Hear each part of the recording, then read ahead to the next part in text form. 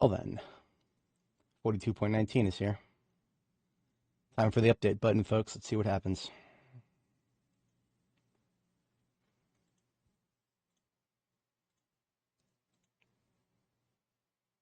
I don't expect save breakage, but we're going to find out, aren't we?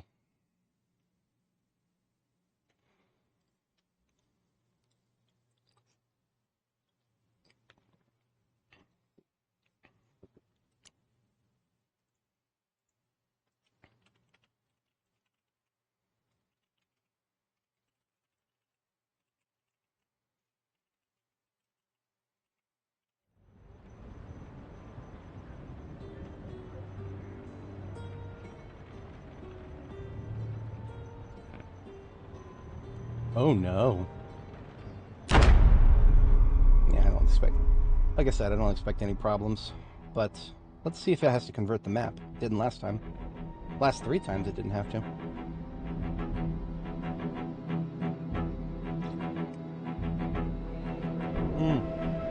Okay. Okay, this is the first time it's had to do this for a while. This is going to take a long time. This is going to take up to 10 minutes. Well then.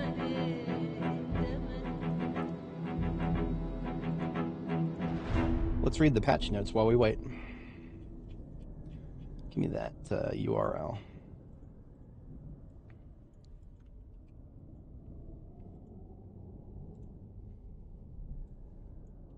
And let's embiggen it, shall we?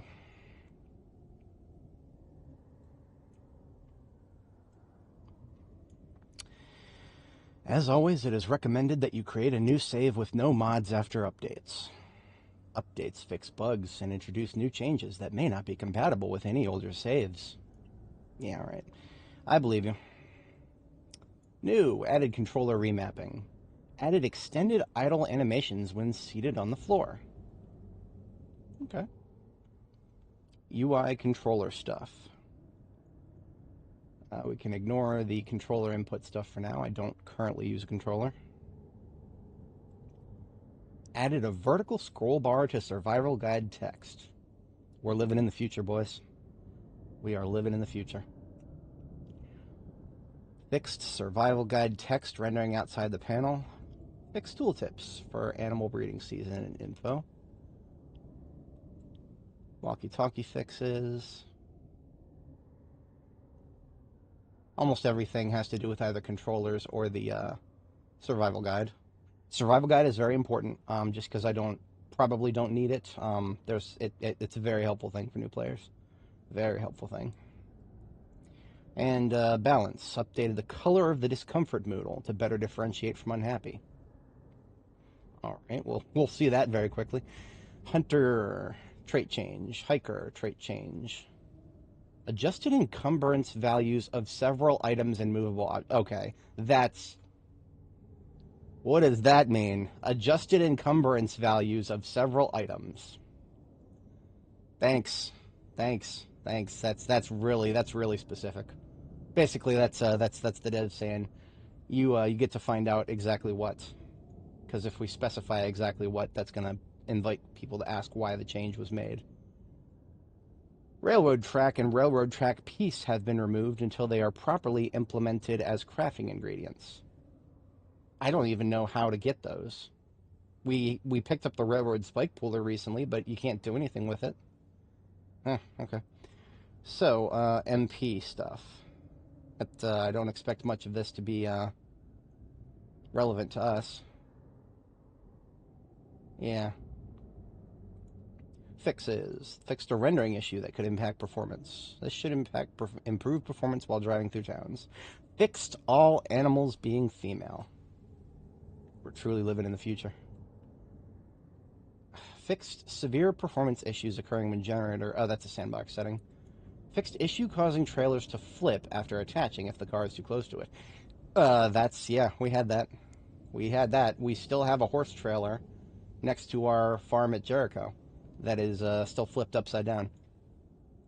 Fixed some media items teaching the wrong recipes. I don't know what that could be. Fixed being unable to hop over low concrete roadblocks. Fixed auto drink so that it now only applies to 100... I told you guys with your battle milk. I told you guys. I told you guys. I knew this was coming. I mean, it was just we don't have an auto eat feature, do we? And if we don't have an auto eat feature, it baffles me that the devs would ever allow auto drink to give us anything close to eating. We're not allowed to have convenience, remember? We must be miserable all the time. Fixed engineer and farmer not granting all their intended recipes. Hey, VTSS, good morning.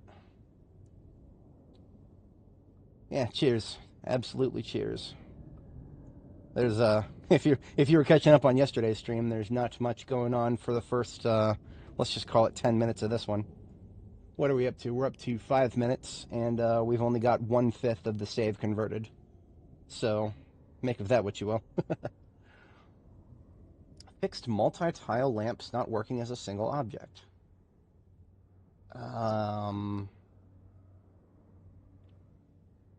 Now that's interesting because the only multi-tile lamps that I can think of are the fluorescent lights. And only the wall ones. The ceiling ones were always separate and discrete objects. We'll have to see if that's changed or not. Fixed certain roof tiles, preventing the creation of floor tiles. I can't say I ever saw that. Exceptions occurring after paint runs out. Plunger spears. I'm not, I wouldn't say I don't think the save is going to break completely. But the past couple of updates, it hasn't needed to convert. So this conversion process that we're currently waiting for, the past, I think, 3 updates are, 3. We're on 42.19. So it was 2 updates. 2 updates in a row. 42.17 and 18. It did not need to convert the save. And because of that, it was very seamless. Now we've had this, we've converted the save before by going through this, and it's gone out perfectly fine. But that's the past. Every single time this happens, I feel like your chances are greater. But yeah, we'll have to see. Oh, I was enjoying this. Fixed scythed grass being added to the player's inventory regardless of max carry weight. So one of the many ways to limit break your inventory size has been patched. Fixed tents not being completely destroyed by fire.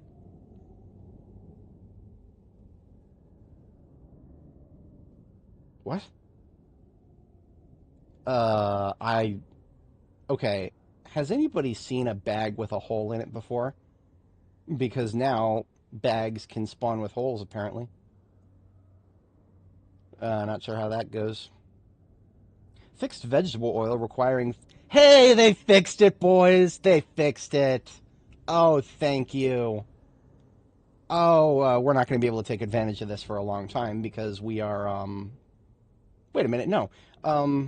We can go back to, Phallus Lake, and we've got a whole bunch of flaxseed. Just flax seeds on the shelf back at Phallus Lake. I never bothered trying to make seed paste out of the flax seeds because we barely had enough flax seeds, like we had 700. That was barely enough for 1 or 2 vegetable oil. I didn't even bother. But now, if they fixed this, we could probably go back to Phallus Lake and get all of our, flax seeds and actually make a bunch of, like, an order of magnitude more vegetable oil than we had to before. Yeah, new update today. We had a blog post a couple days ago talking a little bit about it. We're looking at the specific patch notes now while the save migrates. We're about getting close to 3/5 of the way through here. Or 2/5, rather. Fixed a model for leather bag. I remember somebody in chat mentioning this. I don't remember the specific context. Here we go, sound effects. Okay, I'm adjusted SFX volumes to bring all audio levels into a more balanced state. Okay, I don't know what this means.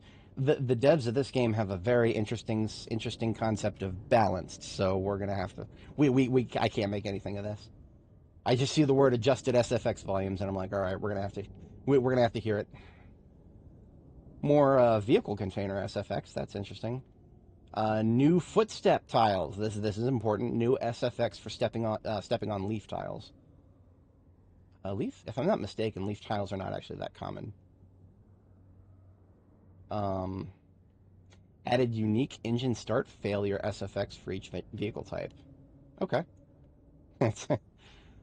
Didn't do anything about the fact that vehicles just seem to have, on average, a 50% chance to fail at the start. No, we're not going to do anything about that, but we'll give them special noises. SFX for vending machines, log stacks, mailboxes, cash registers. Okay. Washers, dryers, tents, laundry carts. They're on a roll with this. They're on a roll with the SFX for opening containers. Past couple of updates, they've been adding a lot of these. Ambient SFX for water tanks and fluorescent tube lights. Well, I guess it's a good thing we're not at Nora's custom base anymore because she had tons of fluorescent, ceiling lights rather. Ceiling. I don't know if those count, but she had like, what was it, 16 of them? So that would that might, if they all stack, if the ambient SFX stack together, then yeah, this would make our previous base for Nora.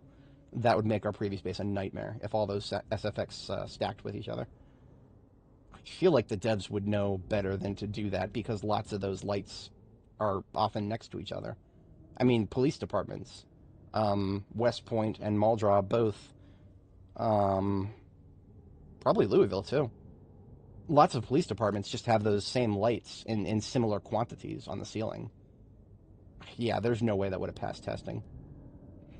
I say that. Popcorn machine now has an appropriate on-off sound, but we never could turn it on and off. That never worked. We can't make popcorn at the popcorn machine. At least it's got a sound now. Okay. Reworked system for item transfer at SFX. Zombie trip. Okay, here we go. Zombie trip SFX range has been increased to 70 tiles. I thought these were already increased. Door break, thumpable break, window glass break, the 70 tiles. I thought those were all. Zombie vocal SFX range has been increased to 70 tiles. Is this all zombie vocals?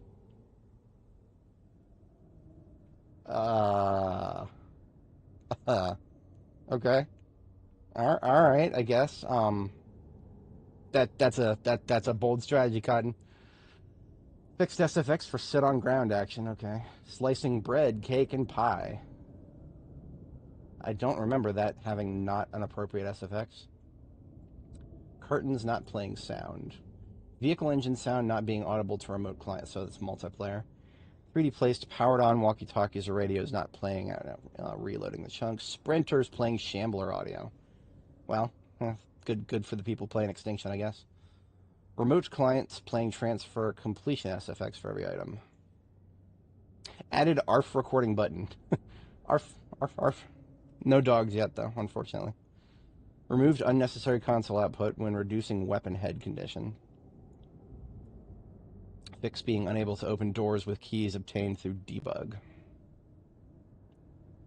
Alright, yeah. That's, the only change on here that really sticks out to me as something that would necessitate a map conversion would be the, where is it? The, I don't remember where it showed up, but the, I don't remember this being a problem.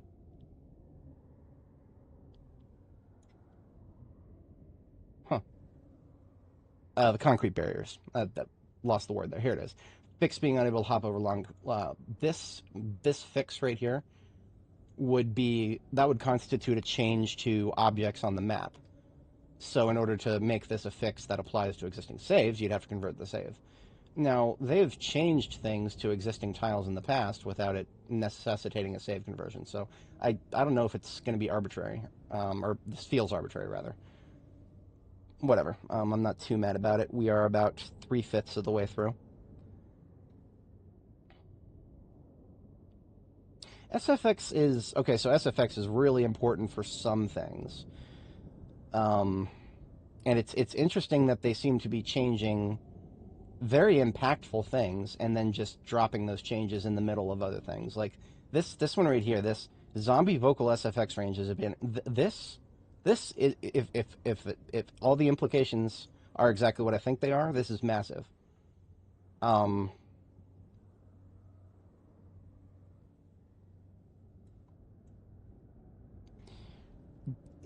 like little subtle little mouth breathing noises. Does that mean I can hear a subtle little mouth breathing noise up to 70 tiles away?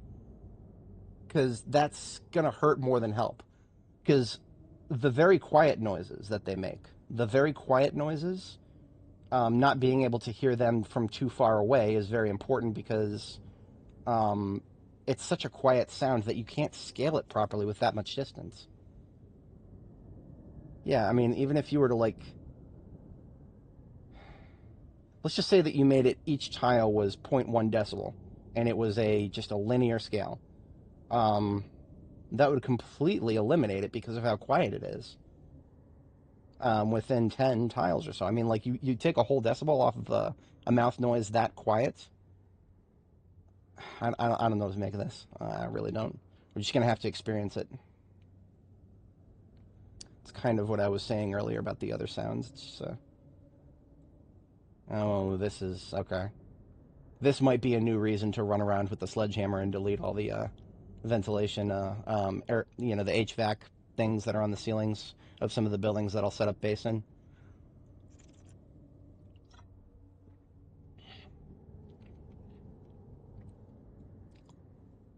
And this, I'm still, I have nothing, no idea what to go with this.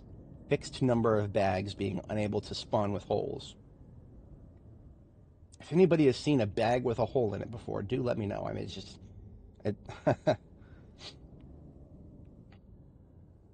Oh, here we go. This will be helpful.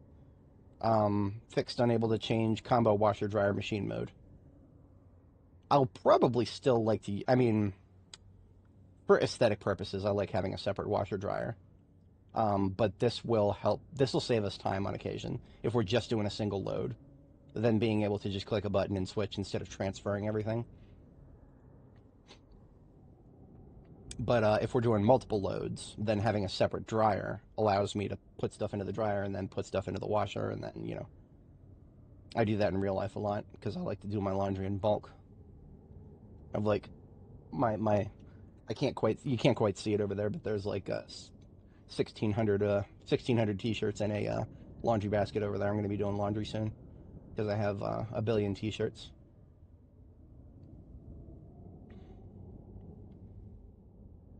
Oh, here we go. But no, this is just about controllers. I didn't see anything about corpse.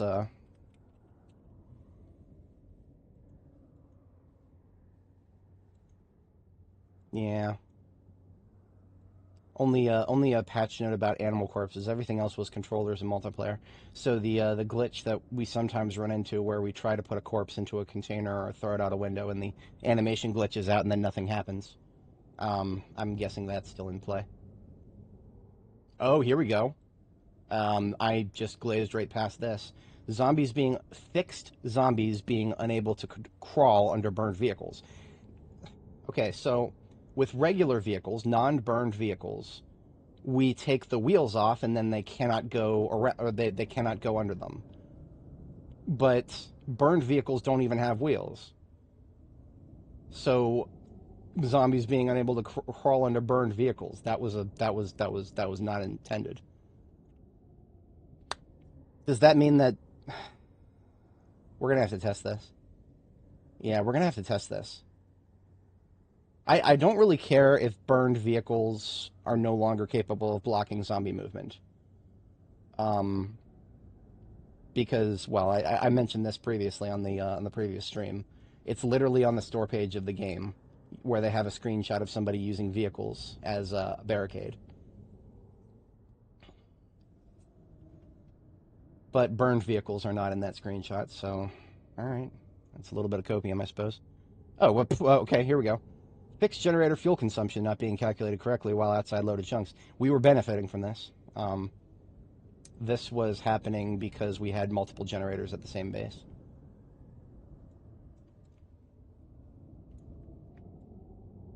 Huh. Fixed generator fuel consumption not being updated when microwaves automatically shut off.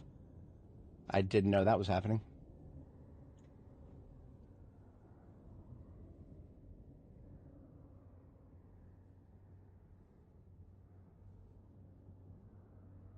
Fixed issues with some movables caused by tile properties. Fixed animal leather items using the wrong item type. I wonder, okay, so we'll check the crafting menu next time we're back at Jericho. We'll check the crafting menu and see if that means that, I feel like there should be some, well, wrong item type. What does that mean, right? That, I feel like we should have been able to make some more Holstein leather items, like, you know, specifically the black and white cow leather with the fur on it. I feel like there's a few things that we should have been able to make that we weren't able to make. So this could be a good thing. This could mean that some of the things that I made on previous characters that I couldn't seem to find a way how to make now, maybe that's the fix I'm looking for. Fixed player freezing until escape after firing lever action rifles from... I didn't even know we could fire lever action rifles from inside a vehicle.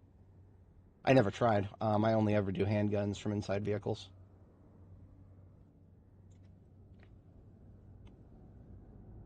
Fixed remote trigger bombs failing to trigger below Z level 0 or above Z level 7. I've never tried as a remote trigger bomb on not the ground floor, so I wouldn't know.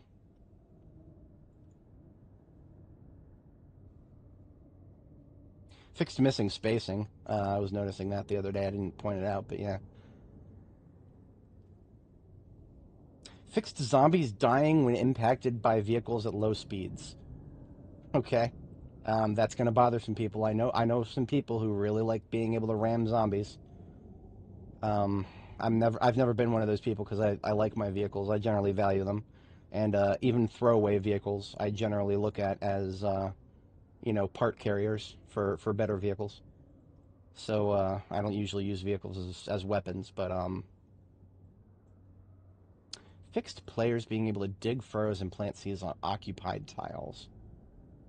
I don't know what it means by occupied tiles, but okay, yeah, fair enough. Oh, visual errors when building near or on water.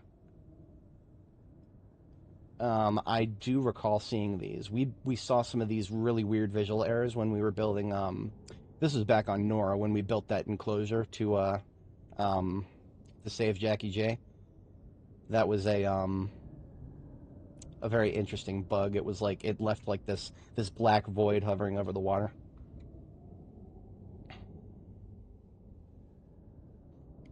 I don't see anything about watch beeping or alarm clocks going through 20 doors from 70 tiles away.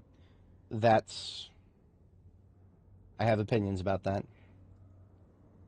Of all the things that should be... Of all the SFX that should be adjusted. Yeah, alright. Well, we are just about done with the conversion. It's at 48, 49 out of 489,000 out of 500,000 tiles converted.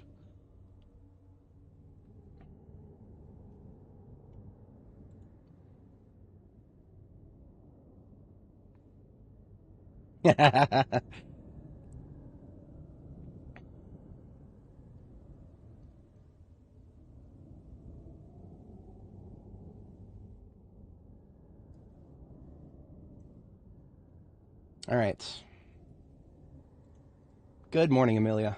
Good morning, Lewis. You guys joined at the right moment because we just finished converting the save. It's been 23 minutes since we started the stream here, and we've spent the entire time, most of the entire time, converting the save for the new update. 42.19 just came out. So, let's see what happens.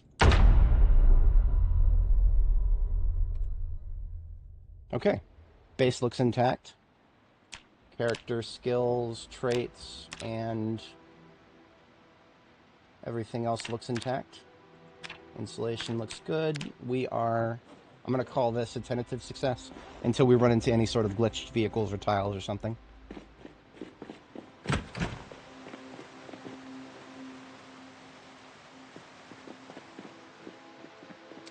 When we ended yesterday's stream, we didn't have any solid plans for next time, because the rain started falling, so that was going to put a damper on our combat.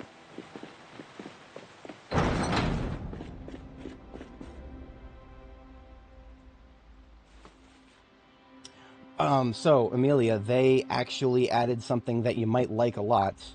Might, depending on if it works out for you.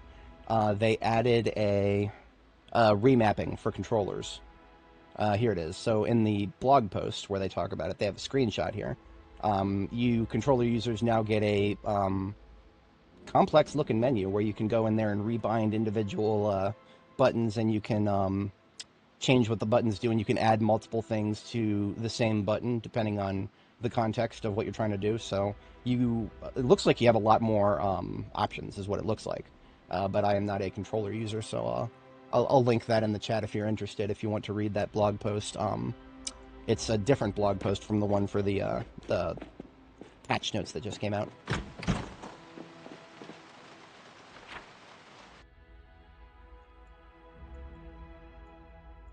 So I actually am thinking about going back to, yeah, we're just going to do like a little brief map tour here. I'm going to go back to my Phallus Lake base today, because one of the things they changed is they fixed seed paste. So all of the flax seeds that we have back at Phallus Lake, I didn't know if I was ever going to use them again. We have like 700 of them, but because because seed paste was broken, we couldn't really do much with them. But now we can probably make quite a bit of vegetable oil with that. So being able to have my own vegetable oil stockpile would be amazing, especially because I'm actually coming up on a point where I need to put on weight here. We're at 76 kilo, I think. Yeah. So let's actually make some delicious food for ourselves here. Start with a box of cereal, and then we'll do some cooking. We'll temporarily close up operations here. We'll stop by Jericho, top up the generators, and then we'll head back to Phallus Lake and see if we can see if anything is improved there.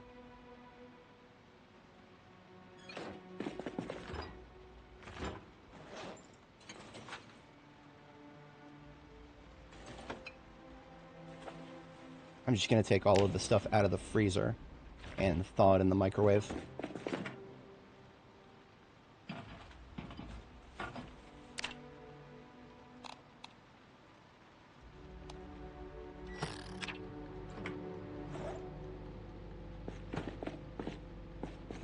Oh, morning, kitten. Yep, we are. I'm a little late today, but I'm definitely here. I had some work stuff that I had to handle before we got started, but and then of course when we got started, we had the an update that took another 20 minutes. But here we are, just about an hour late from my normal starting time.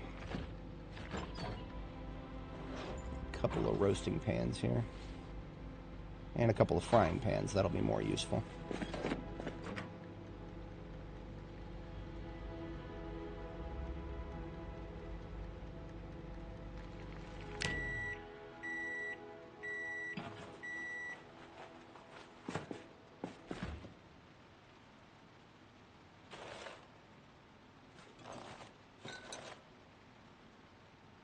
And we're going to straight up cook all these ingredients here. Wait, can we cook? We can cook the broccoli too. I didn't even know that. That'll get us a little bit more hunger out of them.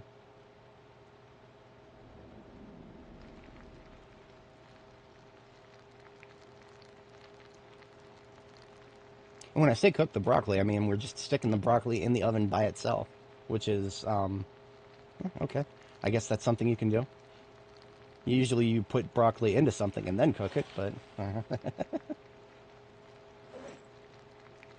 yeah. Well, hopefully work goes well for you. Tomorrow is going to be a very interesting day for me at work, because I'm going to have to figure out this laptop situation. I'm still using a temporary one. The one I had to turn in, my old one, that one's gone, but I had another one that I might just re-image. It's in much better condition than this one, so I'm going to try to re-image it instead. Meat, rabbit meat, venison, but we don't have enough sweet potato for everything.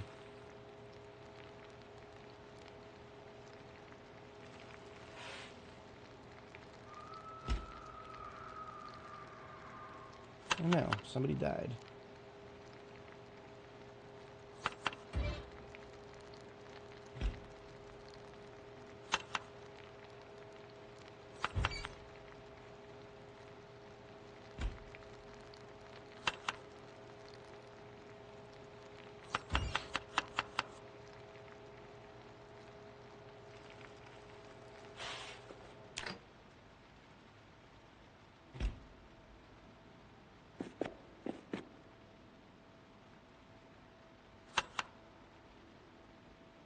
do a helping of rabbit, venison,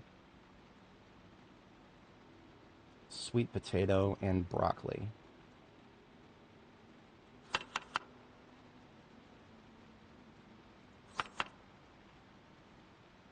Yeah, that'll make one hell of a stir fry right there.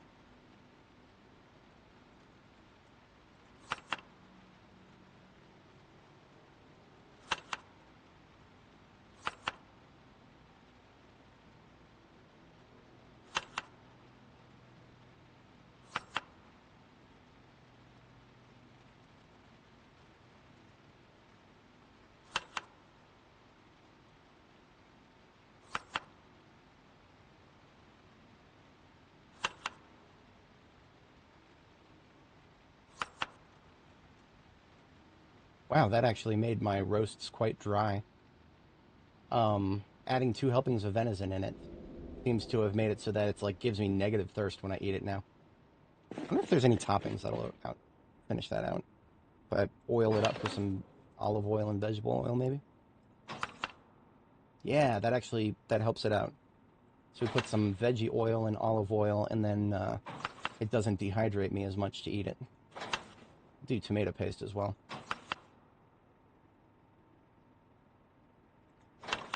And we want these roasts to be as fattening as possible so that we put on a lot of weight.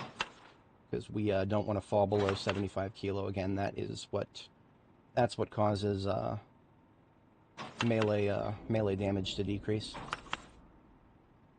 Yeah, definitely got to add some oil to these. I guess venison can be a dry meat. I don't usually associate venison with dryness, but I mean, I usually associate chicken with dryness, but you never notice that in this game. So all these food items we're putting together are going to have butter, margarine, olive oil, and vegetable oil, so they will be very fattening. We will have no problem putting on weight at this rate.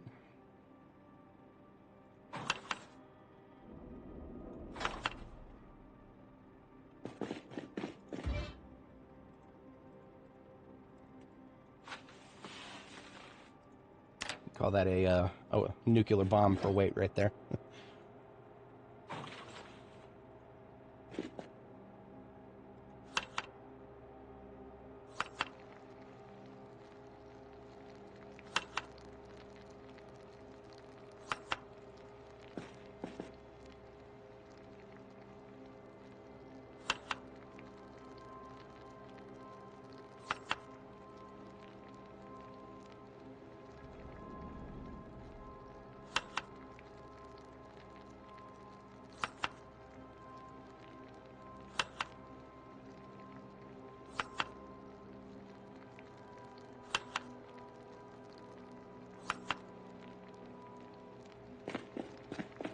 Also oil up the salads, especially. I mean, if we're gonna have lots of vegetable oil going forward, then it's all the more better to just go ahead and start using it up now.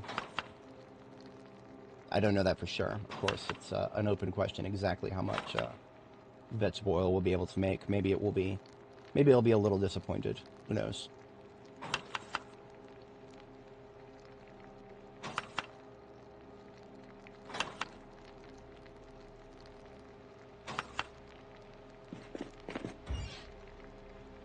Perfect timing.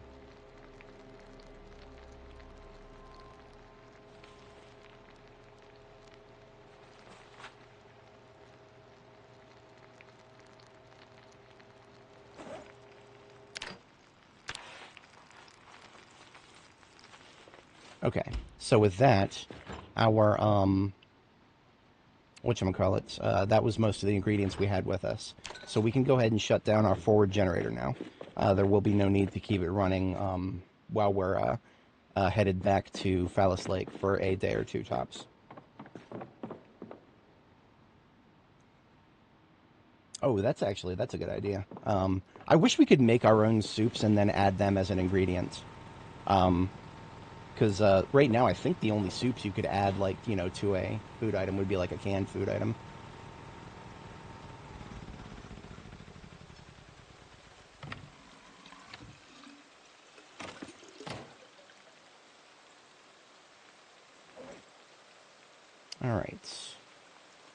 ready for power backup when we get back.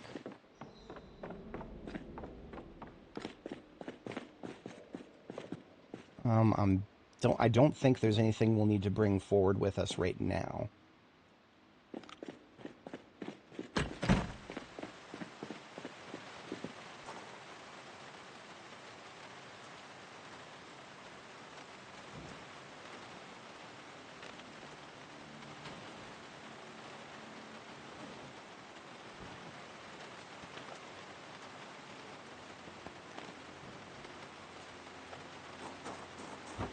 I completely forgot we had a freezer here. Well then. Okay, hold on a second, what?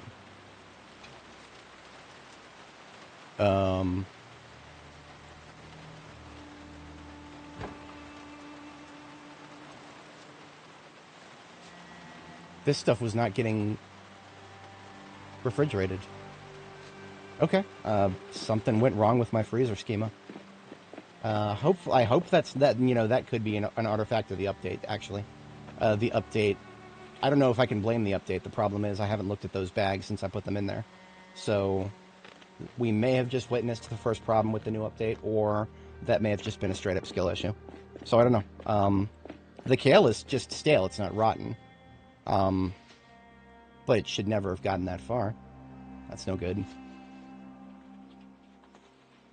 So that means we are going to leave the generator running.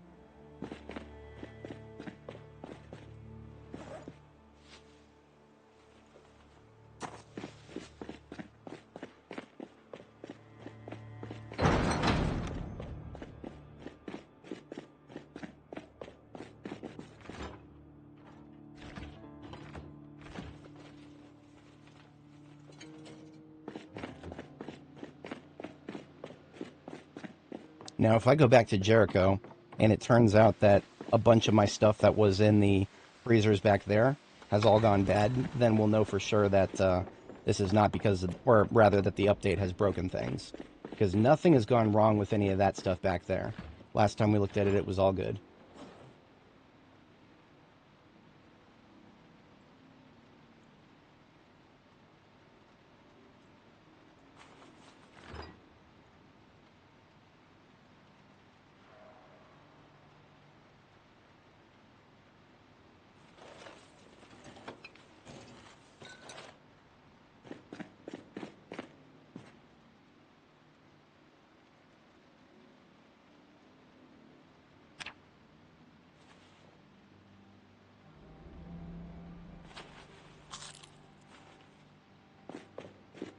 This is 42.19, Luchador. We are on the newest version. We are in the future now. We are truly in the future. Hang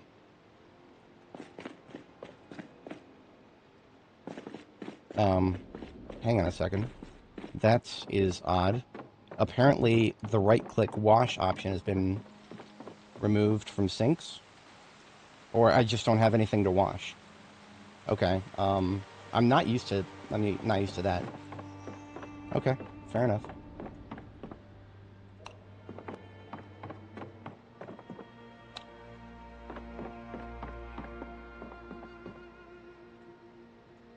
Shouldn't be wearing this bandana right now. It's just going to keep us hot.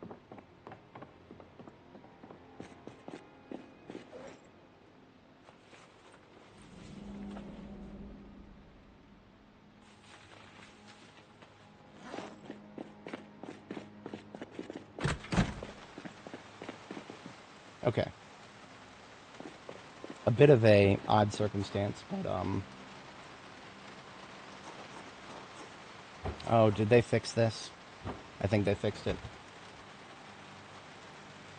Well, boys, the days of being able to pick up popsicle freezers when your inventory is full of stuff, those are all over.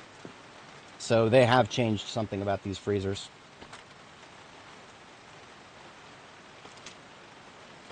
Now I've got to gear down if I want to be able to pick it up.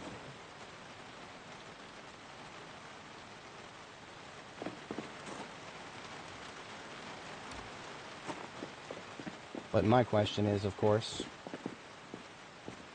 does it still change weight if you reface it?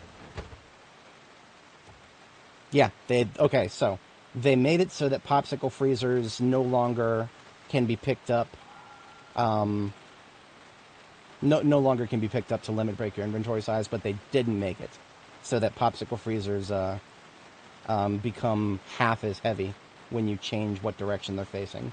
So if they're horizontal like this, they only weigh 20. If you rotate them, which I can't right now, but it was 40 before. So yeah, whatever.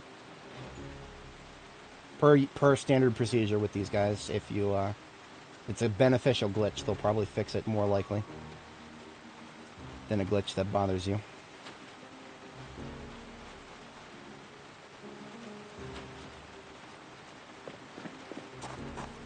I'm going to go ahead and put the carbine away.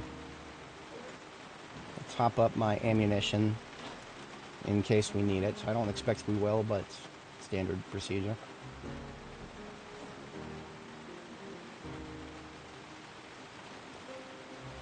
And here we are, tools.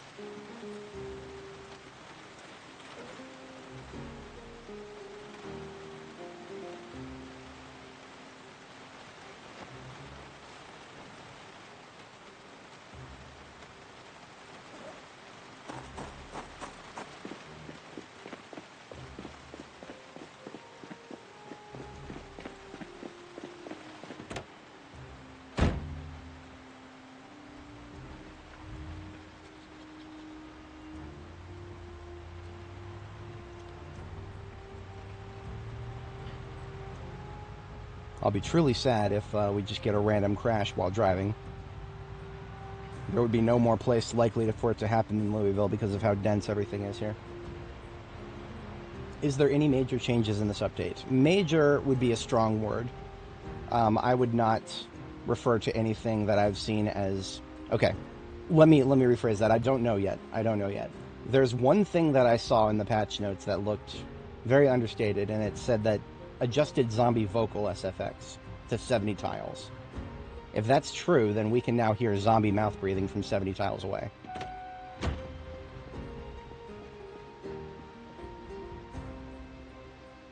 We're less than 70 tiles away from these guys, and I'm not hearing anything.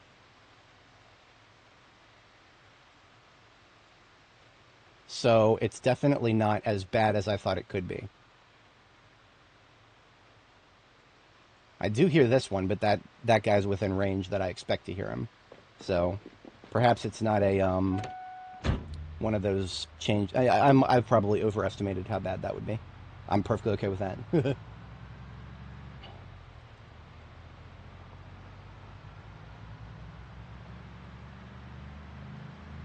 So headed down 31 West, we'll take a stop over at Jericho to top up the generators, and then hello.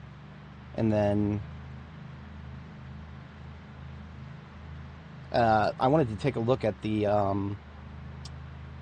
tailoring station there and see if anything has changed about what we can do with some of the cow leather that we have. We have some cow leather that I thought was not being appropriately used to make, like, you know, cowhide clothing, as opposed to just generic leather clothing.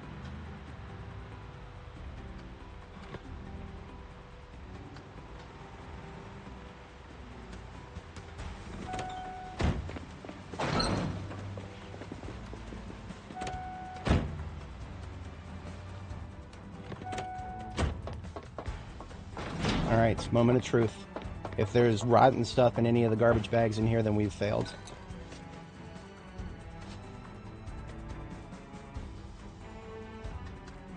Okay, I don't... it's kind of hard to see if you don't see the text very well here. Why is this bag right here frozen, and the other bag is not?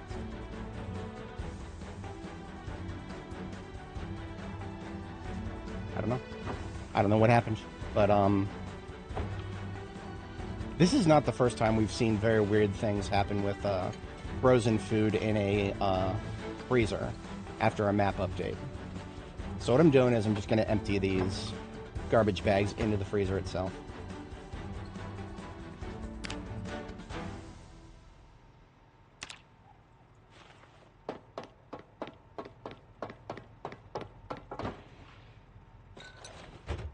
Same thing here. Same thing here, and I don't understand it. I really don't. So the first garbage bag full of potatoes that was in the freezer is fresh, uncooked, frozen, um, as it should be. We literally took these right off of the vine, or right out of the ground and right into the freezer. There should be 0.000% chance that they're stale.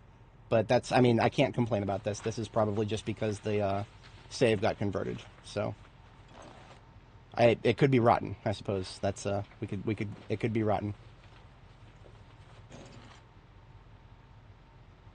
Yeah, that's definitely it, Amelia. That is 100% it. Game crashed randomly and reset your progress. Won't install mods. Yeah, resin mods are just what's the right word for that? Mods are a lot of fun. Don't get me wrong; they are a lot of fun, but they are a risk. They're definitely a risk, especially in B42. Some of my other viewers who use the RV mod have been dreading this update. I do hope that they're going to be all right. Because there's a map conversion that happened, I fear for the safety of their saves. I do, but we'll have to see how that plays out.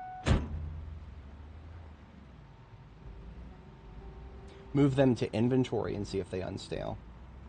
Okay, I'll try that with the next. I mean, we've got lots of these. Literally, we've got what was the total count? We're counting each tile of the double freezers. So that's 1, 2, 3, 4, 5, 6, 7, 8, 9, 10. We have 10 freezers. And the base freezer, not even counting that. So 10 and a half freezers full of this stuff. And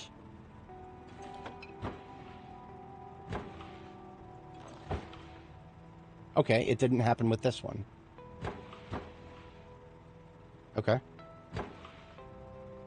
It must have been selective. Didn't seem to have a problem with this one, so I'm okay with it.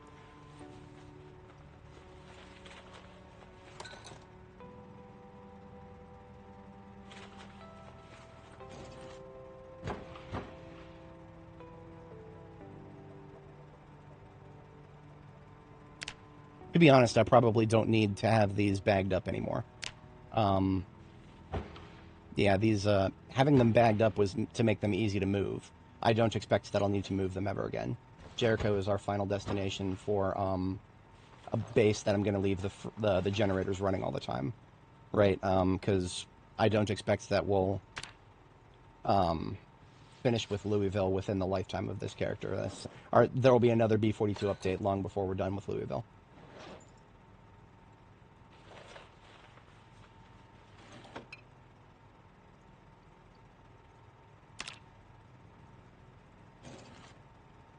Okay. It does look like it might have only happened with some of the freezers. Wish I could understand why it only happened with some, but I'm not too upset about it. We haven't lost a lot of the variety meats and veggies up here. All the chickens, the turkeys. Yeah, those are all good. And the variety vegetables here. And here's the most important part. A single slab of cheese from the pre-war era. We will be able to someday celebrate with a full pizza. Someday. That we're saving that for a very special occasion. Because we have exactly one block of cheese from the pre-war times. It's that very sacred stuff that we can't make anymore. Okay, all three of the freezers here are good? Oh no, we gotta check these. Okay. So one of these PT97s was stale but still frozen. I think that's expected. That was a skill issue. Yeah, that was a skill issue from a previous location.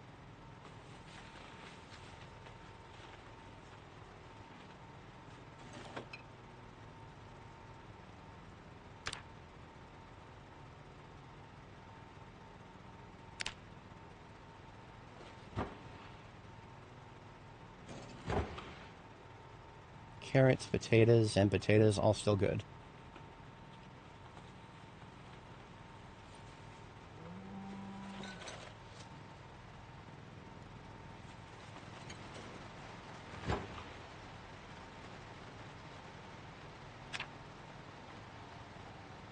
Alright, that takes care of everything in this corner.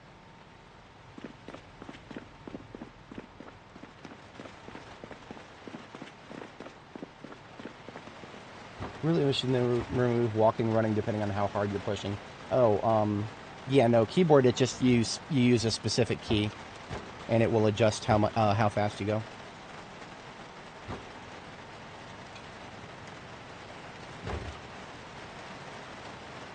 Everything over here is still frozen. Okay, no, something happened over here.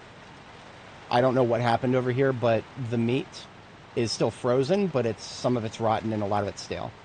I don't know what's going on with that. Yeah, I have no idea. We'll take the rotten out, I guess. I mean, stale meat is still useful. You can still do things with it. It won't make you sad to use it in your recipes. But the other bag is perfectly fine. Nothing stale or rotten in that one. So once again, it's like a case of one of the bags full of meat seems to not be preserved well, while the other's fine.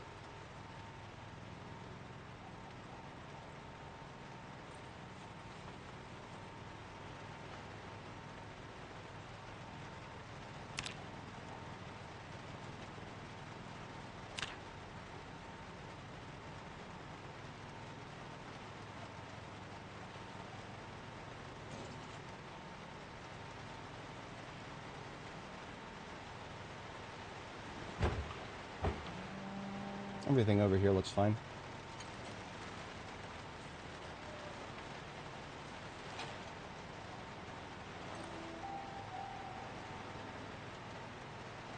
We do still have some fresh cans of oats here. Those rare things called oats that seem to go bad if you don't freeze them. Hey Mario, good morning. We are checking the integrity of everything after a save game update here. I would say that we're about 90% intact. We've just had some problems with some of our frozen food has gone rotten.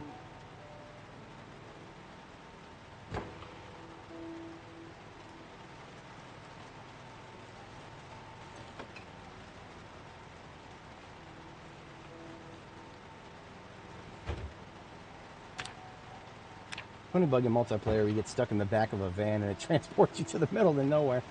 That sounds like a problem that would have been caused by the RV mod, but I don't know that for sure. I do know that the way the RV mod used to work is that it would put you in the when you went inside of it, it would like use a different spot on the map out in the middle of nowhere as like the interior, quote unquote. That should be everything. Okay, so we got all the corner freezers. Everything in the corner freezer has been sorted out. Now just the main base fridge here.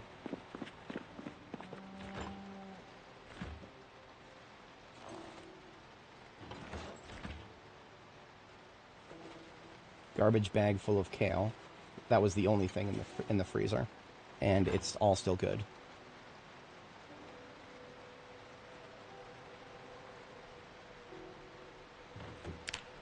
Speaking of kale, I can't rule out that we'll get another harvest of it. It's possible. The kale that's growing outside has been harvested once. It's nothing saying it might not be harvestable again. I thought it was all going to die in November.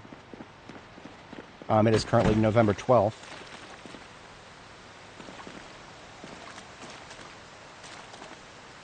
If I had compost, I would lay some down, but I don't. Well, maybe it's not the worst thing in the world that I've got a bunch of meat that went rotten.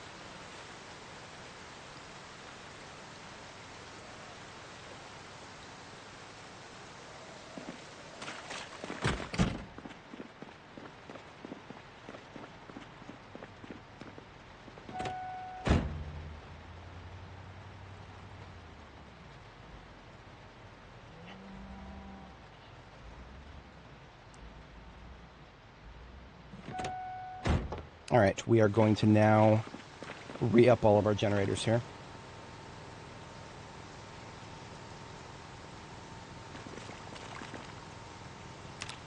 They didn't get too low, but we don't want them to get too low because then it messes up my logistics with refueling.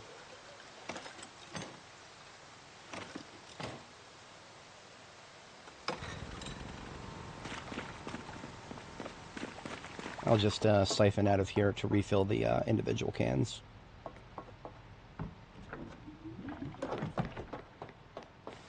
can't wait for the siphoning gasoline makes you sick update, because, well, puffing gasoline fumes through a hose just to get it to start piping, that would be a little bit, that'd make me sick. You put the petrol in the car, it goes. It doesn't go up your nose.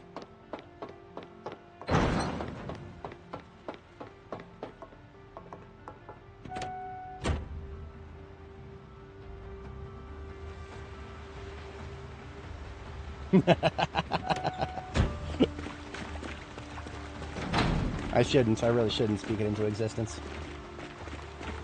I'll manifest. Oh dear. The fuel remaining in this generator is the magic zoomer numbers. Speaking of not saying things and invoking them, I shall not say them. It's the number that comes after 5 and the number that comes before 8.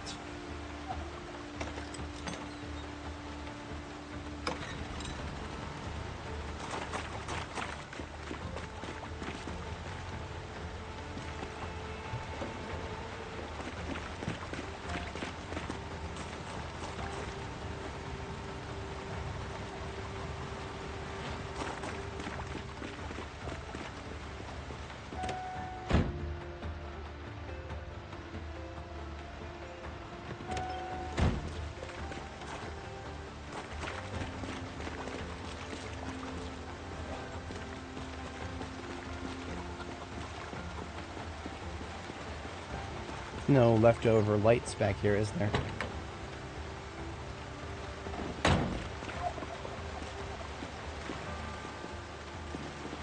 just gonna steal one.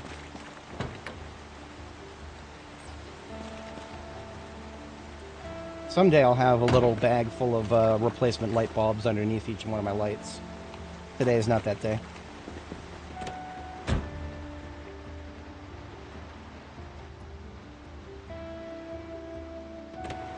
Is there a page when we can write suggestions for adding? Yes. Hang on a second.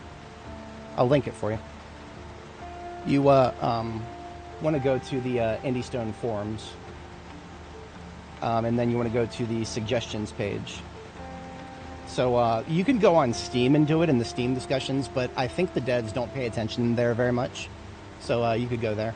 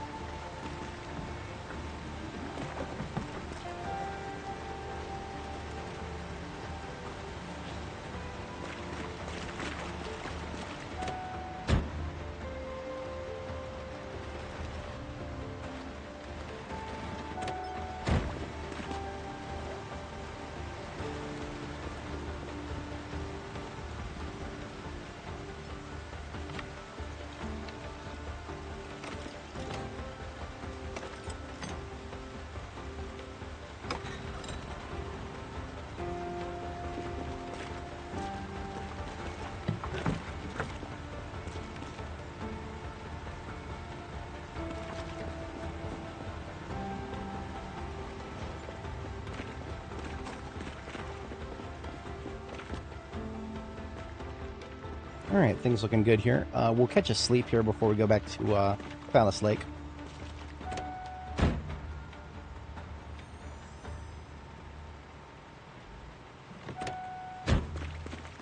So this fire rescue truck right here is currently empty. Like, completely empty. That was one of the reasons I brought it back here. I was thinking about a new purpose for it. I don't think I have one immediately. If I was... I don't want to take it back to... Now, here's a question I don't even have an answer to. Do I have another... I have another step van back at West Point. I have another step van at West Point. It doesn't have any loot in it. So the West Point base has a step van with no loot in it. But otherwise, a almost perfect step van. Um, Phallus Lake might have something. I know Phallus Lake has multiple vehicles there still. So, logistically speaking, I think we'll go ahead and take Fire and Rescue, the bull driver here. We'll take it all the way back to Phallus Lake. Actually, I'm going to take the Jeep. I'm going to take the Jeep. The Jeep is mostly a vanity vehicle. I have tried to find some specific use for it, and I haven't been successful. I always thought that it would be off-roading and towing, but every other vehicle that I've got right now that does it, like the ambulance, bull driver, or the D6, or the race cars, or the police cars, they're all better at towing than this poor thing. There's just I can't find a niche for it, so it's just going to go back to Phallus Lake as a decorative vehicle. So it's not a throwaway, but yeah, we don't particularly need it here. It's kind of cute too. I should like it. I wish that it had some more, like, you know, the fact that it's got such a small chassis, it would be really good at whatchamacallit, thrust to weight for towing purposes. But currently, I don't think thrust weight is even modeled in this game. I think it just does like engine torque, and that's about it.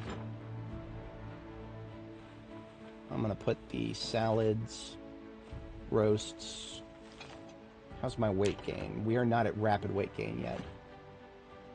So what I'm gonna do is have one roast on me, and then I'm gonna go do the thing that I don't like to do, but just works. I'm gonna eat a stick of butter.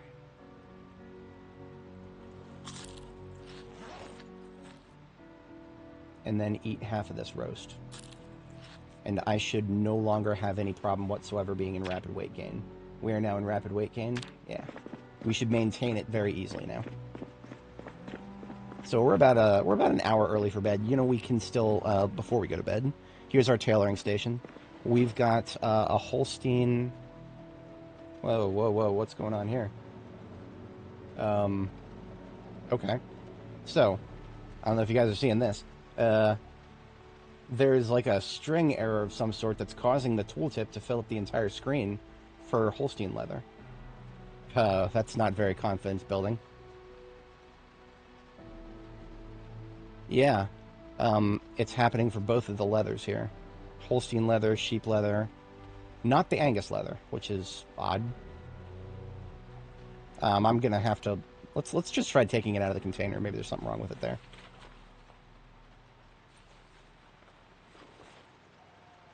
Nope. Because you see, one of the things we're seeing is a like a string error that, like, some of the text in the error is like showing up as like other stuff that's in this container. That's not good. That's not good. We've got an item that's got like string text in it from the container it was in. That's definitely a glitch from the save being converted. Maybe it'll get better if we delete it by using it to craft something here.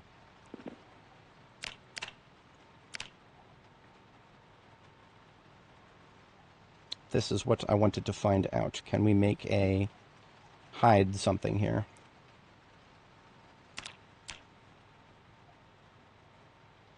We don't have the recipe for a fur hide coat.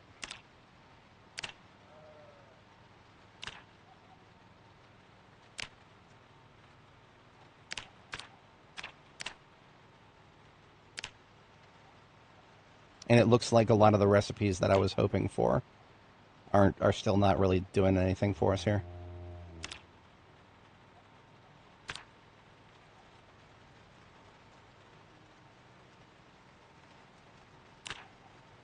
For example, if I want to make a long skirt out of Holstein leather, you can see it on the floor there what the Holstein leather looks like. That would be, it should be a black and white spotted skirt.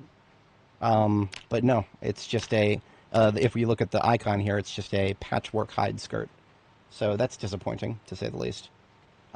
So one of the reasons we can't do some of these recipes is because the game wants us to have an awl. We used to be able to use a handy knife for that.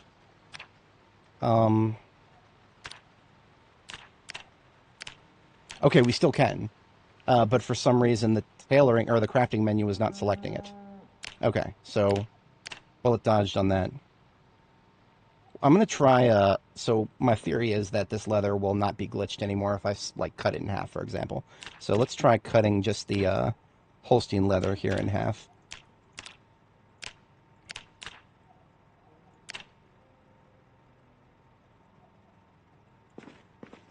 Okay, that fixed it. The tooltip for this Holstein leather is now fine. So we just, all these glitched leathers, it's probably healthier for our save to just use them up so that they don't exist anymore if they're going to have a tooltip that fills up our entire screen with nonsense. That's yeah, we'll do that after we catch our first sleep here. It is now 2300, so we can sleep with a clean conscience.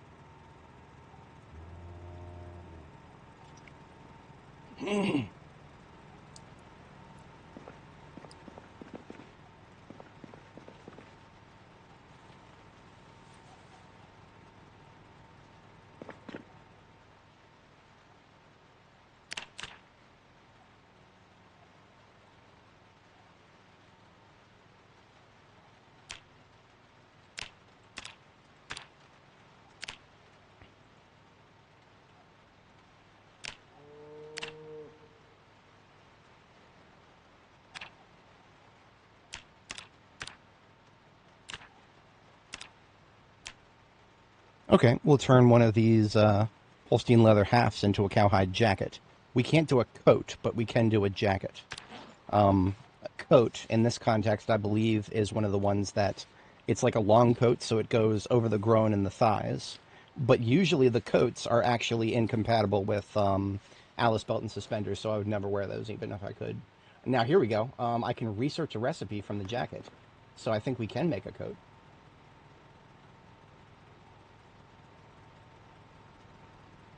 Yep, we can now make a coat. Excellent.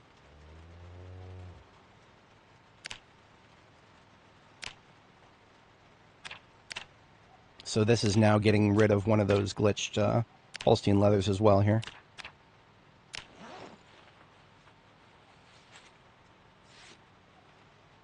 So we now have a cowhide coat and a cowhide jacket. As I predicted, the coat will block my Alice belt and suspenders. So I would probably never wear that ever. Because like even while I'm, you know, running around half naked doing laundry, I'm still wearing my Alice belt and suspenders because it keeps my hotbar organized and it keeps my my bag list in the inventory menu here. It keeps that organized. If I take it off, then I have to reorganize everything, and no, I'm never taking. No, I basically never take the Alice belt and suspenders off. Ask anybody who's ever been in the military what that would feel like if you just had your belt and suspenders on all the time and never took it off. They'll laugh in your face. Oh, okay. Hang on a second. I was about to complain. Nah, look at that. Look at that, boys. Look at that, boys. It's not. This is the coat, the jacket version, not the coat version. This is going to be warmer than the leather jacket we were just wearing. Otherwise, all the other stats appear to be the same. Wait a minute. I've got my other leather jacket here. We can just compare side by side. No, they're basically the same. It's confusing because the tooltip is wider for the Holstein hide. So it looks like the bars are longer, but you're looking for the relative position of the little insulation and the wind resistance and the water resistance. It's identical. So if you make a cowhide jacket, it's 100% equal to a leather jacket. Neat. Good to know. That actually means that the leather jackets that I'm currently rocking is not required. Or at least the one that has holes in the chest. That's only required for when I'm running around a lot. We can actually wear the cowhide jacket as a regular wear item. This coat is basically just a decoration. It's, like I said, blocks the belt sus, so we're never going to wear it.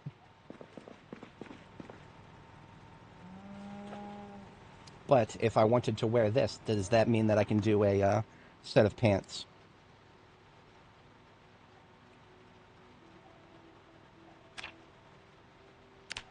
This is cursed. This is really cursed.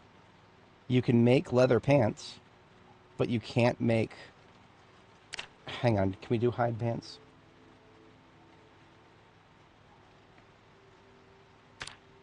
Okay, there are hide pants, but they don't inherit the type of leather you're using.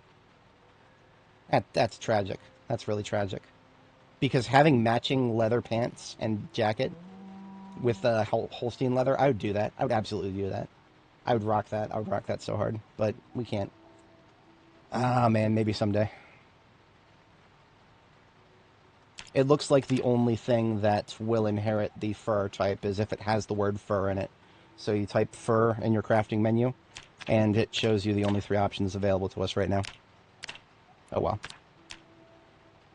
Well, let's try a sheepskin jacket then. It'll probably be like an off-white, is what I'm thinking.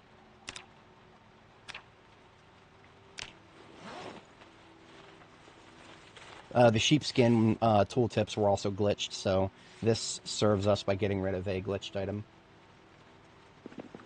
All the stats are the same. Okay, it's not off-white, it's like a brown. The fur is on the inside. Yeah, if I had something that matched with light brown, I really don't. It's not saturated enough to mesh with the helmet here.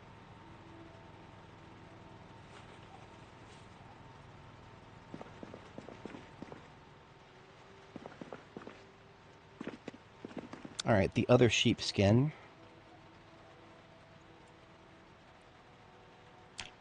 We'll split the other sheepskin into... we'll split the other sheepskin into halves, and we'll make a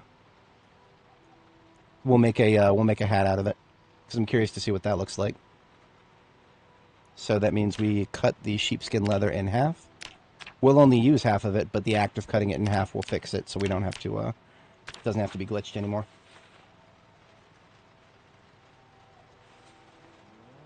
Yeah, no longer glitched tooltip there. What did you do after the update? We made some hats. What is this, Team Fortress? So this is a sheepskin winter hat that we're making. See what that looks like with both of them. Sheepskin jackets, sheepskin hat. Nice. That's got a nice aesthetic to it. If you wear this, you will overheat to oblivion. Unironically, you will overheat to oblivion because look at the insulation levels here. Look at that insulation level. Your head is in the full red. You're 2.5 on the head. If I had a little bit more on my chest, we'd be that. We're actually 3 on the chest. 5.6 on the arms. Yes, we would be we wouldn't be able to just run around our base for 30 seconds. We would be sweating. We would be like stage 2 sweating in the middle of winter. It does kind of suck that there's no winters in this game cold enough for some of the gear that you can make. I can't think of a circumstance where I've ever been cold enough that full body max insulation was not enough to keep me completely comfortable. I think we have one... Oh no, that Holstein leather is fine. Yeah, that Holstein leather is good. And so is this half over here. So we're good to go. There is no more glitched leather.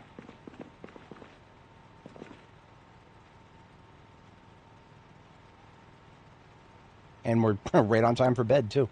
That's fantastic. I'm here for it.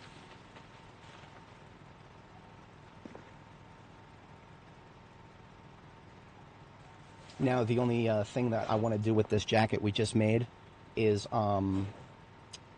I would like to get some leather strips put onto it.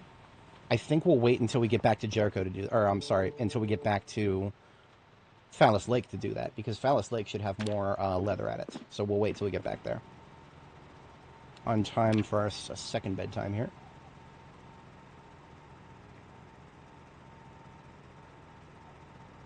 Alright, so today we go back to Phallus Lake. We make some seed paste, hopefully. Because if anybody joining is not didn't read the patch notes or wasn't here when we read them earlier, the new patch is out, and they changed the ratio for making your own seed paste, which is an ingredient to make vegetable oil. Vegetable oil is extremely important for the long-term game, because right now your only truly renewable way to put on a lot of weight is to make butter out of cow's milk. If we're able to make if we're able to make vegetable oil at a reasonable ratio and not needing to grow, 30 fields of flax just to make one vegetable oil. If these ratios of what we're about to make, if they're a good ratio, then we've got a new way of gaining weight. That's actually kind of loud. There we go. Oi. Hey! Get on my road, dude.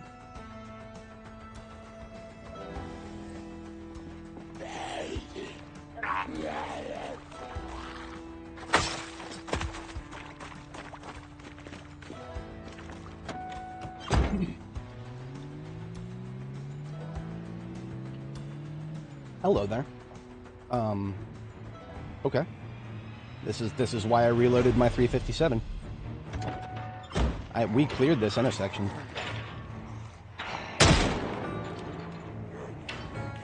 But I guess the zombies in the area had a different idea of that.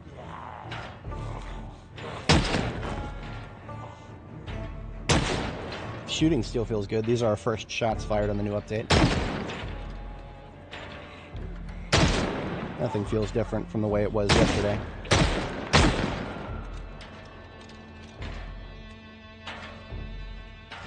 No idea where that fence slapper is.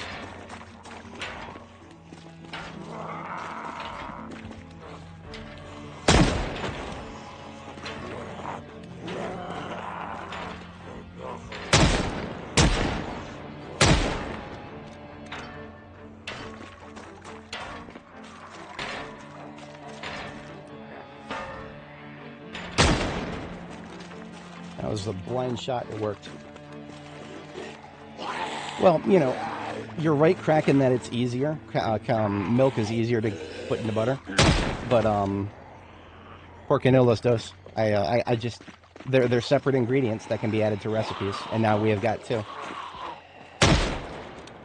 I'd be a butter supremacist if we could add more than one helping of butter to a recipe, but we can't. In this universe, you can only add a single fixed amount to a recipe, and that's it. That's all you can ever do. You can add other things, but no, if you've added one butter, you can't add more butter. That would be too easy.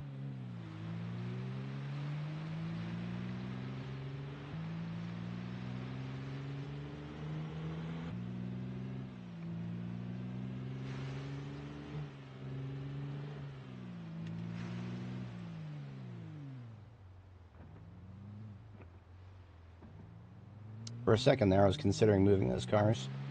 Too late now. Too late.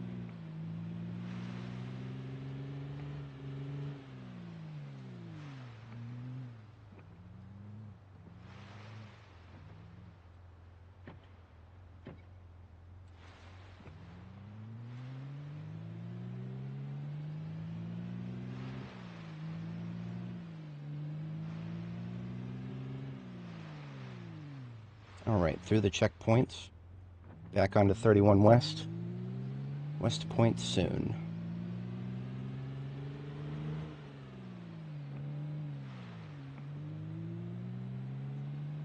It's been a little while since I've gone really fast on a highway at, we've currently limited our zoom levels. Limiting your zoom levels to like 150% at the highest, it's really good for your performance in a town like Louisville. On the flip side, it makes it harder to drive fast because you can't see things that you might run into from a longer distance. Now here's another thing that was just changed with the latest update. Theoretically, we should be able to jump over these now. Small wonders, folks, small wonders. Now, what does that mean for our current journey? That means zombies that spawn on the other side of this concrete barrier that couldn't get to us before. Now they can get to us easily. So we're going to have a bit of a shooting spree here. 83 shots left, and we've still got a machete. I wasn't exactly geared out for horde combat, but I am a walking weapon. I'll do what I must. Stragglers like this, there'll be a lot more than these.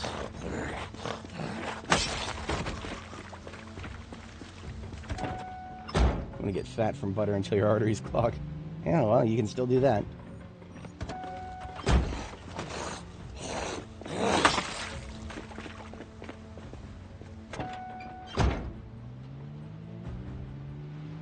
I don't want to start discharging the gun right now, because doing so too close to this forest will bring people... It'll bring an unnecessary amount from the... there's a housing community a little bit further on the other side of the forest. There will absolutely be zombies within hearing distance. So shooting a gun will just unnecessarily bring more down here.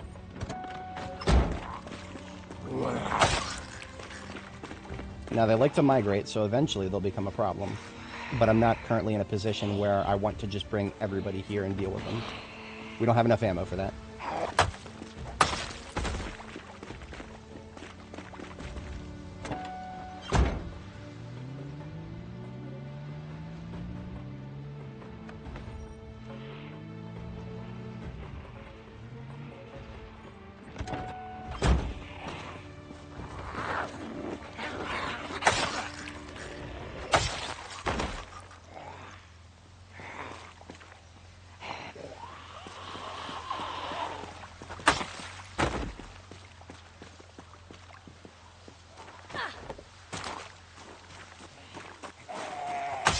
Anybody this close to the road is going to be down in the road soon. So let's go ahead and deal with them.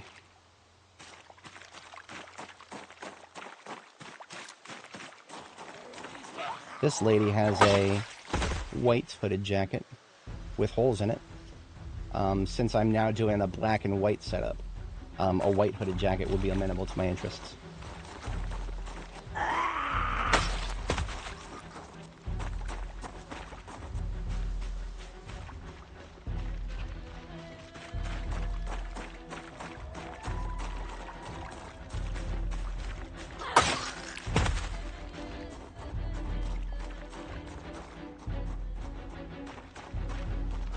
Okay, got the immediate visible targets dealt with on this segment. There's going to be a few more segments like that one. It looks like that we decided to trip when we're coming over from left to right here. Right to left seems fine. Well, so Kraken, we do technically have that. If you get to 85 kilo, you gain the high weight trait. You do have less endurance when you have the high weight trait, and you do get out of breath faster. But we don't need heart attacks, so no, that's all right. That's all right. I think the devs have kind of learned their lesson when it comes to unnecessarily complicated nutritional systems, considering the fact that they have barely touched nutrition at all for a very long time.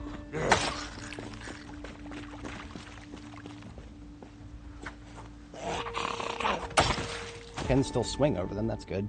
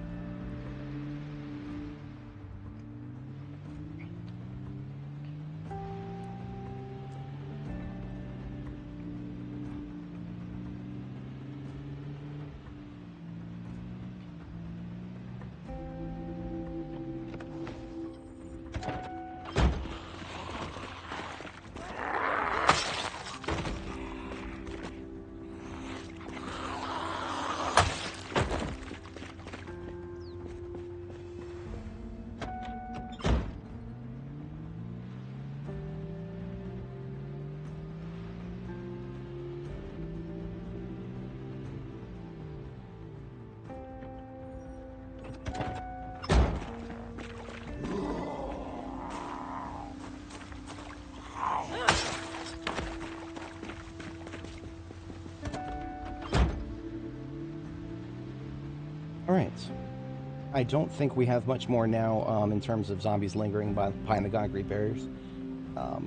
There are a few more concrete barriers, but this one, for example, has got a fence on the other side, so we're good.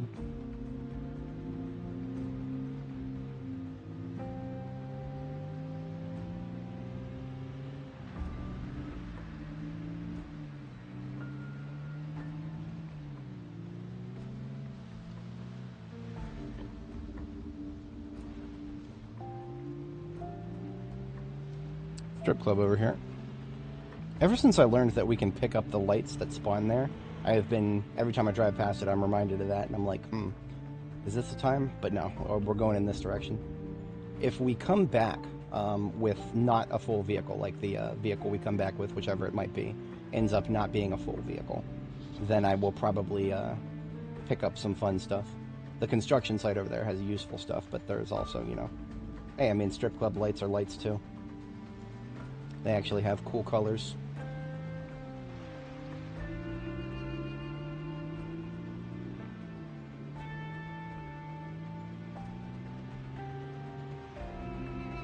Alright, it's coming up on West Point now.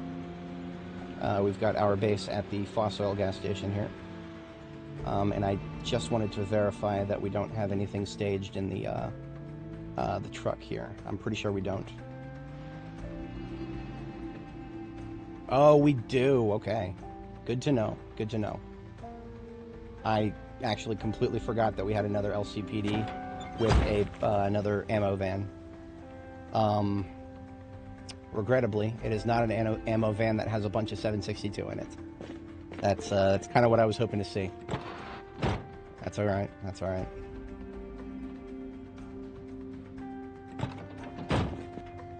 Now I did a bit of a stupid. All the lovely food that I made to gain weight with is still in the fridge back at Jericho. So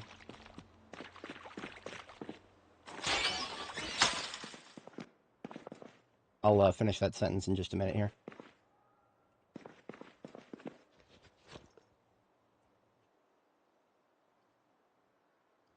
I mean, it being in the fridge, that means it's fine. It's not going to go bad. Freshly made meals put right into the fridge. You're pretty good. Pretty good for a while.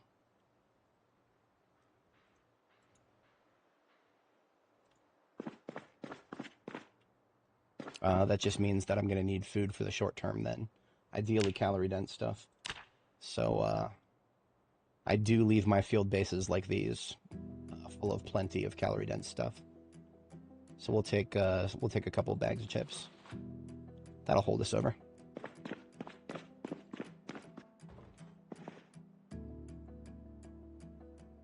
I can't remember if we can dye coveralls. I'm going to take one home with me just in case. We don't have any clothing dye here, but we do have plenty back at base.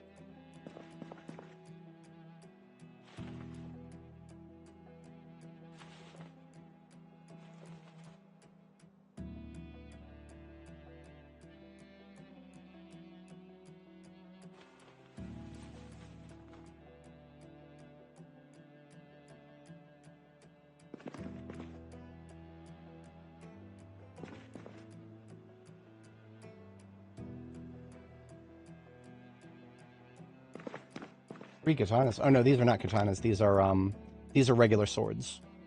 We have found exactly one katana on this character, and that was the first katana that I've found in about 2,400 hours of Zomboid. I did randomly find one when B42 first came out, so I can say that I've found a grand total of 2 in my entire Zomboid career, which has been about 3,400 hours now. That's just some people find them all the time, and that just goes to show you the difference in luck between individual play experiences. So we've got a couple of rifles here, and at first I was like, we're not going to need too many 700s or 788s because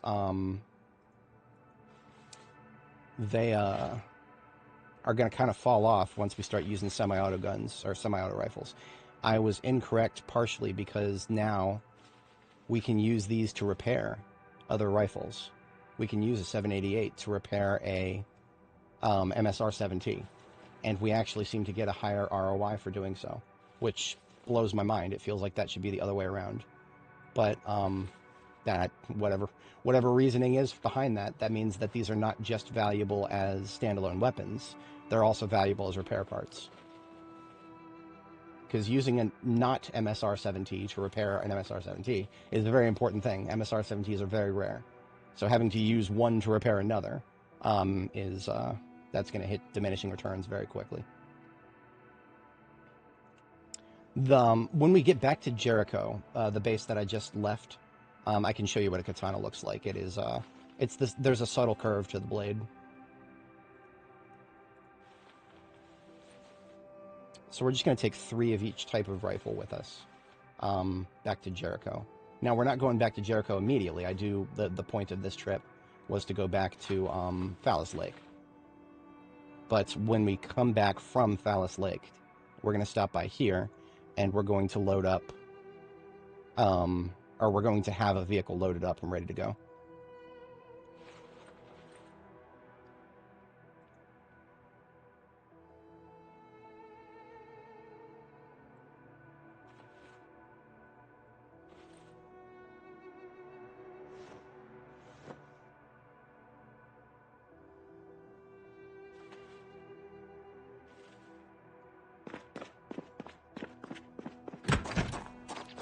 So the whatchamacallit, police car here. I think it's going to have most of its storage open. Maybe not. We can absolutely sacrifice some of what's in there, but the seats are open, so that's no problem then.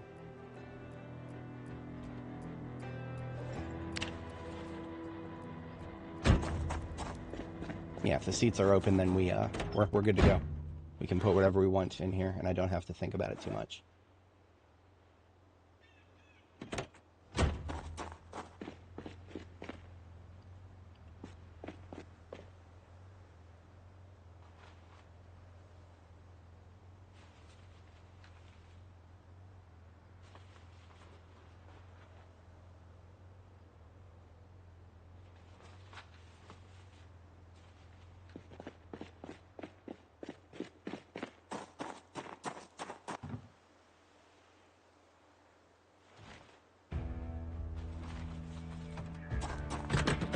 Oops. I had to double tap the door and you open both. Found a lot of spare boots on these characters, but I don't actually have one at Jericho, so here's another thing we're taking with us.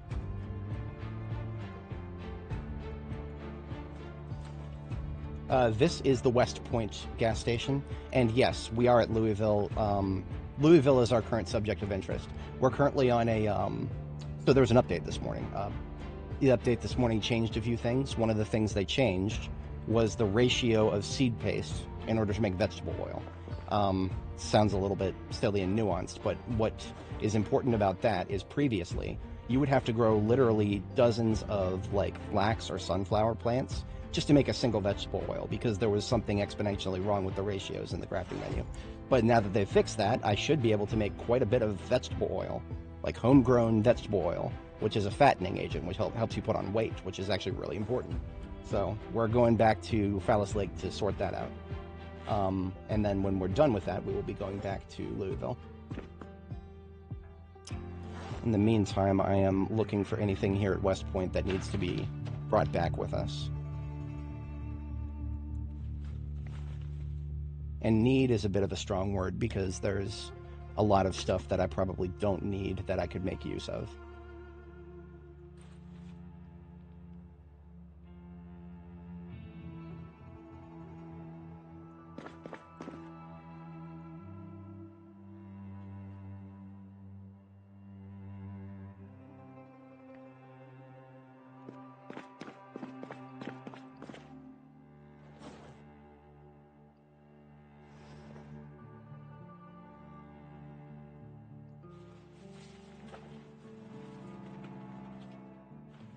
We've ended up using the L92 carbine more than I thought, so we'll take an extra with us.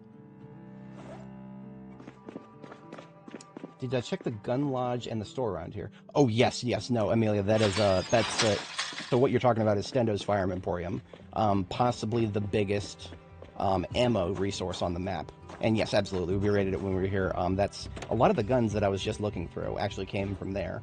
The ammo that came from there has since been loaded up and placed all over, usually in our ammo vans, like this one here, which has got the seats, the glove, and the trunk completely filled up with cartons.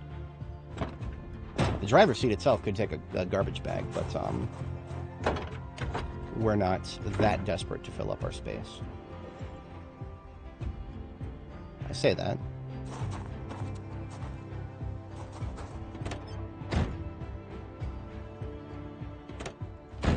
What I could do, and this is actually probably the best thing to do, I was thinking about taking the Jeep all the way home.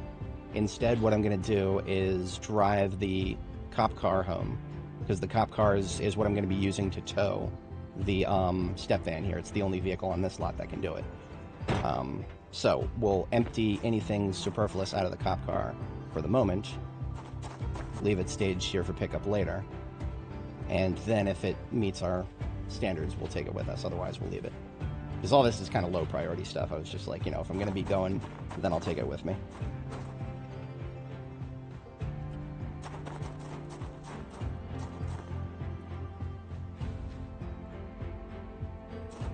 And worst case scenario, I can literally hand carry it. So we will leave the Jeep here.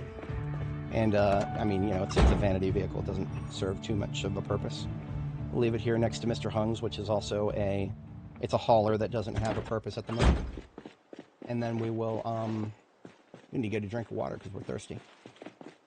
And then we'll take the police car back to Phallus Lake and see about making that seed paste. Once we're done with all this logistics, we'll be back in Louisville and we'll be getting some serious work done.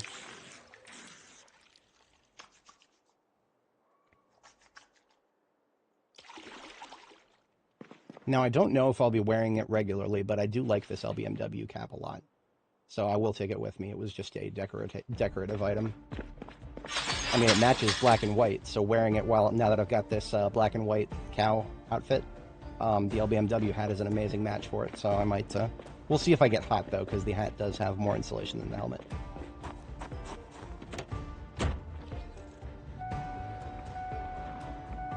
Forgot to close one of the doors.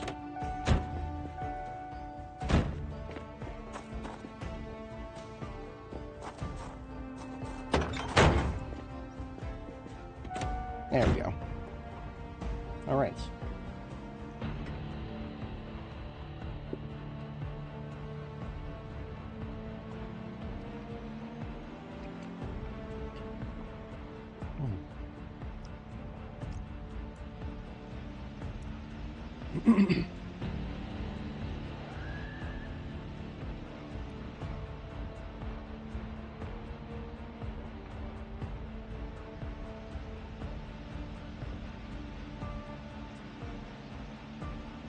If we make it back to Phallus Lake and we don't notice any other glitched items or glitched objects or anything like that, then we can definitively say that the update was a total success and we didn't lose anything other than those perishable items in the freezer. Which, as far as, you know, as far as an update goes, that's a total win as far as I'm concerned. Things can get so much worse.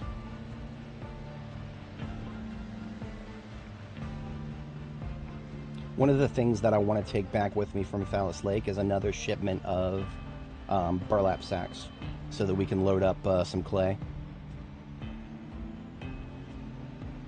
I have neglected to do that multiple times coming back from West Point. Not this time. Not this time, Satan.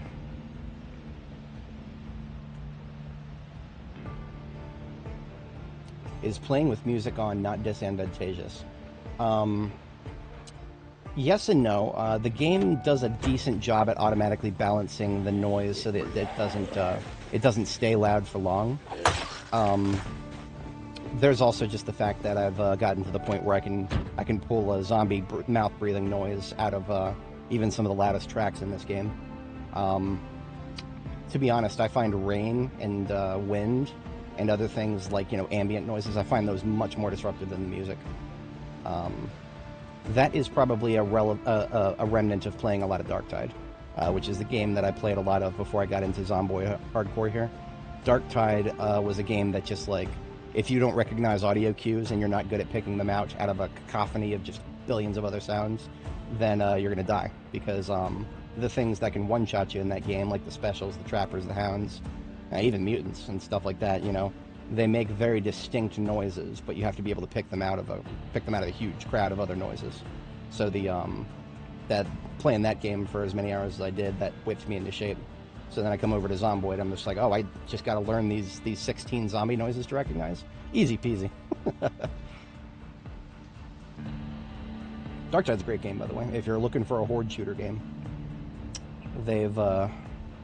I have my disappointments with Fat Shark, I really do. They've nerfed a few of the things that I found really fun. But overall, if you're not trying to cheese the maximum numbers like I always do, you're in for a great time. If you've, of course, if you've played Helldivers and you're familiar with the way the devs keep going after the most efficient ways of playing the game, then you know exactly what you're in for. So just don't take it too seriously, and you'll probably have a great time. Unfortunately, I have no off button. I can't not take things seriously. So that serves me great in a game like this, where you have to take things seriously all the time. Otherwise, a single zombie bite kills you. In Dark Tide, if I take my min-maxing damage numbers so seriously, then it's just going to be miserable every time an update comes out and they patch a 3-year-old feature in the game that, I don't know, we retroactively decided this is a bug. Okay, Fat Shark, whatever you say.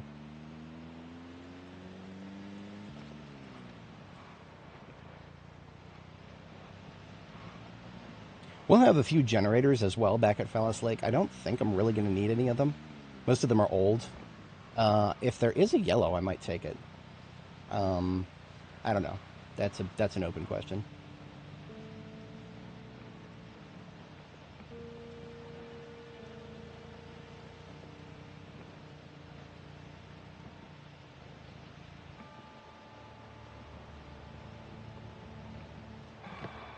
Almost missed my turn.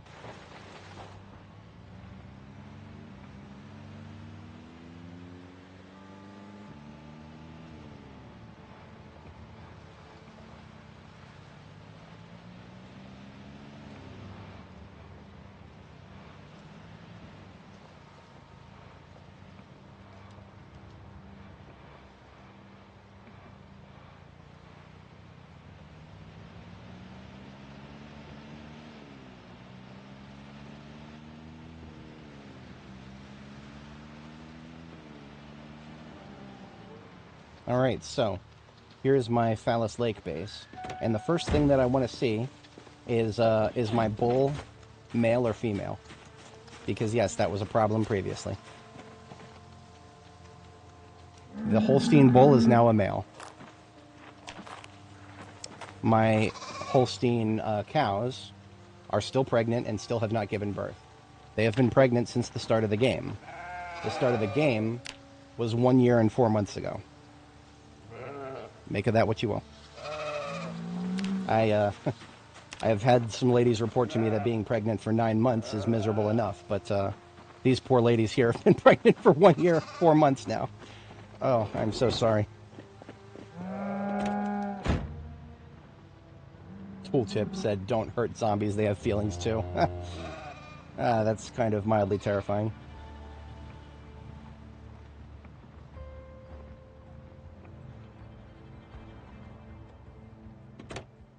Wait a minute, what? Did you say a calf was chilling in there? Did I miss one? I only saw sheep. Oh, you're talking. Yeah, you're talking about the unborn calf. Yes, he's just chilling on the sofa in there. You had me. You had me activated there. Thought for a second I missed a calf. Nah, it ain't born yet. So, home sweet home. We shut down the generators here a long time ago because we didn't need them running anymore. Eeny, meeny, miny. Seed oil. That's what I want to look at first. Let's just get the generator back up so we got the lights.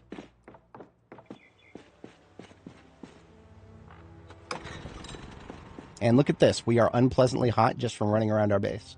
That is, well, that's what happens when you wear a full leather jacket without holes in the chest. So that will, we're swapping back to our leather jacket with the holes in it.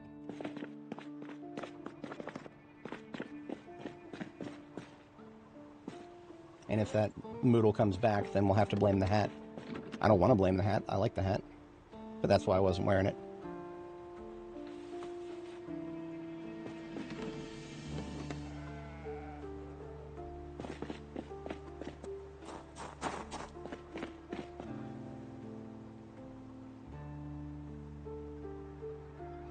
So we have lots of sand sacks here, but we don't have any more sacks of, what's it called?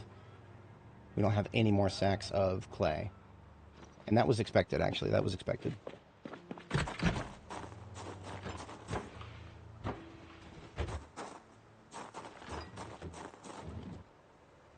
My bases give you chest pains. Why do I run a lot? Running out of endurance is death. Okay, so running out of endurance in the middle of combat, while there's 5 zombies walking at you, that's very dangerous. Running out of endurance is not death, even in the middle of combat, though, because if you run out of endurance, what you do is you turn 360 degrees and walk away. Even when you're just walking, you move faster than zombies. So if I was fighting 50 zombies right now, and I just, oh no, I'm enduranced, I can't fight anymore very effectively. If you're endurance, then your melee damage drops very sharply. I never recommend continuing to fight if you've got exerted problems. But you still move faster than them, even at high exertion. Just turn 360 degrees and walk away. That's all you gotta do. Make like it's an Xbox 360. Regrettably, I don't have any sacks down here. I should have some in one of these trailers, if I'm not mistaken. I have 1 sack 18 in that one. And these 2 are both empty? Okay, I was more thorough with that than I thought. Cool. Did I load up fossil oil? There was a part of me that wanted to take fossil oil, but I don't. No, it's not loaded with anything. But another reason that I run a lot is running is a skill. And we've gotten to level 8 running. Base is just full of unorganized boxes and duffel bags. I feel you. I am 100% guilty of that in certain contexts. I should have taken these a long time ago, so this is my master collection of respirator filters. I don't understand how I went to Louisville without taking a lot of these with me. Because I've been... I want to say that I've been, like, blowing through them, but I got to the point where I've been recharging them. And, no, I'd much rather just swap one out.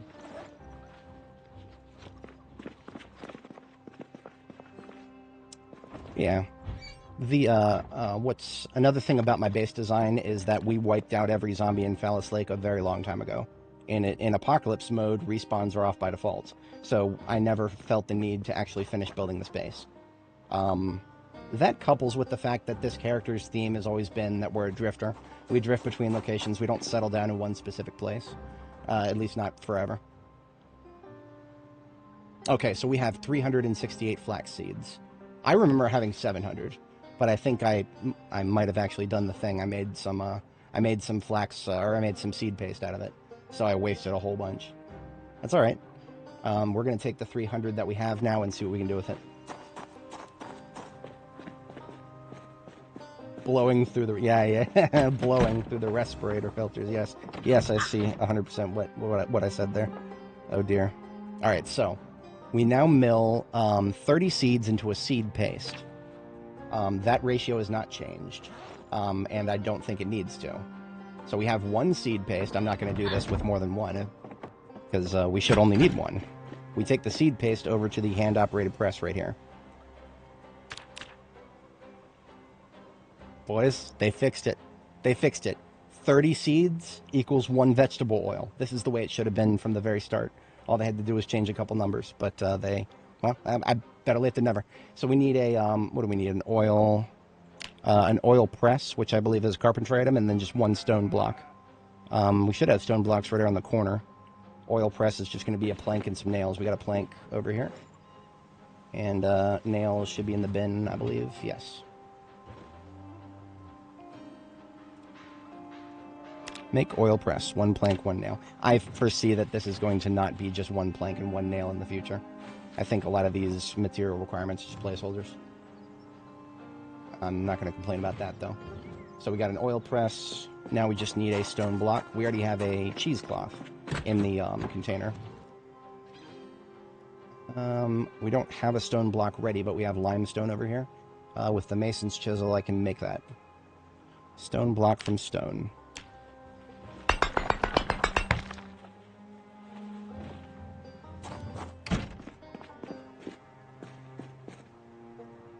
All right, we can boys, we've got oil. We've got oil. We've got 10 oil we can make. So for reference, 2,100 calories and 130 fat in a single container of vegetable oil. So it is not quite like butter. Butter is 300 and something fat and 3,200 calories. So butter is obviously more calorie and fat dense, and that's fine. Vegetable oil is always just supposed to be a supplement on top of it. So we're going to take the rest of our surplus flax seeds, which is 338. We could do 11 more. I'm going to do all 11 because flax is not hard to find seeds for. If this was like kale, if this was kale seeds, I would be a lot more reticent to use up most of my seeds. But flax is one of those much more common ones that you can find a lot of. So 330 flax seeds are being milled into 11 seed paste. And as soon as we're done with that, we go back on over to that oil press. Oh. How do I deal with zombie corpses around my base? For the most part, I make sure that I don't kill them too close for them to stink up the place. If that's not an option, I will probably spend some time away from, away from the area where they're at until the corpses start to decay. Because, like, actually going through and trying to move them and trying to bury them is just so much time and effort that I'd just rather wait a couple of weeks and let them despawn. If you ever see me do a lot of big heavy duty combat and I just kill zombies so that they come up to me and then they die in a pile, that's one of the many tactics that I use to kind of control where they die. There's a couple reasons behind that, but one of them is to help control where the stench shows up. It's not a perfect solution. Sometimes you just got to wear the mask. Current update is off by default. No, unless you're talking about B42 in general. The current update for B42 is 42.19 that came out today. That is, if you're playing B42, then that's what you're playing now. But if you're not playing B42, then nothing will change for you. You gotta go opt into it.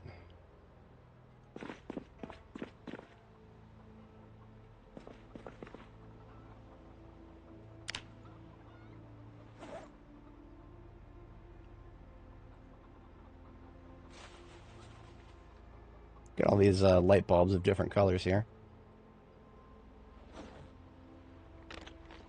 I would use these more often if it wasn't for the fact that, if you stick a colored light bulb into a light fixture, then there's just a escalating chance of it burning out, and that's it for that colored light bulb. So, I mean, really, these colored light bulbs are festive only, really. If I start using them regularly, then they'll just burn out until they're all gone.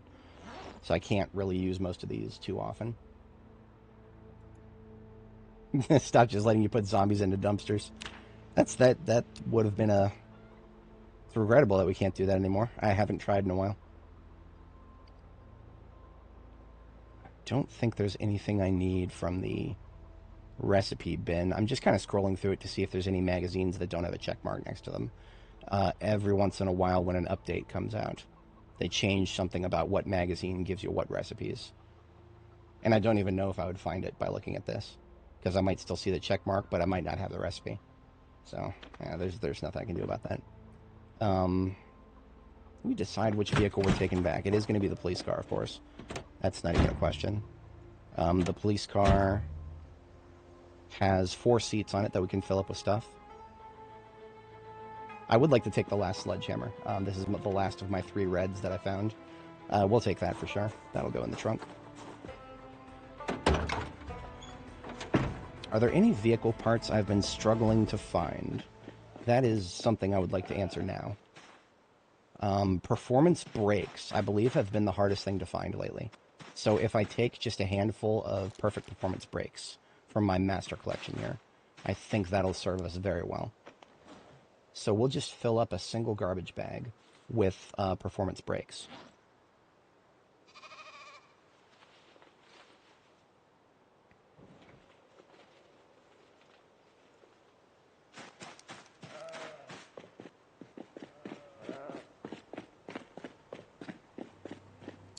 Reporting all is well with RV mods and world after update. Excellent, excellent. KTO, Kraken, you guys are having a good time then. KTO, no lost in the woods. So KTO, to bring you up to speed real quick, you'll understand the implications of this. We came back to Phallus Lake because they fixed seed paste. So all those seeds I had sitting on the shelf just waiting for the waiting and hoping and praying that they were going to fix them. They fixed them. We got seeds now. We came home. We made 12 vegetable oil. We have 12 vegetable oil. We'll be bringing back to our forward position with us. It's great. I'm here for it.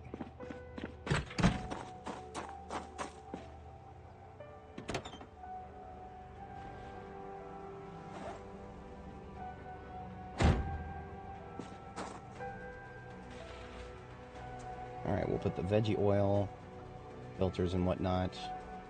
Even well, we'll hold on to the jacket because we'll need that to sleep tonight. Hello.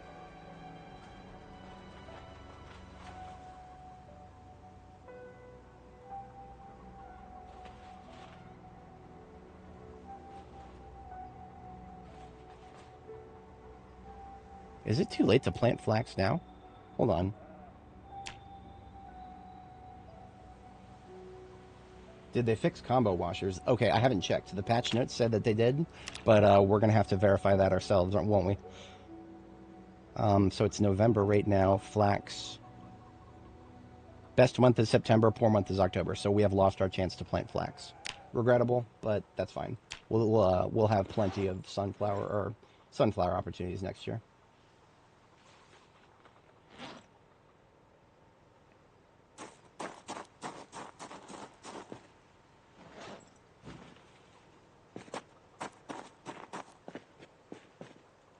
In terms of guns, I feel like we're going to be fine.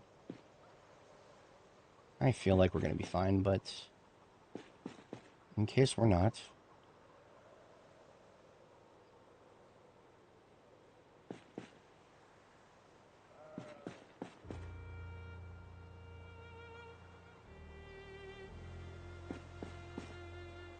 Let's take some more M16s. These serve us way too well.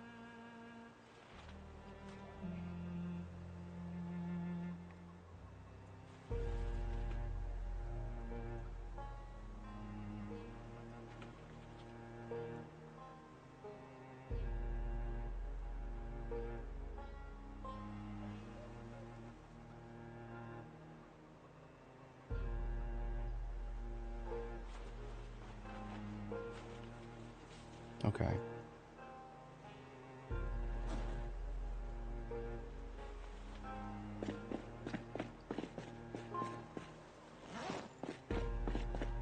So back seats are full.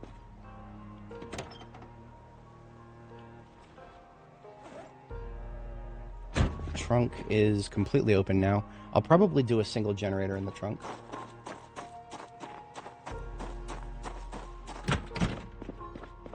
Yeah, I have no idea. KTO. I saw that too, and I was like, what?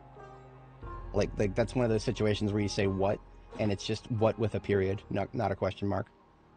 I got nothing for that. There's a part of me that doesn't even want to know. Bags with holes in them. Ugh. 77 kilos, still gaining weight. That's good.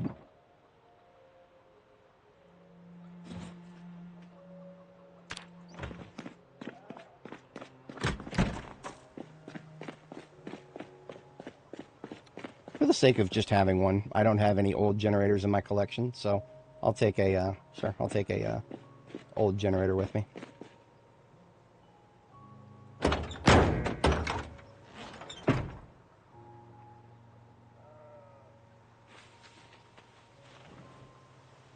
And that would leave me with 21 encumbrance available in the trunk.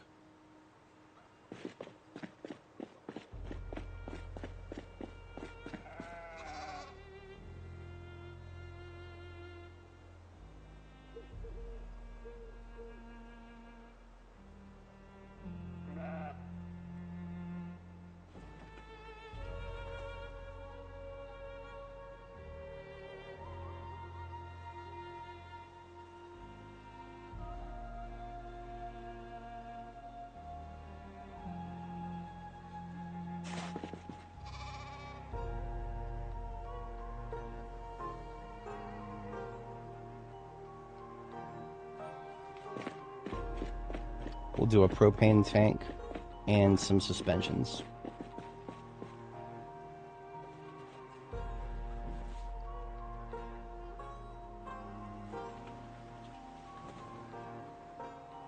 And that's just shy of being able to fit another 10 encumbrance of stuff, which is regrettable, but understandable. What about bags? Sorry, give me a sack 18 here. Yes, that's a perfect fit. That's perfect. We're off, boys. We are off. Not tonight. We'll sleep, but then as an overnight task, we'll commute back to West Point.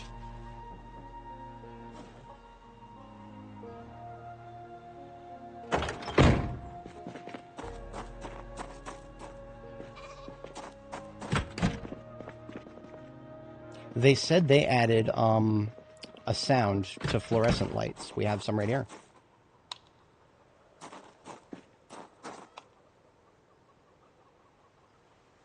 I don't know if you guys hear something. It's an ambient sound, allegedly, but I don't hear anything, so maybe it doesn't apply to custom ones that we put down ourselves. Maybe it'll have to spawn in new ones. Axes. Let's take some of these axes. The firefighter axes, I can make my own firefighter axes, but I cannot make the ones with the red handles, and I like these.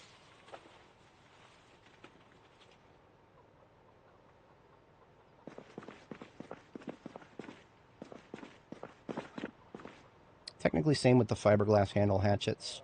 I'm far less likely to use them.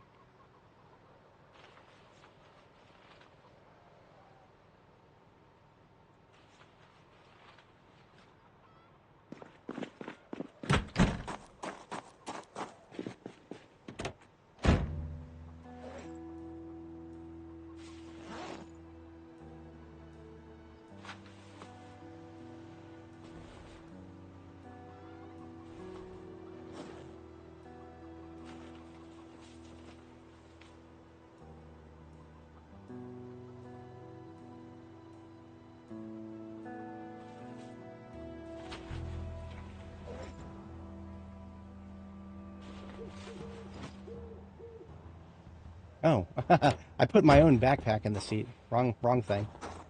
Wrong thing. Doofus moment. Started spacing out for a second there. Okay.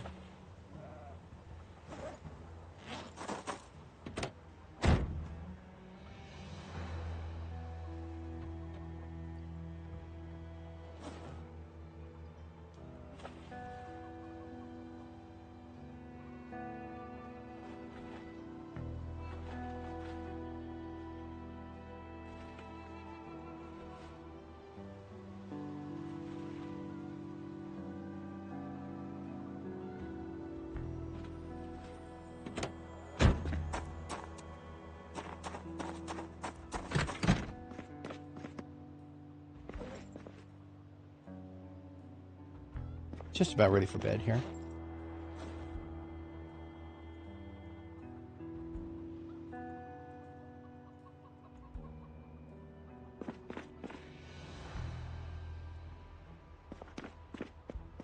Every time I come back here, I'm always like, okay, there's got to be something else I can take forward with me. Any clothing items that I've been struggling with? I want to say there are, but I've filled those gaps, right? I was missing at one point some warm gear, but I think I've got too much warm gear now, so.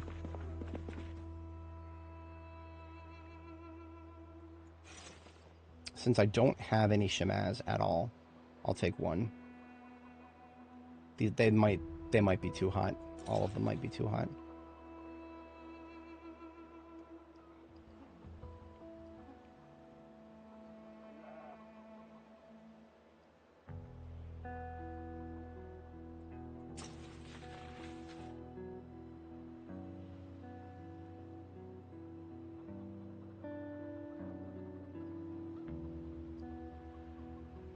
Okay.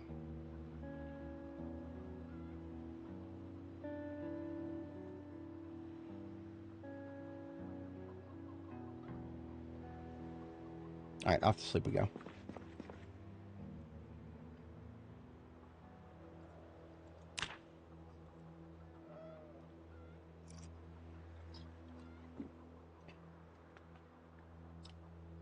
The mod to make the in-game computers functional.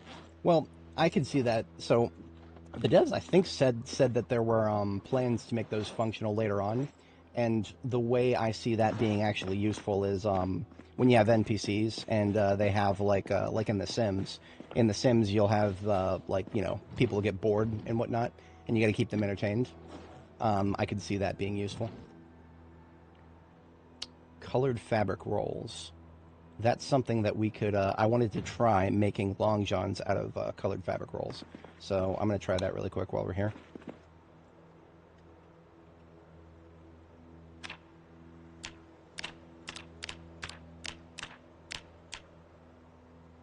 So in theory, this would make bright red long johns. But I don't think it's going to work out that way. I think this might just be a waste of red fabric, but I want to confirm this. Holy crap. Okay, the icon is bright red. The icon is bright red, but I don't think it's actually bright red when we wear it. Because if you look at the icon on the, or you look at the 3D model on the floor, that's not bright red. Maybe it's just not fully implemented.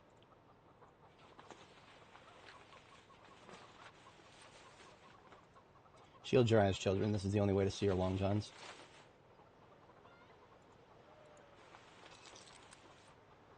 Wait, where's the jacket? There you are.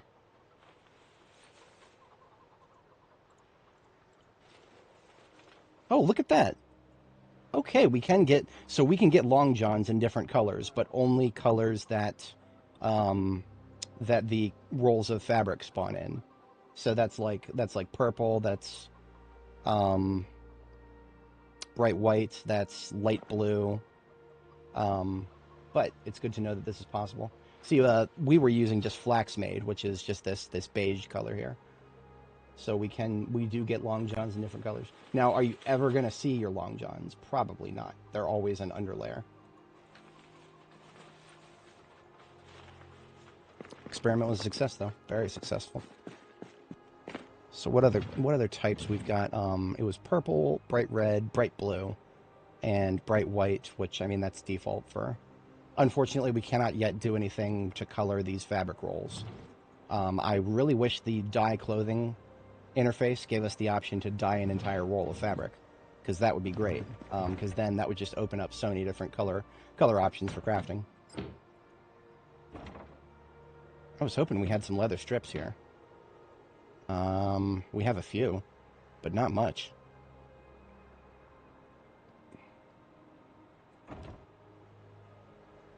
We also have these.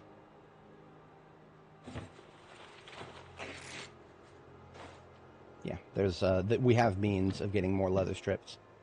Means that I previously would not have considered, but now that we've gotten deep into Louisville, there's actually there's a store with nothing but leather jackets in it. So we have a store where we can get billions of leather strips from. Not even exaggerating. So the cowhide jacket that we're saving for a cold day here. That I need to get some leather strips put onto it here. That was something I wanted to do before we headed out.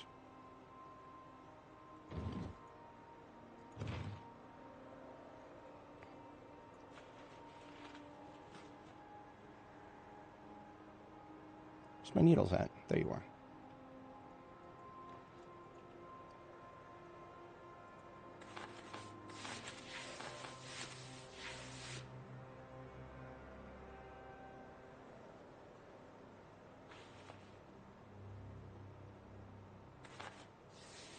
Okay, so our new cowhide jacket, even though it's not quite cold enough to start wearing it all the time, it now is fully protected at the same scale as the Wild Raccoon's jacket is. For the sake of novelty, I'll hold on to those cotton long johns that we just made, but we won't immediately need them.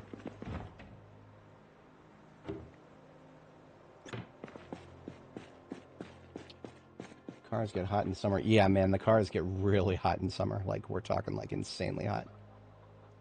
I don't know if I'll be able to ever craft a full white kit, but if I do, I have the perfect hat for it. The country club hat here. It's pretty rare. It's one of the whitest hats you can find.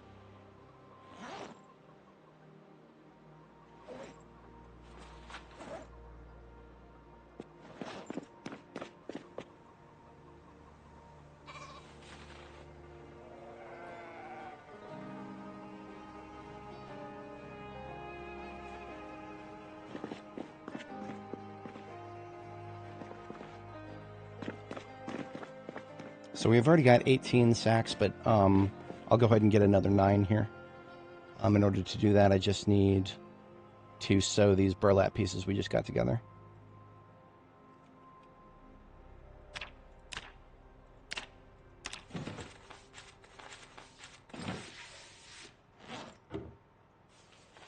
If I wanted to make more burlap, it would actually be very easy.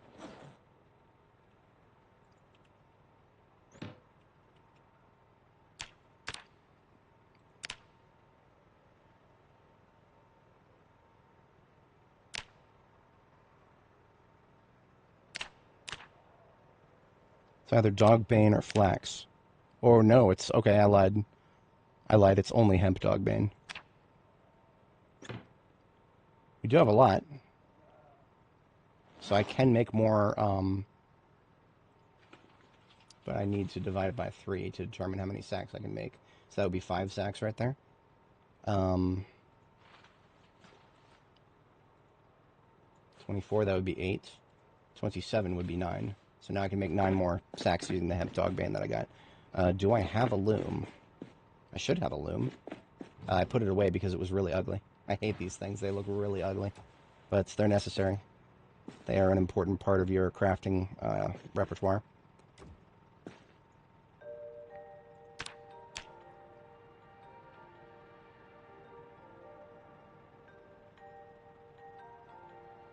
So what we just did is turn a bunch of hemp dogbane that we foraged for and turned it into burlap that we can turn around and turn into sacks. So we now actually have, we will depart with a total of 18 times 2 sacks, whatever that is. 2 full backpacks worth of sacks.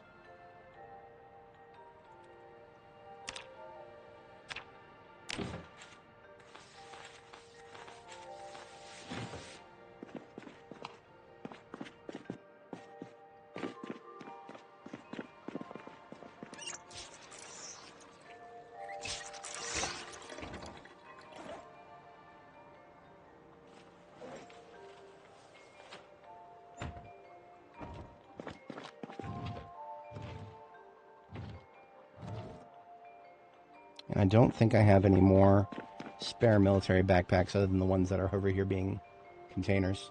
Oh, here we go. Beautiful. Okay, that's everything I need.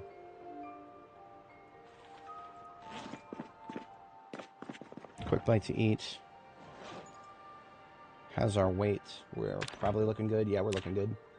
What base is this? Oh, this is our oldest base. This is the base we used before we started going in the direction of Louisville.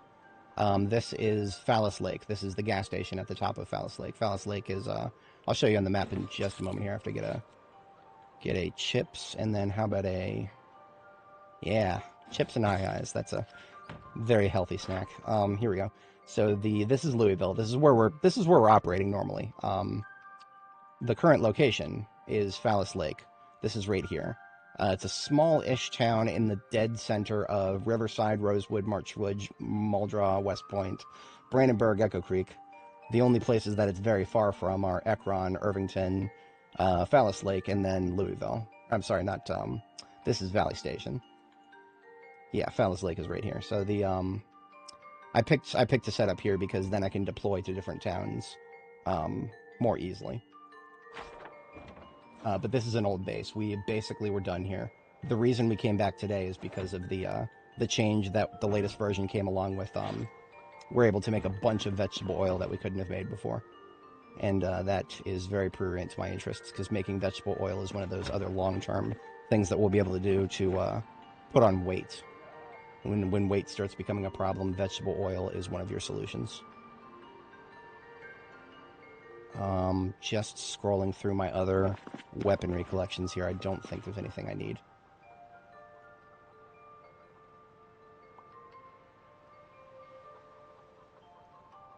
If I feel like planting more crops next year, I will come back here and look through the seeds at that point. But before then, I'm not going to bother with it.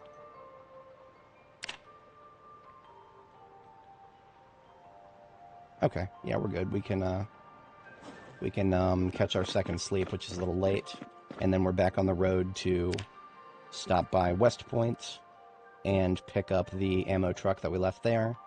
And on our way past West Point, we'll pick up some more clay, because we ran out of clay pretty much everywhere.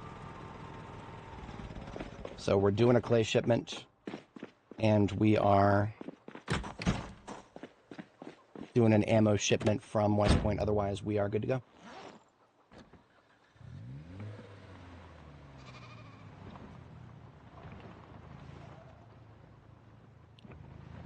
Wait a minute. We did fill up the trunk, right? Right, the sacks were in here. Okay, that's fine.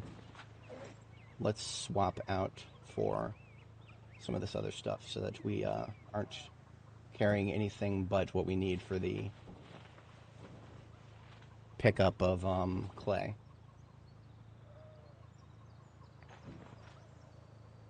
Perfect. I know I've said perfect several times. It's okay.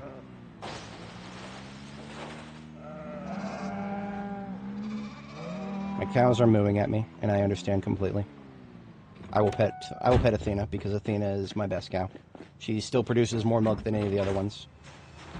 But I don't currently have the action economy to bring her forward. If I could, I would.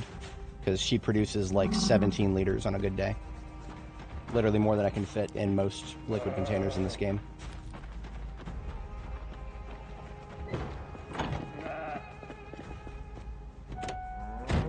Is relying on perishable food bad if you have multiple bases?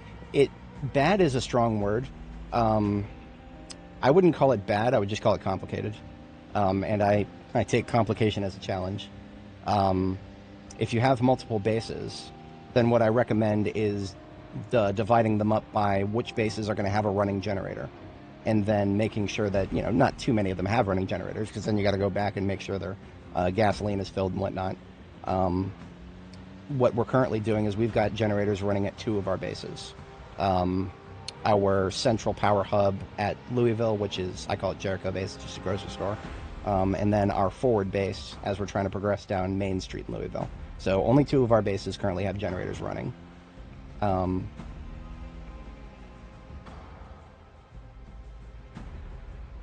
actually, I can't remember if I shut the generator off at Palace Lake, and you know what? It's fine. Because it's a yellow generator. It will not blow up. It'll run out of gas, maybe, but it won't blow up.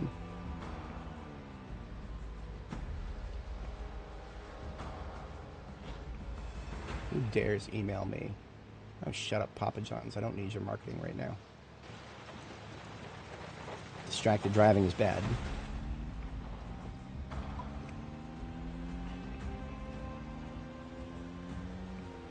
Oh, I did? Thank you. I literally... it seems like I remember a billion things, but sometimes something that happened 30 seconds ago escapes me.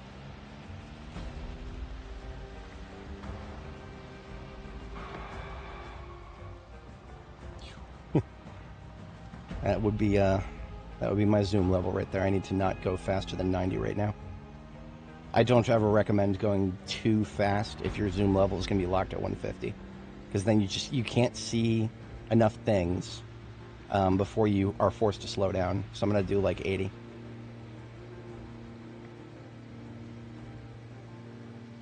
We got really good brakes on this thing, but that only takes you so far.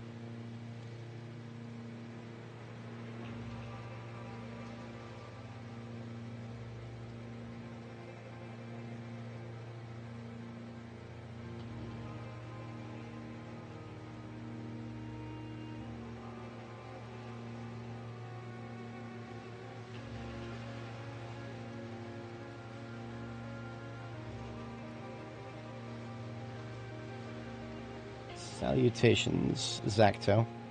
Don't know what the rest of that says. It's all French to me.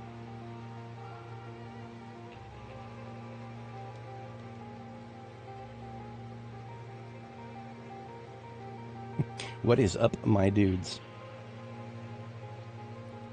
Was men hoven meiner Duden?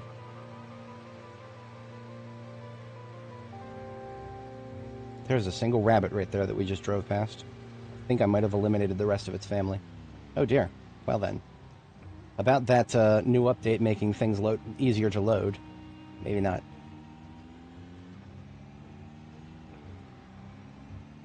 Stuck having to gather food every few days and you don't know how to progress. Are you on build 42? If you have not opted into the unstable beta, then it's going to be very different what you do for long-term food.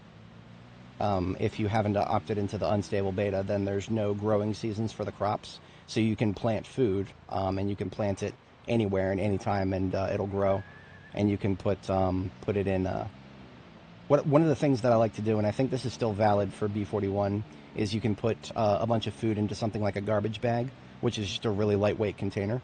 And you can take those garbage bags in and out of your freezers. Now, on the latest, just this morning, earlier after this patch, that caused some problems for us, but I think those problems are just B42 unstable things. Generally speaking, if you put a bag full of frozen food out of one freezer and into another, that's usually a very efficient way of transporting it. I had been meaning to leave a generator here for the longest time. No, I'm not doing it. I have so many gas stations generated up. If I want to leave one there, it's not going to be one of my rarer generators. This old generator is the only one that I have of the old category. So I'm not just going to leave it behind here.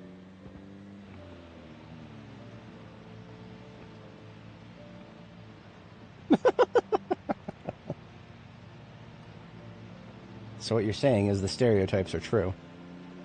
I'm not allowed to confirm or deny that. Actually, I don't think I have ever interacted too deeply with somebody who natively spoke French. Only in passing.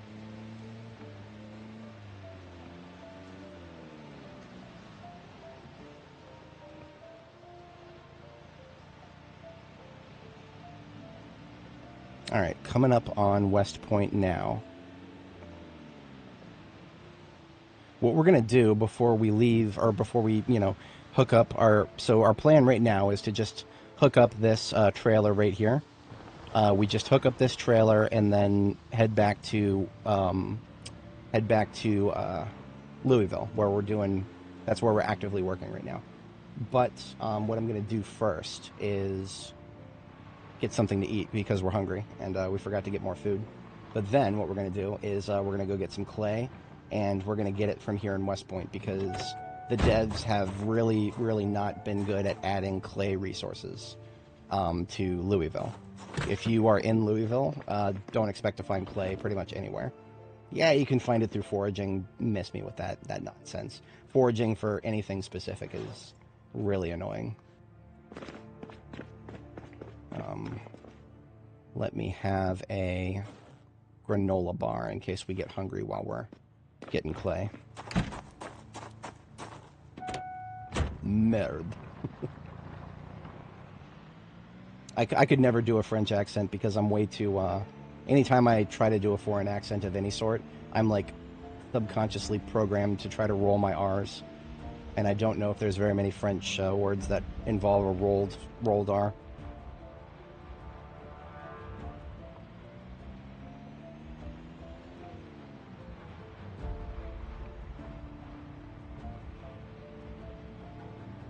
My brain meat is telling me that if we go up here and take a right...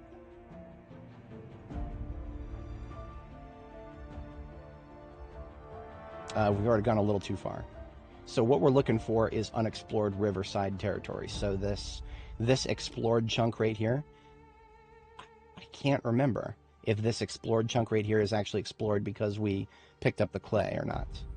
I'm going to err on the side of unexplored.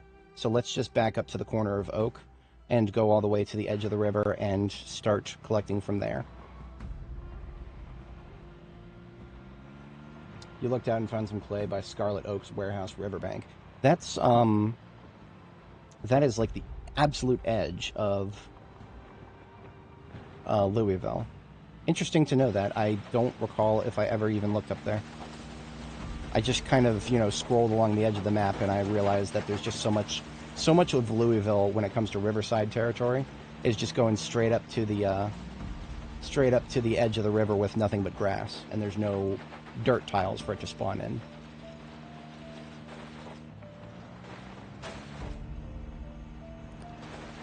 Police car is definitely not for off-roading.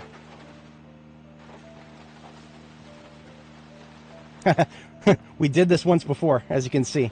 The white car right there. The white car is what we did before we came down here with that and then went the other direction. You know what I should have done? I should have just gone up here on foot and then parked the police car at the river. I'm sorry, the side river, the small one. It's whatever. It's whatever. I remember where we parked here. Pro tip about moving through bushes, especially in the winter where they're hard to see. Use walk to. Right click. Wait, what? Why is it not here anymore? Oh, here it is at the bottom. So right click and now it's at the bottom. Right click and hit walk to, or the hotkey is Y. And when you do that, your character will automatically avoid anything that could scrape you. So like bushes, trees, anything like that. So if you see me just tap Y randomly while we're doing this, it's because I'm trying to dodge things that would damage me, such as bushes.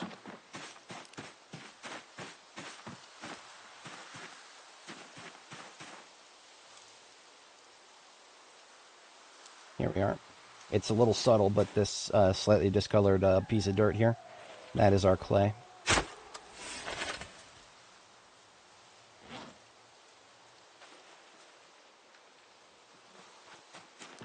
I'm somewhat disappointed so far at the lack of clay tiles on the river here. But, let's keep going and see what we find. Hello there. Now this is uncleared territory in West Point, so yes, this is entirely expected.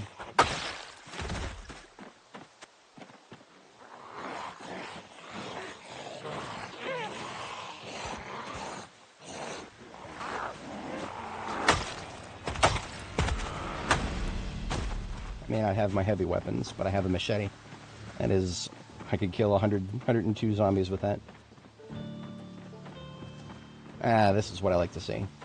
This is what I like to see. Give me that clay.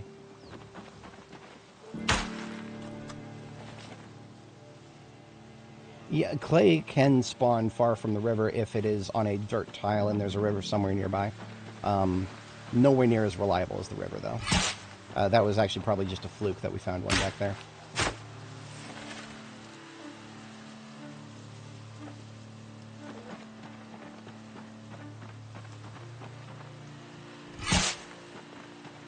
Alright, so our sacks are allocated into quantities of 18. What that means is, as an organized person, we can fit 18 full sacks of anything really. Clay, sand, gravel, they all weigh the same. We can fit exactly 18 into one of these military backpacks that is in my offhand.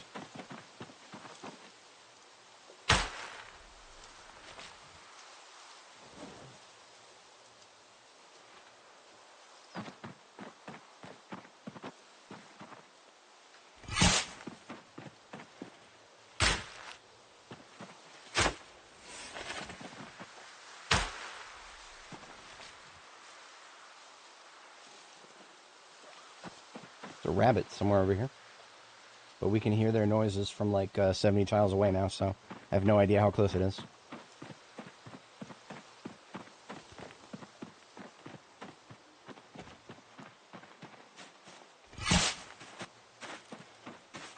So what I'm going to do is, as we pick up more clay, I'm going to leave the bag full of clay by the side of the road, which we're coming up to, so that I can run back to where we left the car without being over-encumbered heavily.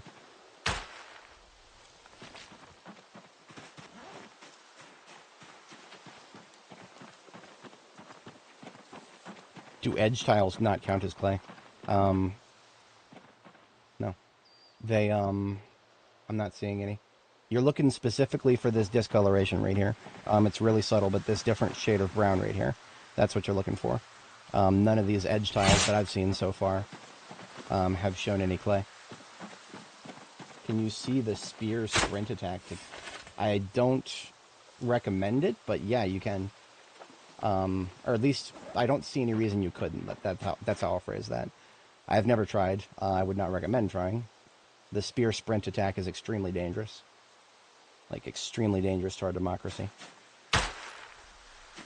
One more sprint attack and we could have full-blown fascism here.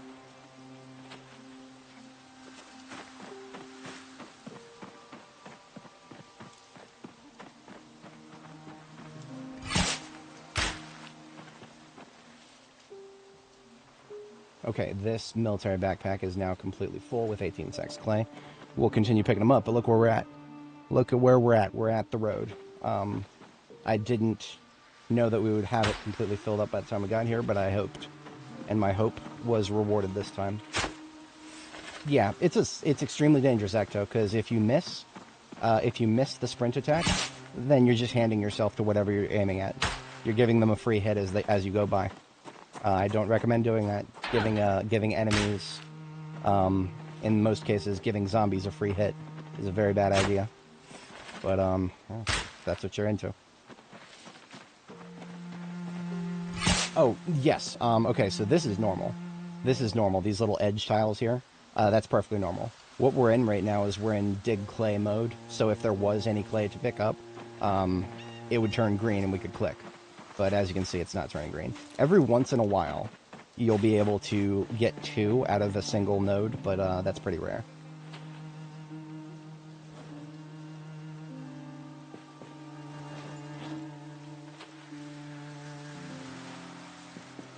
So what we're doing here is we're taking 9 out of the bag so that the bag is light enough to pick up. And then there's 9 on the floor right here, and then we've got 9... sacks left. So we're going to go get the cop car, and we're going to need to find a place we haven't harvested yet. I think... Yeah, look at this. On this river right here. We don't have to get the car yet. We can just grab these. There's way more than 9 down here.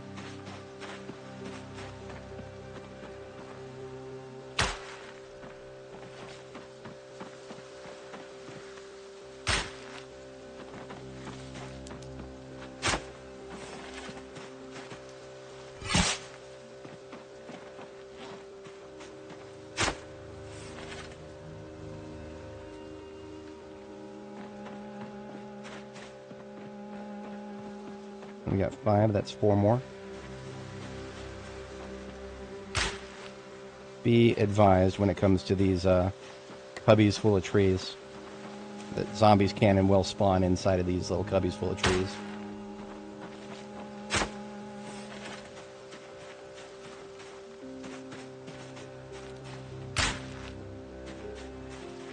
Alright, that should be... Yes, that is all the sacks I have with me.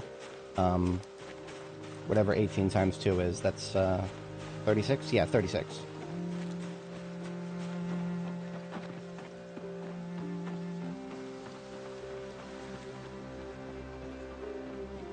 Zacto, we had no problem with the migration except for our freezers. Our freezers, some of them didn't seem to keep things frozen. It was specifically when we had multiple garbage bags full of produce. It seemed like some of them broke. But that's no problem. Alright, so all the clay we just picked up goes in here. And that has left us lightweight enough that I should be able to start running without any problems. Yep, okay, so I'm no longer over encumbered. I can run at max speed.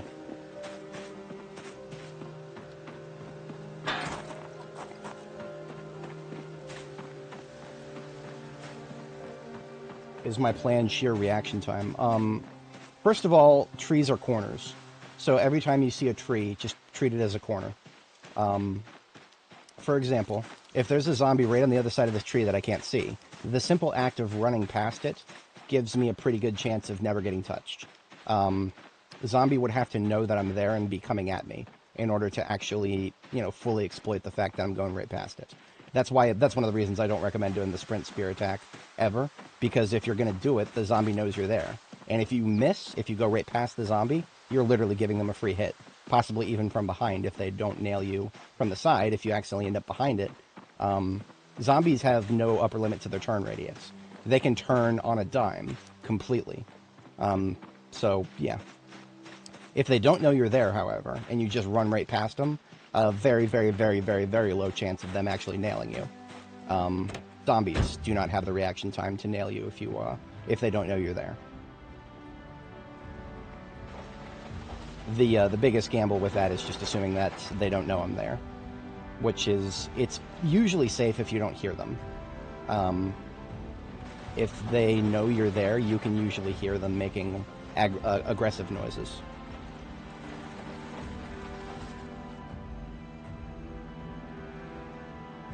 Oh, if you're very slow to react, then I would just recommend avoid trees, like, completely if you can. And if you can't, then just, like, go around the tree first, right? Assume that the tree is a pole that blocks your line of sight completely. And then, like, kind of go around the tree a little bit before, like, if you're trying to cut down a tree, for example. If you're not trying to cut down a tree, then do your absolute best to just completely avoid trees. If you're not, like, too good on reaction time, then your best chances of survival are going to be outdoors where you can see everything around you. And if you can see something coming, then you have a lot more time to react to it. I mean, I pride myself on my reaction time, and yet I still try to not actually rely on my reaction time too much if I don't, if I don't have to. So, we are now coming back to pick up the Plonky truck here. The stuff that I left on the floor here is probably... I probably don't actually need any of it.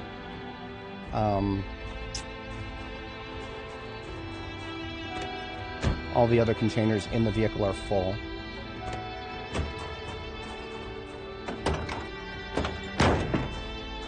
However, I can just put it straight into my backpack. Yeah, okay. Beautiful. The Plonky truck is so full that even the driver's seat is full. So there's literally nothing else we can put in it. So we'll go ahead and hook it up.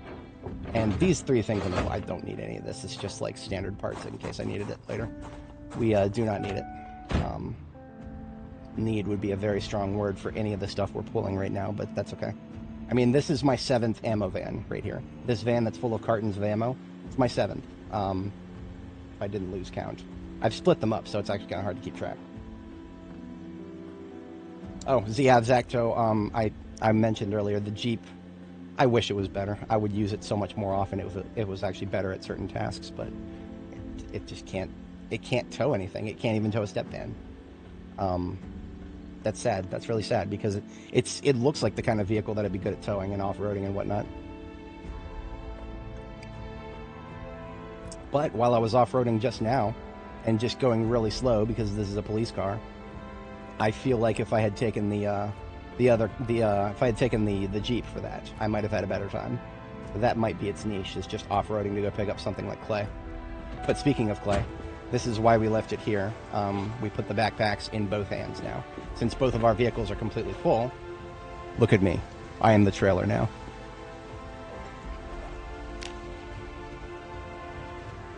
Now, I can't fight like this. This is why we were diligent about clearing the road on our way down here. I literally cannot fight unless I drop these bags, which makes things very inconvenient. So I'm going to avoid any fights that might come across my way here.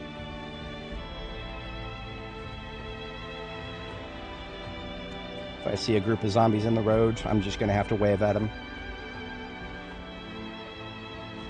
Very successful logistical operation, if I do say so myself. We're coming back from Phallus Lake and West Point with our last van full of ammo, and a shipment of clay that I've been putting off way too long to pick up, and some vegetable oil that we never would have been able to make before the current patch. That's not the best use of 2 hours and 40 minutes of my life, but you know what? It's not that bad. I can't even count the first hour because that was mostly converting the save. So we'll call that, yeah, we'll just call that an hour and a half. There's third gear. As long as we don't drop down in RPM, then we are good to keep going. As soon as we drop down in RPM, we'll lose gear. God help me, we can't manually shift the gears in this game. We do not usually want to go too much faster than 60 when towing a step van anyway. It can get unstable. I have to limit myself when I'm using a race car to tow vehicles around. Something about vehicles is my almonds are active. I'm thinking about vehicles as defensive options. The devs in the latest patch notes said that they fixed zombies being unable to crawl under burned wrecks. That was the exact phrasing. So apparently the fact that zombies couldn't crawl underneath vehicles that don't have any wheels and are therefore completely flush with the ground, apparently that wasn't functioning as intended. But they said nothing about cars with the wheels removed. So I don't know what to make of that. Are they trying to remove using vehicles as blockades completely? If so, I'll never not bring up the fact that the store page of the game on Steam, the store page of the game, has a screenshot of some people using cars as barricades. But I digress. It's an older screenshot, but it checks out. I don't want to, come in here and be like, false advertising. It's the principle of the thing, right? If you're going to show it off on the store page, you would think that at least that would be something that would remain a consistent feature. You can't really make that argument for pretty much anything else they show off on the store page. This is where we're probably going to lose gear, unfortunately. We're going to have to slow down so that we navigate the checkpoint.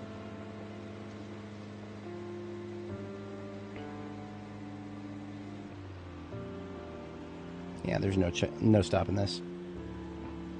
Cannot afford to ram anything heavily here. Hello. That is my supervisor checking in to make sure I'm stopping by on site tomorrow to get my laptop reimaged. I mentioned this earlier, but my work laptop got replaced last week. I was hoping it would be a new, like a new laptop that would replace it. No, it was a refurbished piece of trash. And the piece of trash was a config that I already had a spare one of, so I'm going to just reimage that. Yeah, we're not doing that. Fun stuff on the agenda for my day job, as it were. Is my head and neck uncovered?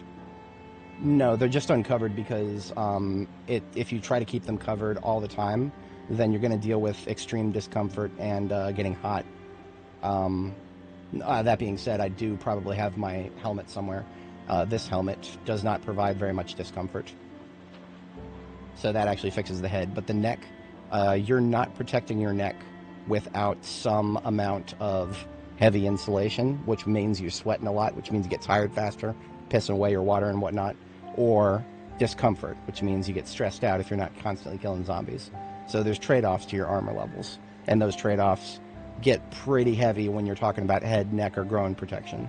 Those are the three hardest. The head, neck, and the groin are the hardest to protect without some trade-off of discomfort or insulation. It's perfectly realistic, everything about that. I don't know if anybody in the chat has ever worn an athletic cup. It's not comfortable. It does slow you down, and it's you don't want to be doing it all day long, especially if you're not out on the field doing your sports or whatever, doing your cricket, doing your baseball, doing your softball, doing your dodgeball. If you can dodge a wrench, you can dodge a ball. Sterile, and I like the taste. Alright, here we are back at Jericho. That is where we deliver the Plonky Mobile and unload the police car. And by the time we finish unloading everything from the police car, it'll probably be nighttime, so we'll sleep. Weather allowing, we're back on Main Street tomorrow morning.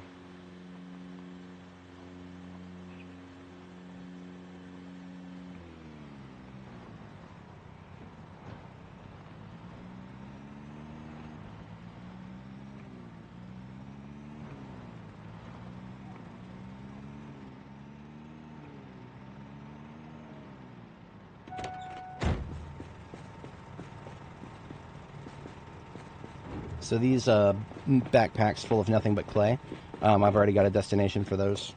It is over here at my workshop. The clay kiln area is kind of all centrally located in this this container. These backpacks are really, really big, so I'm going to put one on top of the container. Except I can't because she has to walk around to do that. So let's put one on the floor right here and one on the floor right here, so she can still access the bags while standing here to do clay operations. Okay, that works. It's not visually appealing, but it works. Where's Athena? She's all the way back at Phallus Lake. I couldn't afford to bring her in the current paradigm because we've got lots of what's it called? We've got lots of things we got to do. We can't afford to tow a animal trailer right now. I couldn't even guarantee her safety from zombies on the return trip. Now that they can flip over the concrete barriers. 31 West is not currently 100% secure. Choker. Oh yeah, I know what you're talking about. The cosmetic choker. We have a bone choker, like an actual genuine choker. That's a part of our combat kit. So when we no longer care about being comfortable and we're just locking in for heavy combat, we wear a choker, and that brings our neck to 100%. We can get our entire body to 60% or above. The groin is always going to be a weird spot to try to protect because I don't have an athletic cup. In a perfect world, I would have an athletic cup as part of my kit for indoor fighting. Because indoor fighting, I've got thigh guards and shin guards, like riot gear style ones. But I would only ever wear those for, like, you know, going floor by floor for a Louisville building or the military research facility or something. Because they slow you down so much that they're just not good for outdoor fighting. Alright, so first we'll bring the police car inside and empty everything from it.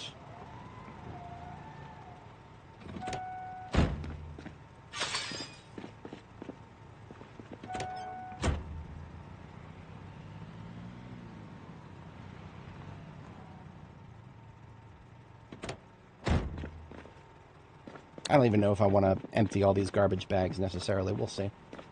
Sometimes I'm just okay with being lazy and emptying the garbage bags later. There's a small possibility I'll take some of these dub rods with me when we go back forward. I was supposed to leave the generator up here, so let's take the old generator out of the trunk. That's why I came outside.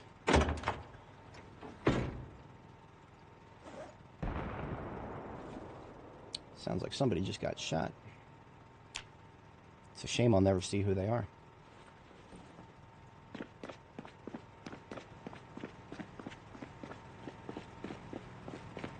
Well, I couldn't tell you that. I don't think I've ever seen a run like that on any of my characters. I have. I wouldn't call this an essential, but the race car right here. Currently in build 42, the race car is the only vehicle that can tow just about everything without having to resort to go into reverse. On my previous character, linked in the description, Nora the Explora, she went for several hundred hours of her run, and we never found any race cars. And we probably never will on her. Like, even if we migrated her save and did everything, nope. We would never find a race car because there's only 23 places for them to spawn, and we checked every single one, so... what you're saying right there is absolutely possible for other things, but most things in the game abide by Murphy's Law pretty well. Murphy's Law, if it can happen, it will happen. And the game gives it lots of opportunities to happen. So that's, you would struggle pretty hard to find, like, you know... Another example might be the, what's it called? The flower seeds. My previous characters had no trouble finding rose seeds, lavender seeds, things that I like to spice up my salads and coffee with. But this character, Dani the Drifter, has found thousands upon thousands of seeds. Not a single one of them has been a rose or a lavender seed. So Nora has super coffee with 2 extra things that make it better, while Dani here has just regular coffee. She'll never be able to have as good coffee as my other character because, just for some godforsaken reason, we can't seem to find rose or lavender seeds.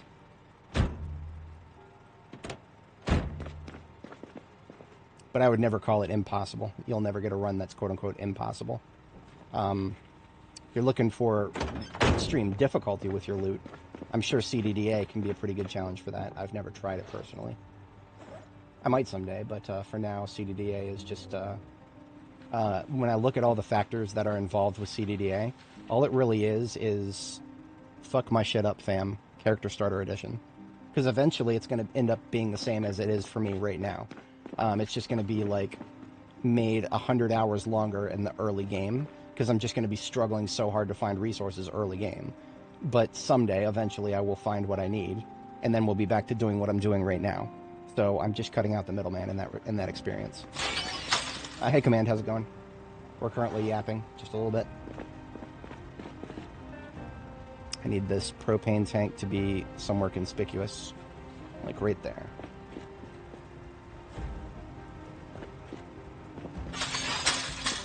So among these garbage bags, some of them is just like these brakes right here. These should go somewhere. Actually, here's an easy win. Let's take the fire and rescue truck back with us. Right? Let's take the SWAT truck with us. Yes. The SWAT truck really should be at my forwardmost base of operations because it has all my loose boxes of ammo. It doesn't have anything else in it right now. So if I use it to store a few other things, it's a good prospect to have. So instead of the fire and rescue truck, which doesn't really help us much, because I can't access the trunk from it, we'll take the SWAT van.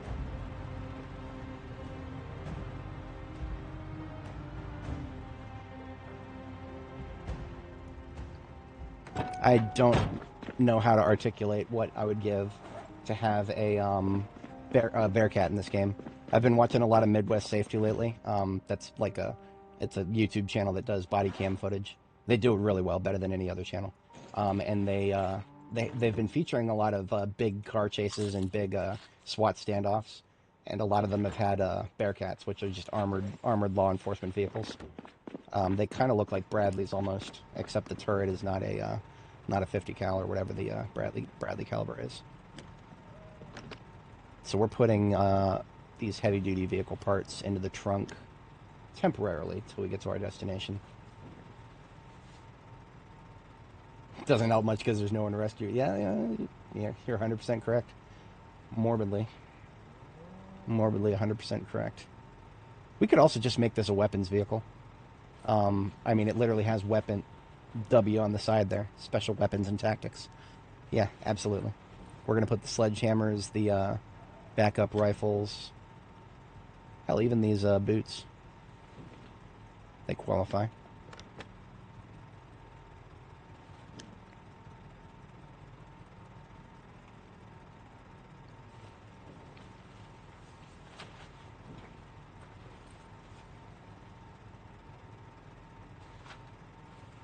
Most of these bags have contents that I want to bring to the expedition van, which is currently all the way forward, so that's fine.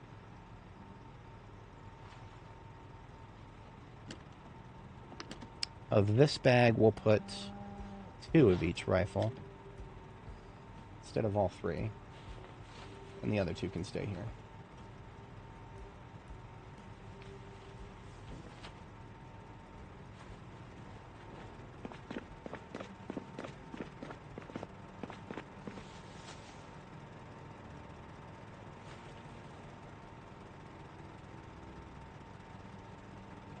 Actually, this van, now that I think about it, would probably be a much better place to store my magazines. Empty magazines, specifically. My empty magazine collection is so large that we actually can't fit them all into a military backpack anymore. The 1911s, we have 37 encumbrance of empty 1911 magazines.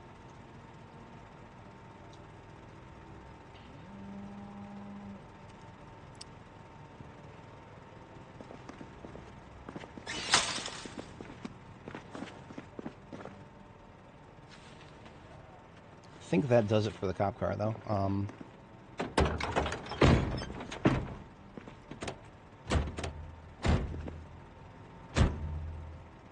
Glove compartment, and then we put it out in the lot with the other ones.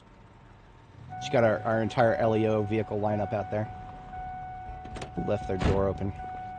Oops.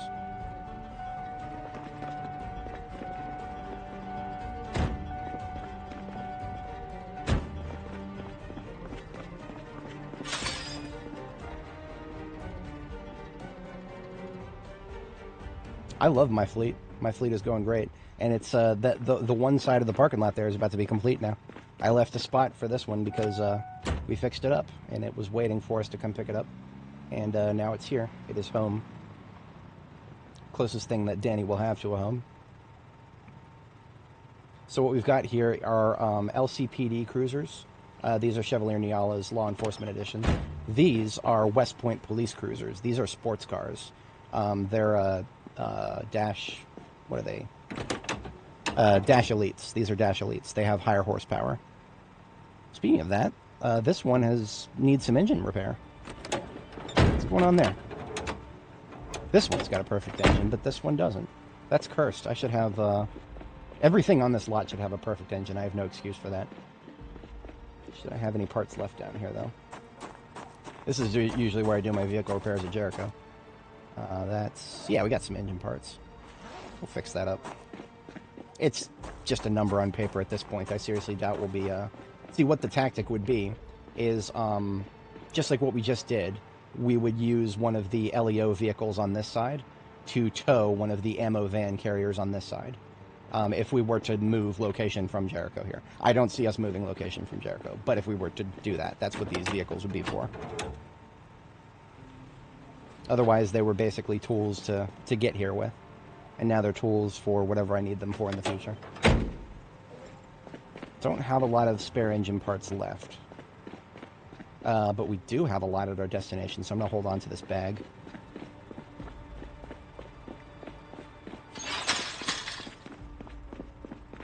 So the SWAT van is what's going to be coming forward with us here.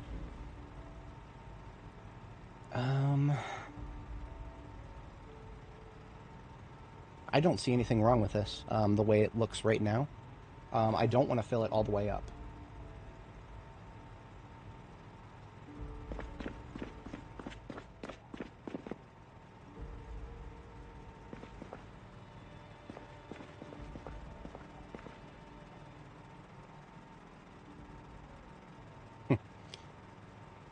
I'm looking for another container that I can maybe just put my, put the, surplus clothing items that I'm currently carrying around. These are supposed to be medical bed carriers. Oh, this is a backpack carrier. Huh, okay. I got a few black ones here. Let's use those. These black backpacks, the one that I'm wearing and the one that I'm about to put in my hand, normally these would be olive drab, if anybody's not familiar. I made a texture replacement mod to turn these from puke green to tactical black, because I've seen enough olive drab for the rest of my life.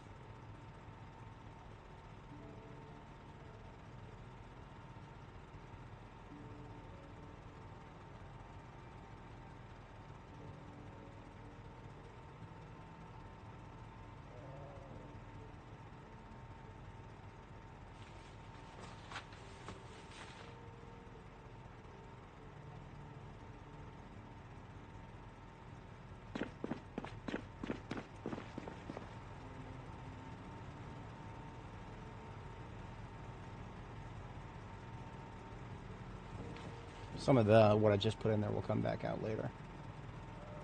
We've got a lot of garbage bags after emptying those other ones, so I'm going to put most of them back and then take like 8 out. I don't need more than like 8 wherever I'm going around here. Flax seeds have a new home at our garden here. I seriously doubt I'll ever plant them, but if I wanted to, we can leave them here.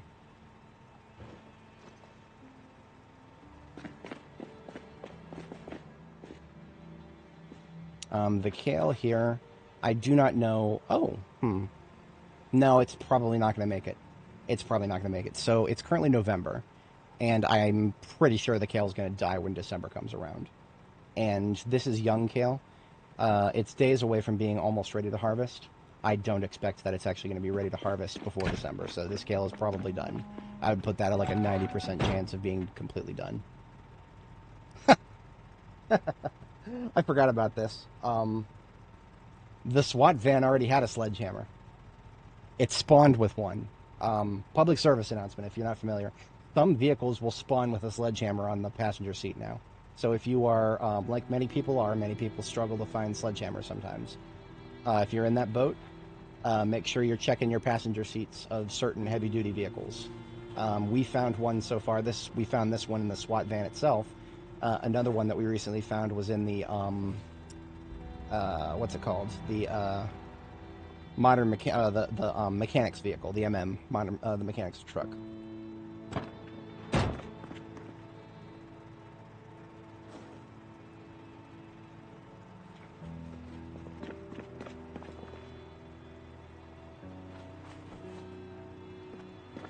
Assault back. He's right, you know.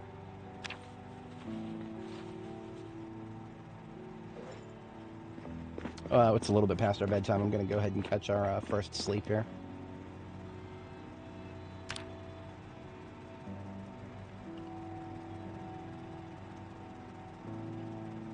So tomorrow morning is supposed to be a day that we're going back to heavy combat, but that's going to be determined by the weather. If we have fog, I'm not going out there and doing heavy combat in the fog. So we let this guy tell us what to do on occasion here.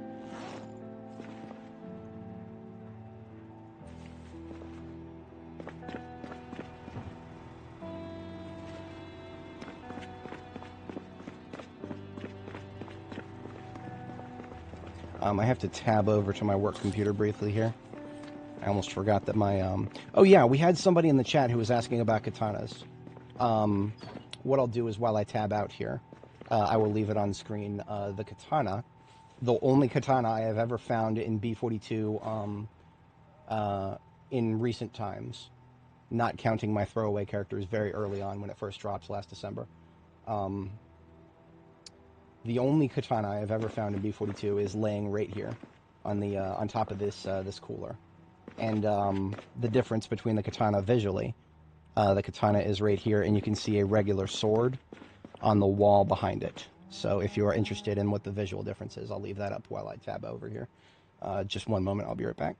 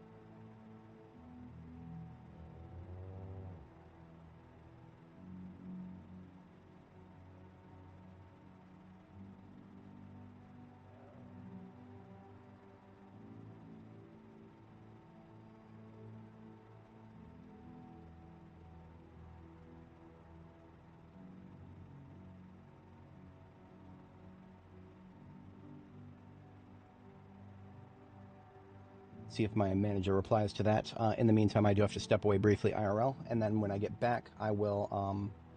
do you have to purposely tire yourself out every day so your character maintains? Sometimes. If you don't do anything, if you're sitting in a chair reading a book all day, sometimes your character will struggle to actually sleep on time. The way our character works is we have the traits restless sleeper, and wakeful, so we just have 2 bedtimes, and that usually gets us a good night's sleep. Restless sleeper just means you wake up randomly in the middle of the night and you don't get a full night's sleep. So we just work with that. Like, we went to sleep at 2300. We woke up at a little bit after that, and now we're screwing around. Our second bedtime is 5 a.m. That's kind of why I'm just chilling right now. We're letting time pass. 5 a.m. is when we go to bed again, and that usually keeps us good. But if I was just doing nothing, if my character's just sitting around all day, then yes, you might struggle to build up enough fatigue to actually go to sleep.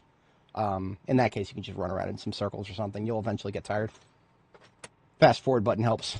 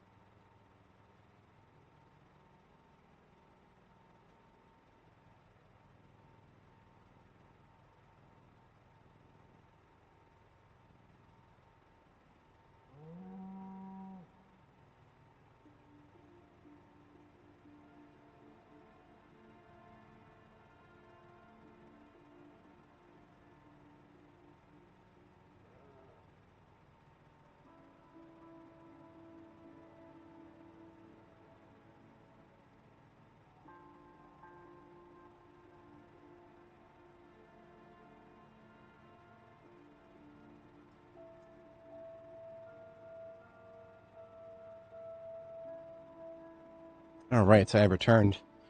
And would you look at that? We got cold while I stepped away there. That's why we have this. It's just when to wear it is still an open question, right? We're in that awkward phase where I can't wear it all the time because otherwise I'll get hot too often. I am just about done being AFK here. I just got to tab back and respond, and then I think we'll be good to go.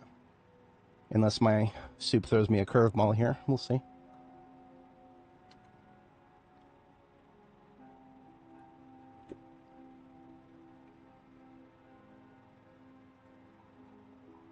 Yep, we are good to go.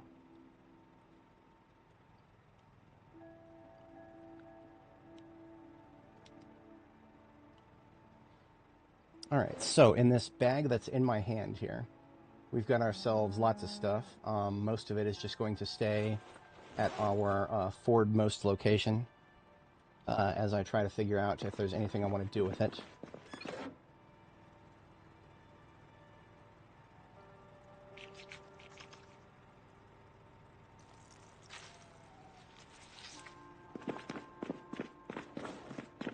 Some of this stuff will stay here, actually. Some of it.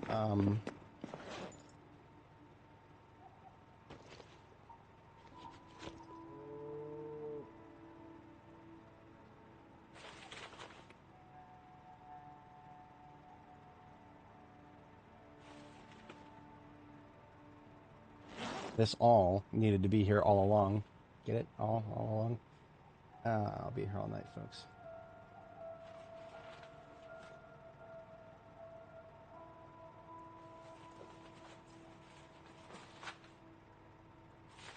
Okay.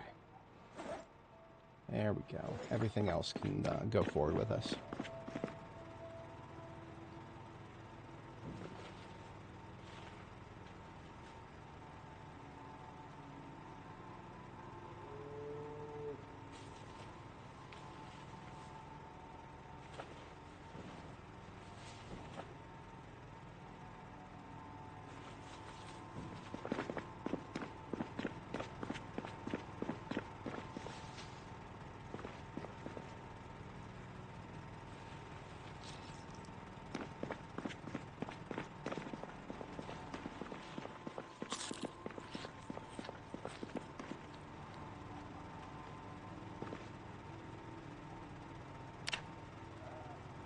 Godspeed, KTO.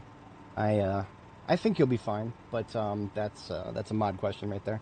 Without mods, we were pretty good on our side. All right, so I'm just going to go ahead and assume that it's not going to be too cold yet outside, so I'm going to swap back to the regular jacket. The difference basically right now is if I'm running around actively, I need to not have the cowhide jacket on, the spotted one, otherwise I will overheat. Once it gets just a little bit colder outside, I think we'll be fine to wear it all the time. But we're still in that awkward phase right now. The difference between them really is just that this one has holes in the chest, so it basically just vents a bunch of extra body heat. I still find it wacky, totally wacky, that that is actually, like, simulated in this game. And I don't even know if it's intentional by the devs. Like, I don't know if they actually intend for it to work that way. It doesn't sound like something you would expect people to do normally, right? To just make it so that you have to put holes in clothing in order to be able to get the protection bonuses to certain parts like your limbs without the whole thing needing to be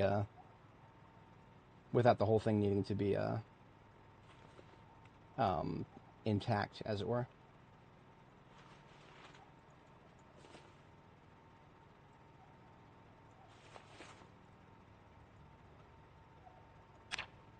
So this hoodie we just repaired is exactly the same as ours that we're wearing right now, except I believe it's going to be a shade of white that might be an interesting match for the cowhide jacket. So I'm going to need like a different background too, because right now with the tiles behind me, I can't see it very well. Okay, that looks to be a pretty good match, but let's put the cowhide jacket on and see. That's almost a perfect match. We can actually see the color of the jacket better if we put the hood up. That will require us to take the hat off, but that's fine. I like it. I genuinely like it. Now, let's just say that we wanted even more protection and insulation. Like, let's just say it was a blizzard outside, negative a billion degrees. My next step would be the shemagh right here.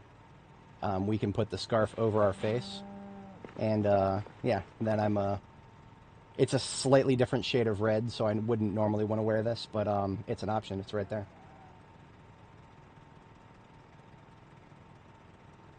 Yes, yeah, you've got even more tiles than we do. We were just over 500,000. Yeah, that took us for us it was about 23 minutes, if I'm not mistaken. A lot of that was probably spent, like 5 minutes of that was probably spent just getting things booted up.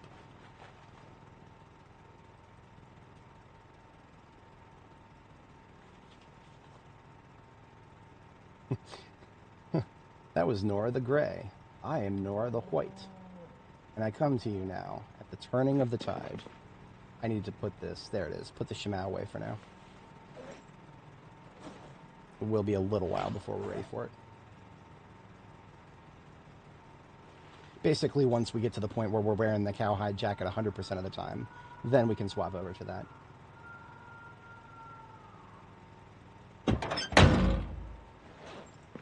Alright, the rest of the food that we made, that is fatty stuff to help us gain weight, is just right here in the fridge. So these stir fries and that venison roast right there, we're taking all that forward with us. Speaking of taking forward with us, I think I'm going to start taking the katana with me. I don't know if I have the appropriate situation for it yet. Because one of the things that was holding me back from using it is I wanted to get the most number of hits out of it before it was at risk of breaking. The most number of hits possible. And in order to do that, we need to be long blade level 10 and maintenance level 10, which we now are. We meet both of those criteria. Our maintenance skill is right here, and our long blade skill is right here. So I'm gonna hold on to it. I'm not gonna leave it here at Jericho anymore. It will go in my combat, my weaponry vehicle here.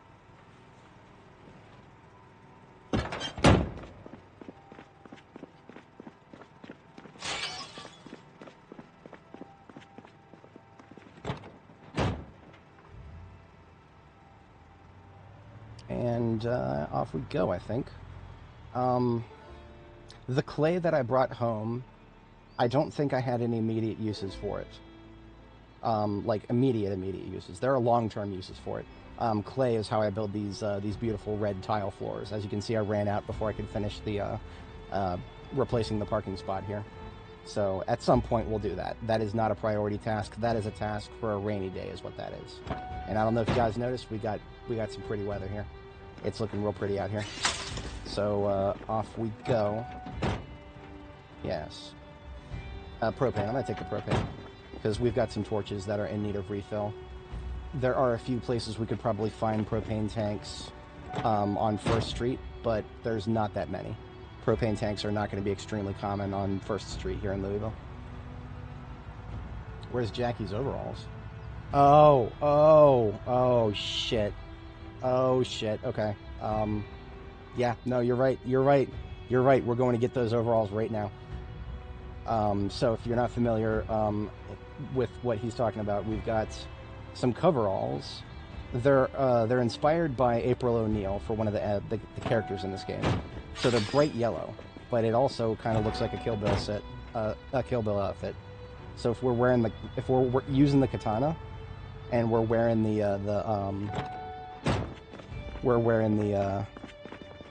coveralls here. Yes. Very yes. Absolutely.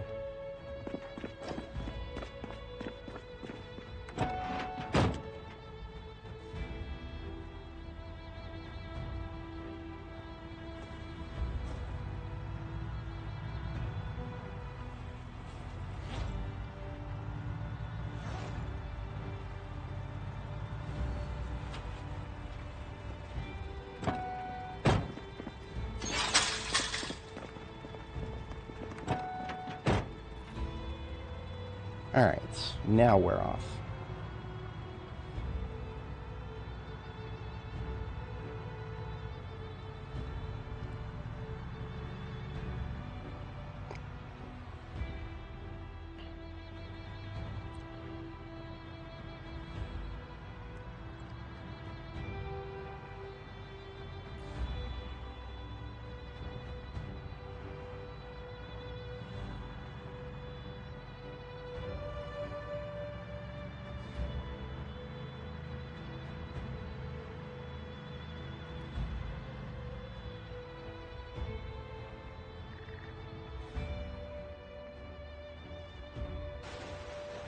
Oh, I shouldn't have hit that.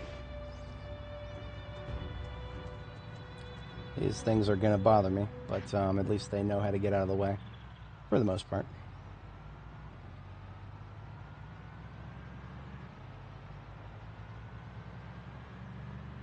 A lot of the corpses that we had to deal with up here are just about done decaying. At least they've gotten to the point where there's no more wristwatch beeping. That's fantastic. Alright, home sweet home. This is where we started the stream today, and this is where we are continuing it from now. We are here in Louisville, and we are right at the cusp of First Street. First Street in Louisville is basically your ticket to the festering heart of the city. As you go down First Street, you're passing by multiple buildings that have anywhere between 1,000 and 2,500 zombies per floor. The next big one, I mean, if the building just north of us, we've only killed the first 2 floors of it. If we go upstairs, we crest the stairs to the next floor. The 3rd floor spawns in, and we have to do it all over again. Yeah, that's going to be interesting. And we haven't even gotten any farther up here towards Liberty. On Liberty Street here, this is where the mega police department is. As soon as you get close to any one of these buildings that are all connected by sky bridges, that's enough to spawn them in. You did the update and your animals are still... Yeah, that's weird. Ours have successfully become male again. I have no idea what could cause that.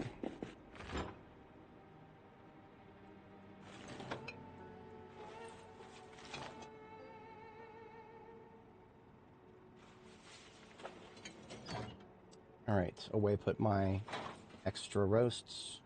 We'll have a bite of this stir fry. Our weight gain is still nice and rapid. I may need to put those 2 roasts into the freezer, because we're already up to 80 kilo. We were at 76 when the stream started. Now we're up to 86 now we're up to 80 kilo, and we want to not put on weight anymore after 85. 85 is the upper threshold. So I'll keep that in mind. For now, I'll leave the cowhide jacket here. I do not expect it to get cold enough for me to need it while we're out there right now.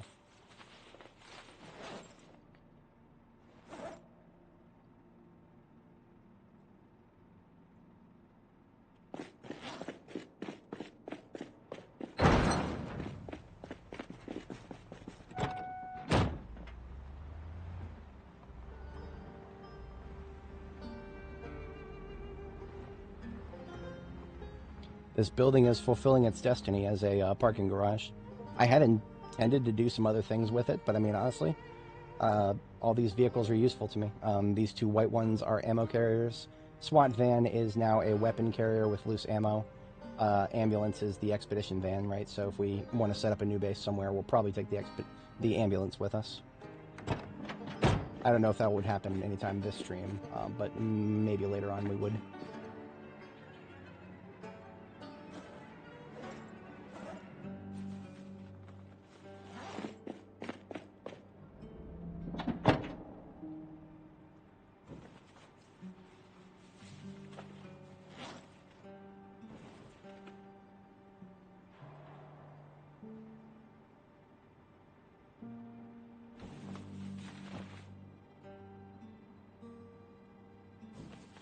Okay, everything else can stay in here for now until we, at some point, we'll have a, we might want to fix up another vehicle.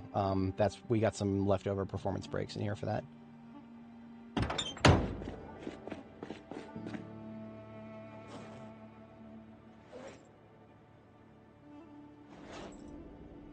Jackie's coveralls and a katana can go in here for now. We'll make copious use of that at a later date.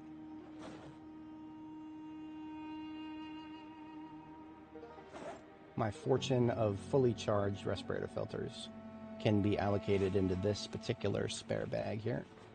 The ones that are not so charged, we've got a home for as well.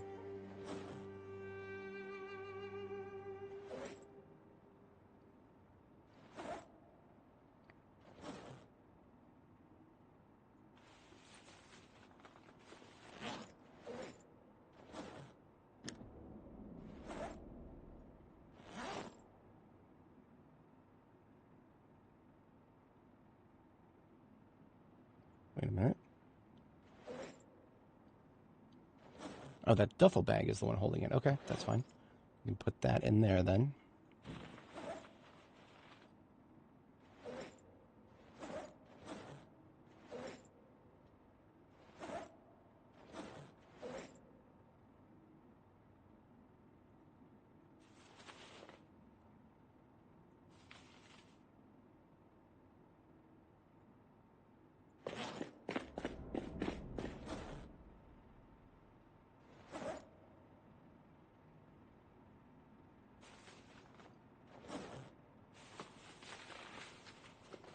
We now have the materials to recharge dozens of filters.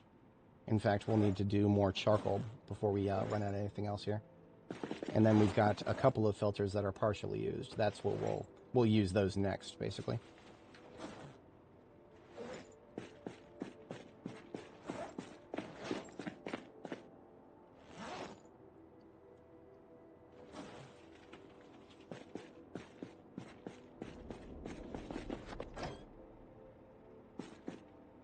So some of this vegetable oil we made, 2 of them can go in local storage. The remaining 10 go into our expedition vehicle like everything else. And that means we're good to go. So we still have half the day ahead of us, thankfully. I didn't take too much time on all this stuff here.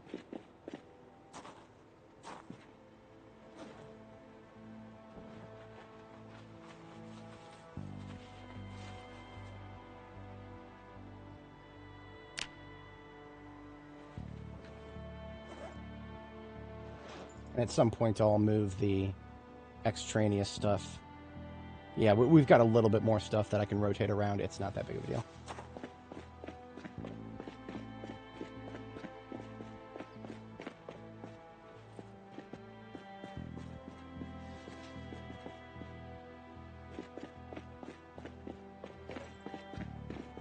Alright, now I am emptying the tools out of my toolkit. We are no longer in need of these.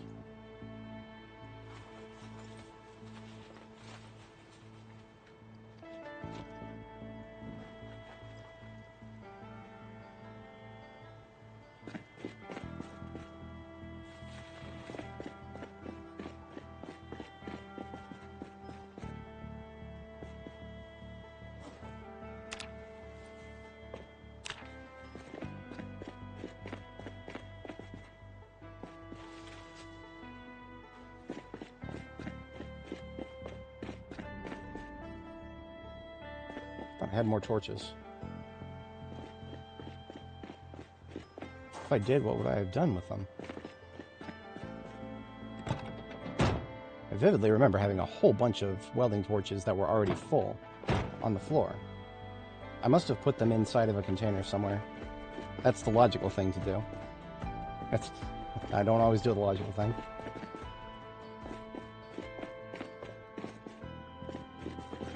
Okay, well, at some point we'll track them down. Can't have gone too far. But if that's the case, since I don't know exactly where they're at, then we'll refill a few of these here. That's one of the reasons we bought this tank with us.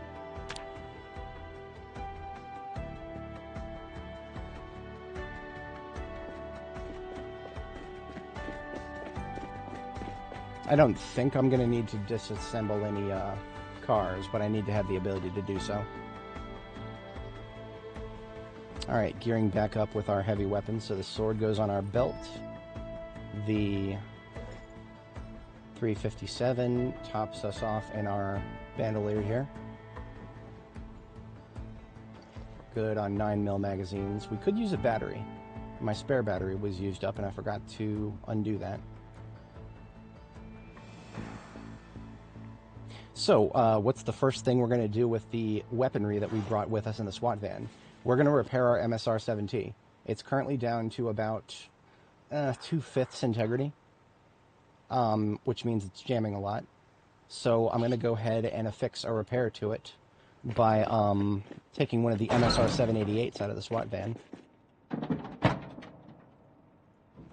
And apparently we can use an MSR-788 to repair a MSR-7T.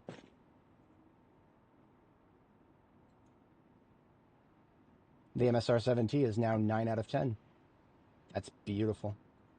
We got ourselves a very good sniper rifle, boys. Now, I gotta be careful overusing the sniper rifle. The sniper rifle is so good that we've blown almost all of the 7.62 on the map. I'm not exaggerating. We don't have that many cartons of it left, and all of the ammo vans that we have in our fleet, I've consolidated all the remaining 7.62, so we know how much we have left, and it's not a lot. That's just what happens when you have 20 bullets to a box, and you make it extremely useful. You kind of tend to go nuts with it. But that's alright. Here's my spare battery. We'll just carry around one set of spare respirator filters. We shouldn't need it immediately.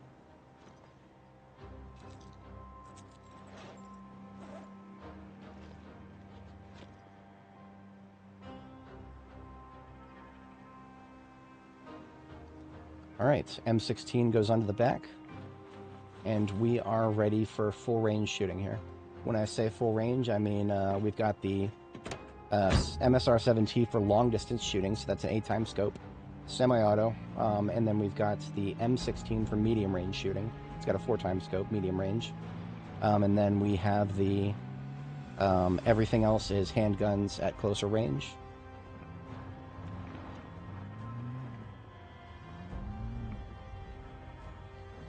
I've got a firefighter axe right here for when we're ready for wood chipper mode.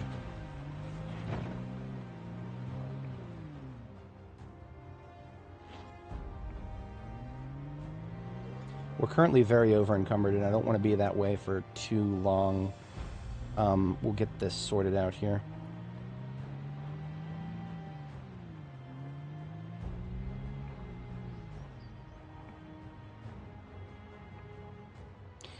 Right, so this road. Fun times on this road.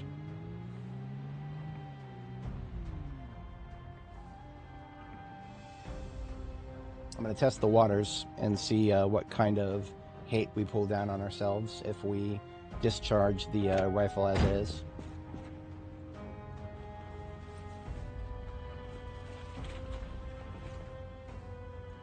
Dropping the rifle and pulling out the M16 leaves me only at stage 1 encumbrance. That's the best I can hope for with this loadout. And that's okay. I don't mind being at stage 2 encumbrance like this, as long as I have a weapon in my hands that I'm primed to drop if I need to switch.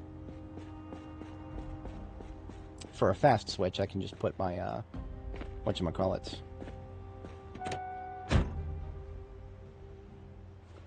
I can swap it on my back, but, yeah, alright, so we'll see. I'm not putting on my heavy armor for now, because I should not be surrounded by zombies. It should be a very straightforward push here. Emphasis on should. I don't know, we're going to find out.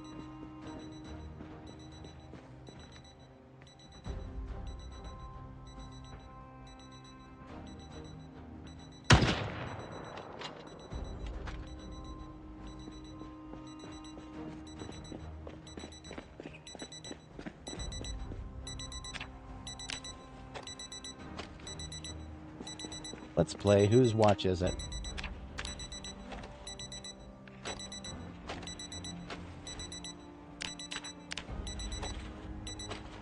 Got it. Imagine having to do that every single time one of the watches go off. I'd rather not, personally.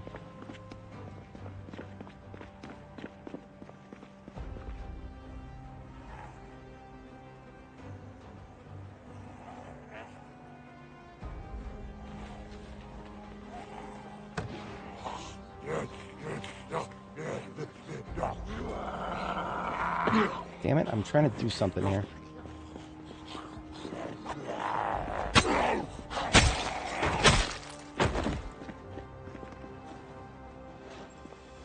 This survivor zombie here trying to loot.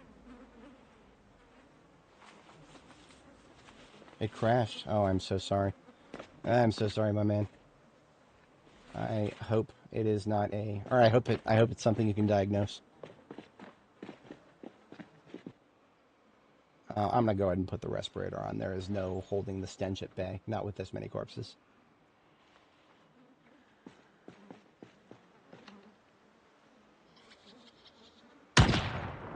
So we're really just testing the waters right now. I'm going to do a few shots.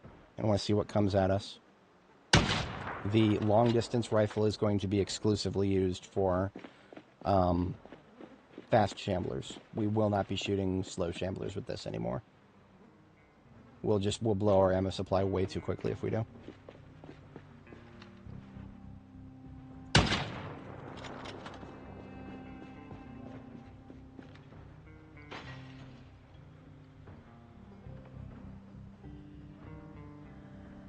Now, we do see somebody inside the building over there, but I still don't think that this building has fully spawned in yet. I think we are seeing somebody who came through the building. If that building right there had spawned in, we would know it. There would be thousands of zombies coming out of it right now.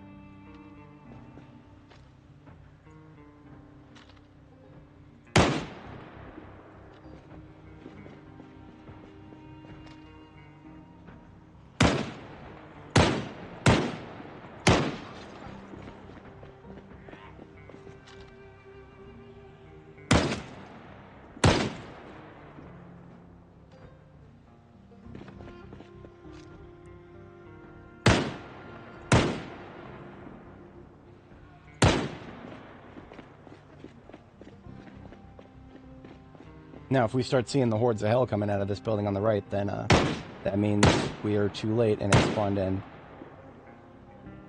I can't rule that out.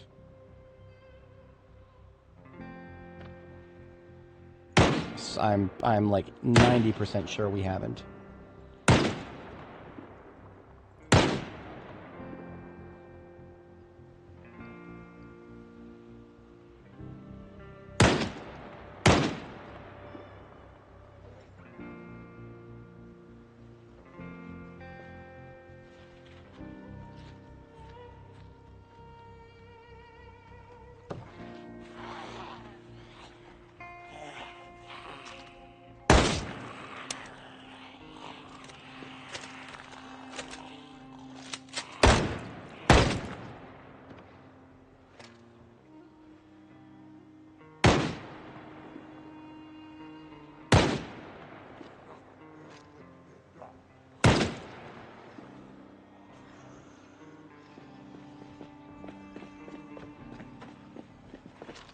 Still getting used to this, but you guys are currently hearing the sound of zombies flipping over something, probably a windowsill, from a very long distance away. That has been whatchamacallit, the sound for a zombie flipping over something has been increased to 70 tiles. So the devs have not finished making it so that certain sounds can be heard from 70 tiles away. I had hoped that they would go back on some of those stupid-ass decisions. We do not need to hear watch beeping from 70 tiles away. I don't need to hear an alarm clock in somebody's dresser drawer from 70 tiles away. They need to fucking ease the fucking brakes on that. But whatever, I'm a little bit salty.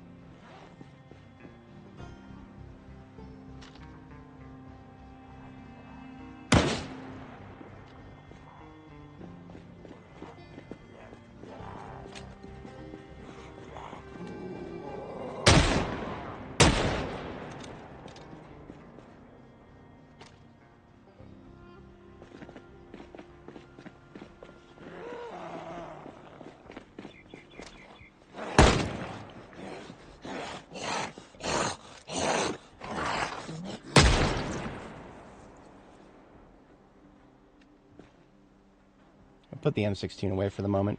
Deal with the slow ones by 357.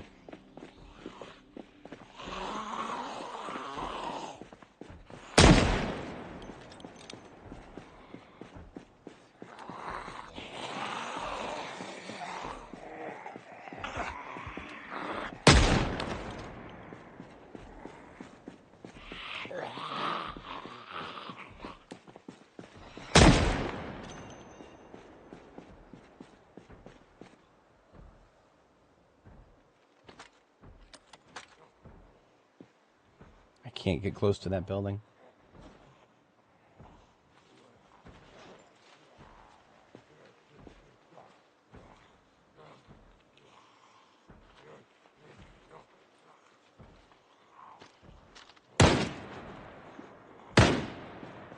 As much as I would rather not use an M16 on a slow shambler, sometimes I just gotta shoot across the street here.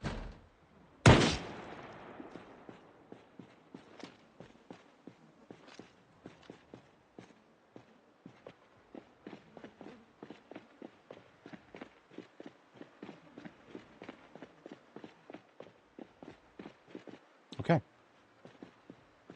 With all that discharge, and we don't see any foot mobiles up here, we have done very good so far.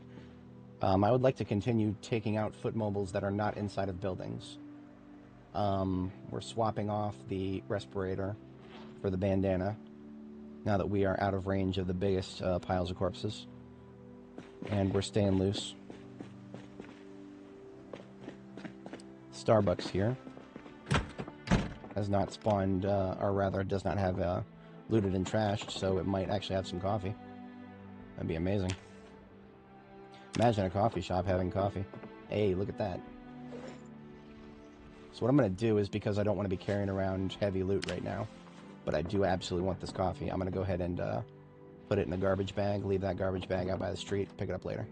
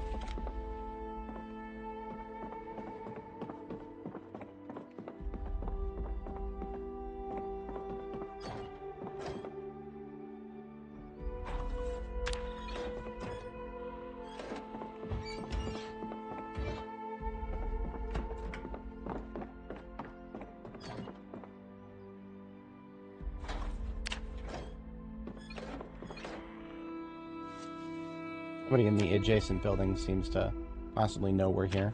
Doesn't sound like they're hitting anything, though. Sounded like aggro noises.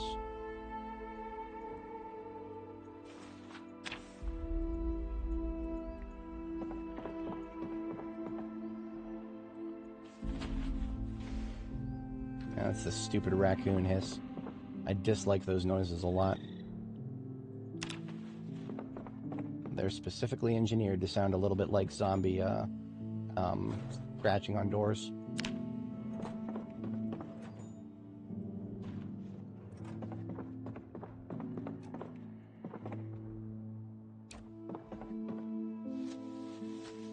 Alright, our loot from this place shall be left on the floor now.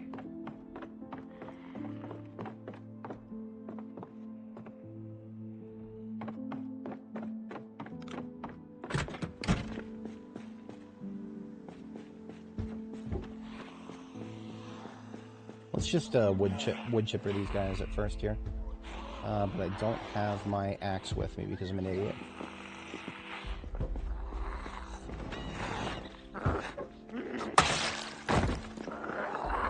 Sweet Sugar Beauty. So this is another beauty salon, so this is more hair dye. Hair dye is amenable to my interests.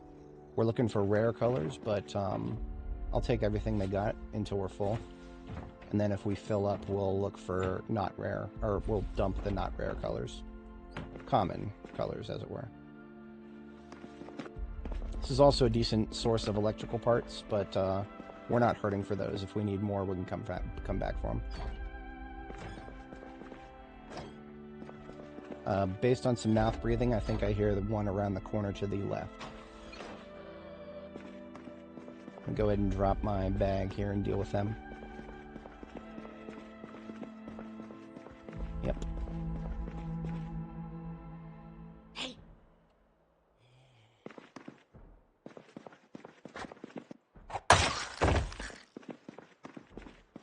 There's definitely some out back. I'm not interested in dealing with them right now. Just gonna grab what I'm here for. The moment I peek out back there, we could have like half a dozen of them lock onto us immediately, because I can almost guarantee you this parking lot's gonna have a few.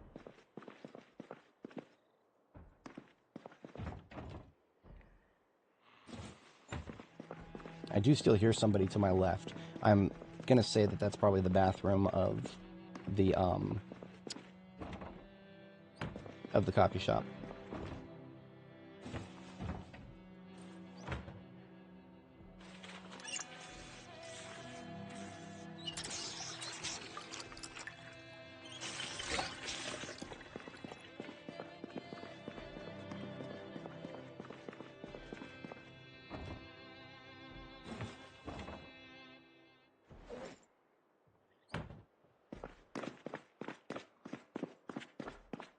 I know I just said some shit about rare and not rare colors, but I mean, I've got plenty of garbage bags.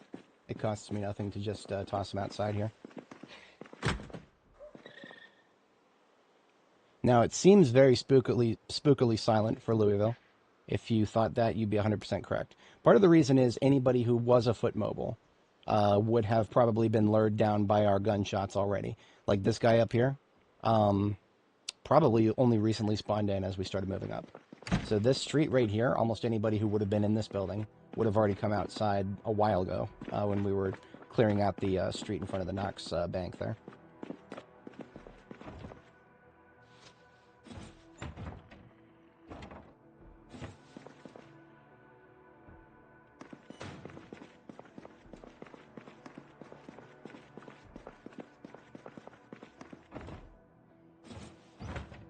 A lot of hair dye.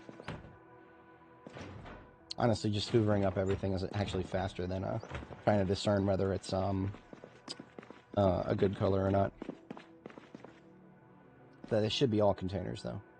Yeah, there's no even if there is like a back room, like a storeroom, it's usually only going to be janitor supplies. We don't usually find like stuff that's specific to the salon or whatever building it is. Janitor closets basically only have janitor stuff in them. I'm going to drop the plainest brown in here and take another one of these low tables, because I like these. You don't see them very often. So just 2 garbage bags loot for this place for now.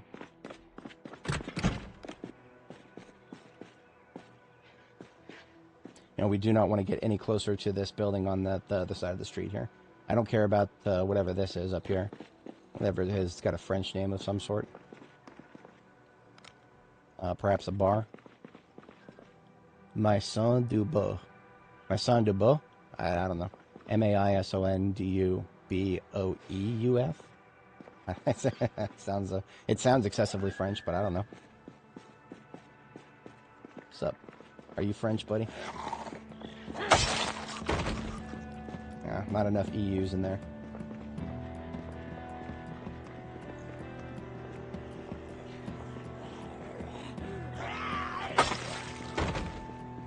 So, City Hall, coming up here. And yes, you can steal the statues. I'm not going to. That would require, statues require you to be able to pick up something that weighs 40. We can't, and that would be a lot of work, so no.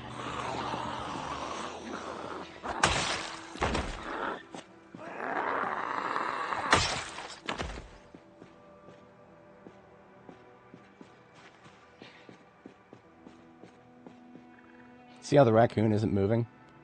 That means it's not detecting any zombies up here. Yet.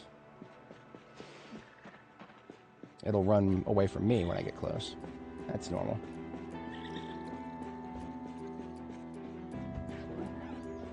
Looks like City Hall does have people in it in this universe. When I came here on Annie, City Hall had nobody in it.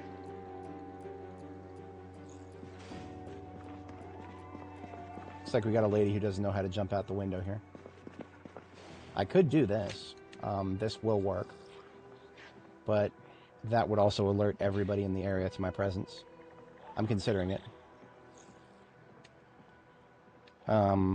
In theory, the building across the street here hasn't spawned in yet, so we should not see a tidal wave of zombies coming from that.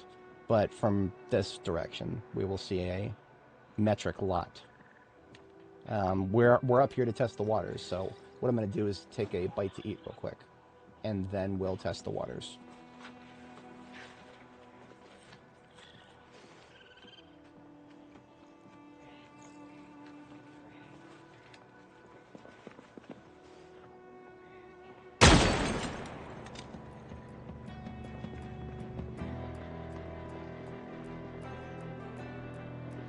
So because we saw one in City Hall, that already tells me that there's probably going to be a fair few. The fact that Annie found it completely empty, that was probably a fluke. Yeah, we just had door breakage right there. And then now we've got multiple from the south. I don't even know exactly where, if they didn't come in from this building. And I don't really care.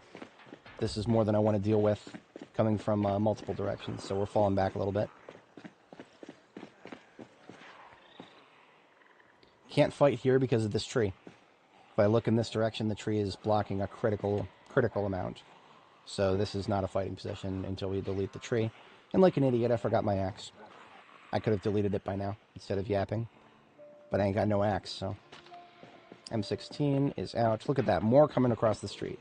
That is what we're here to test, the waters. To see if, just how many people are coming from the direction of that building that shouldn't have spawned in yet.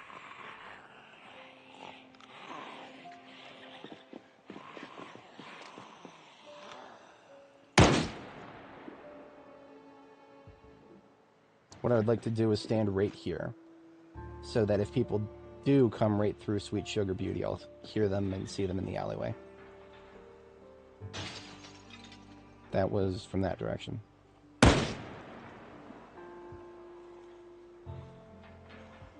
Okay, good to know. Like I said, we're here to test the waters. M16 is a quite loud gun. Not as loud as a shotgun, but loud. I don't know how I feel about the new sound radiuses for flipping over fences and whatnot. Oh, hello. It's useful. It really is. It's gonna probably take some adjustment.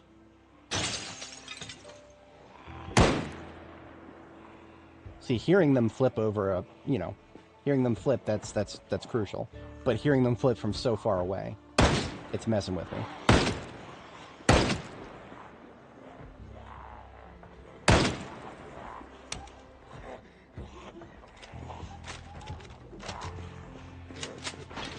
Alright, respirator going on, because we're back in the stink zone here.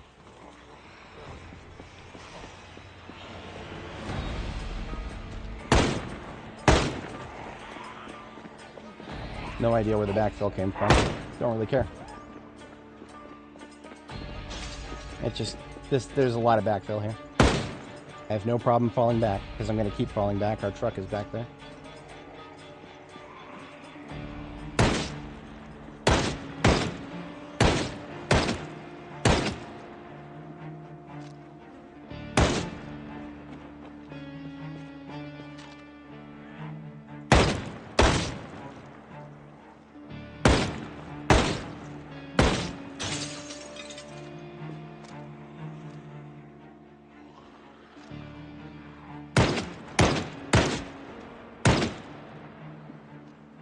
Now, basically, all we should be dealing with, if my calculations are correct, these should just be outdoor foot mobiles. We should not have spilled any buildings by what we just did, the little trip down the road there. I do not count the really small ones that we went in there and looted. Those don't even count as Louisville buildings.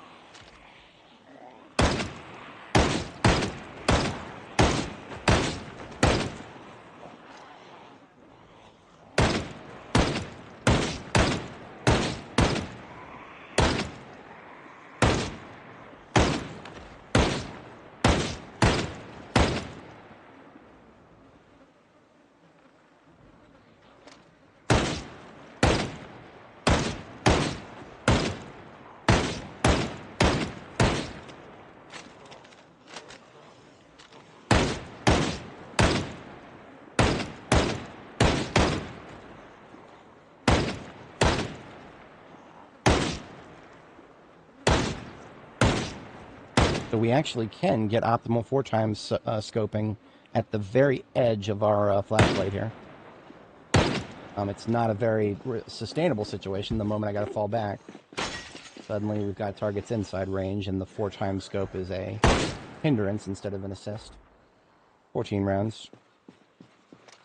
Somebody's slapping behind me, but they've been there this whole time.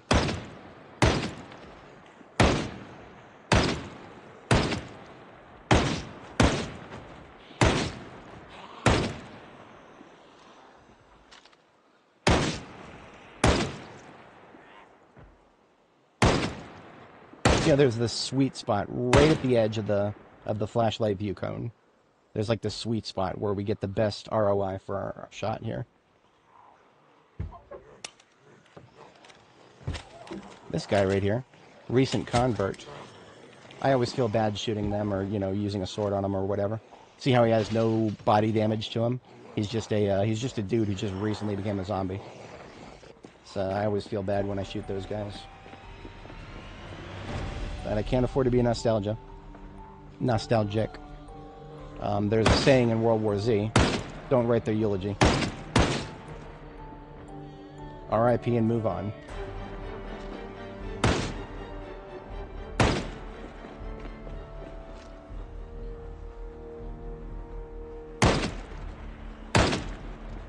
So we got the back line of slow ones that have finally arrived here. I'll start swapping calibers now.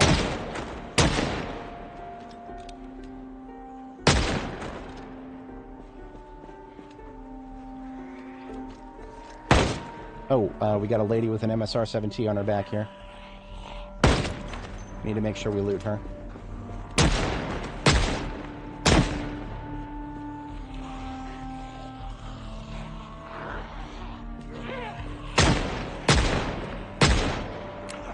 Fuck off.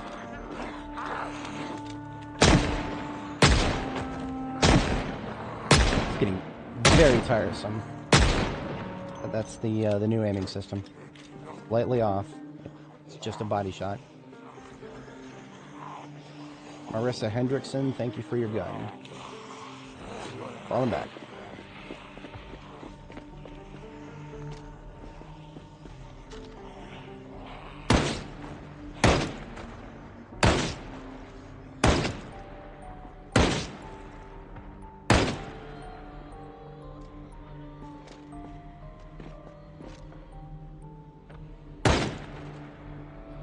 See, I don't know if y'all heard that. Somebody flipped through a window up here.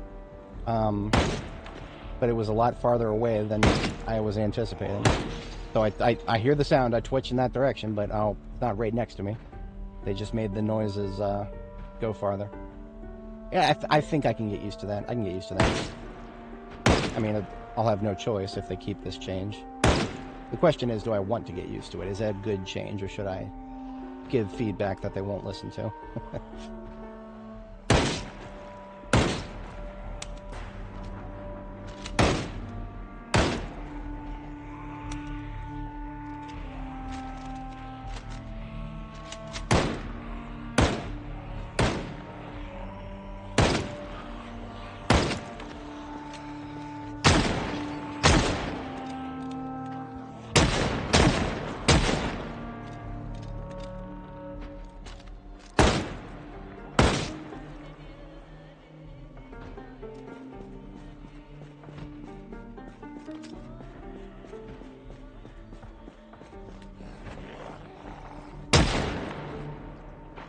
I really am trying to leave an opening between the street here.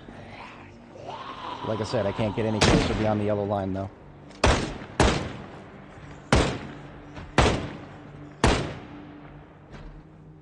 They just keep coming through this grocery store here.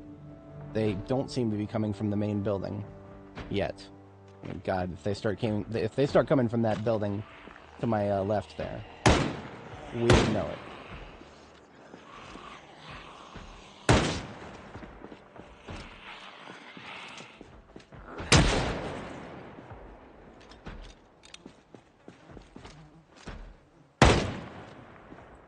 Okay, I think that's it for tonight, 21:30.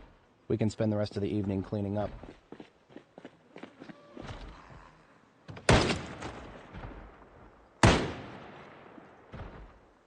It's officially getting pretty cold.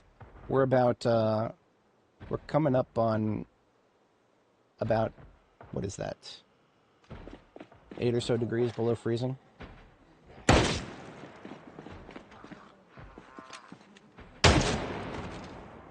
Alright, falling back. The only loot in the area that I have the ability to grab immediately would be this Survivor Zombies bag that we set aside earlier.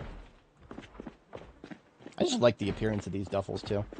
Bright red and blue.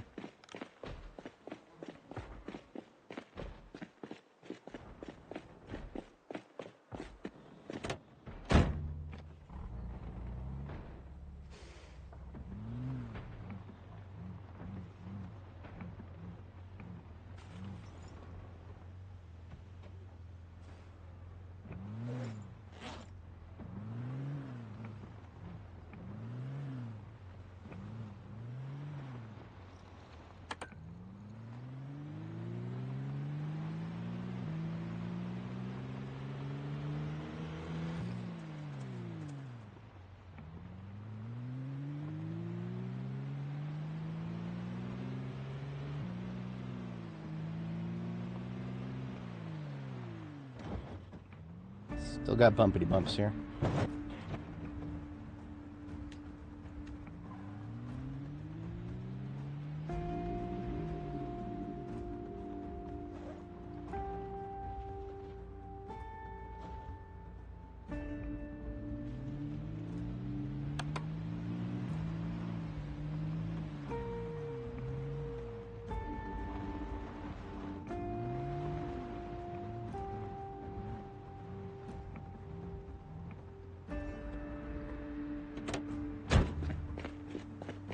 What are we up to now? What's the mission? We are back to Louisville. We've sorted out all of the logistics that we were doing earlier.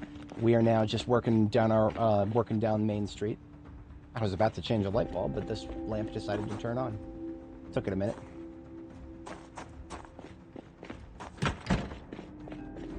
Currently just decompressing after a combat op there. Let's take some of this stuff that's dirty, bloody, and toss it into the wash.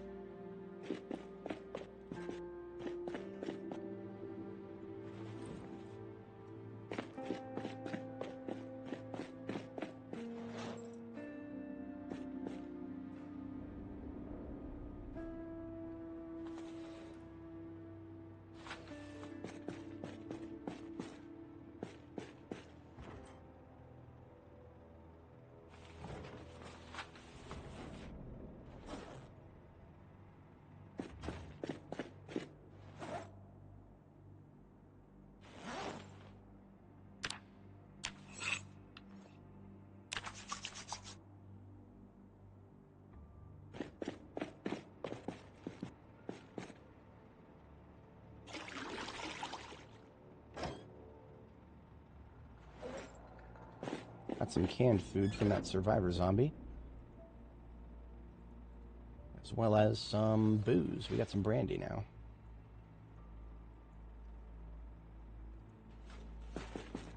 Now we are MSR 788 from the survivor zombie. That is going to be our next repair for a rifle that we need. Put that in here in the SWAT.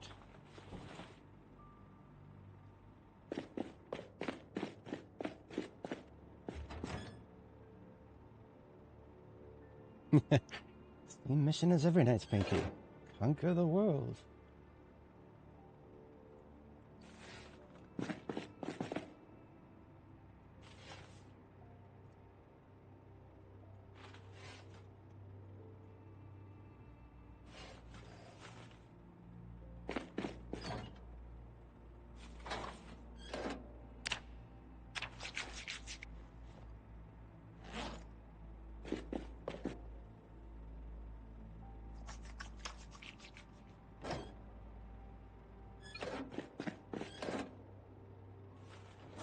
Alright, this duffel bag is now free for use. We will find a home for it. It's definitely one of the prettier ones in our collection. Got a little bit of loose ammo. The 556 has a new home. Specifically, the loose ammo van is right here. So we no longer need to be putting that in the expedition vehicle. We have a special vehicle just for that. Loose ammo and or weaponry.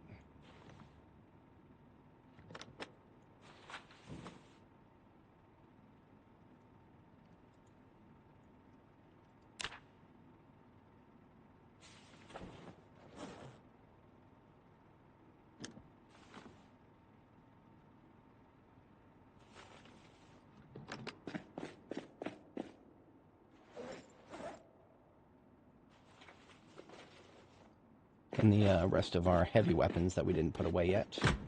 Put that away for now. We're not going to be fighting overnight. We do have some other tasks to handle overnight, and then tomorrow morning heavy combat resumes, assuming the weather is good. Possibly a bold assumption. We'll see how that plays out. Weather is easy to take for granted while it's good, and then suddenly you've got rain for 5 days in a row.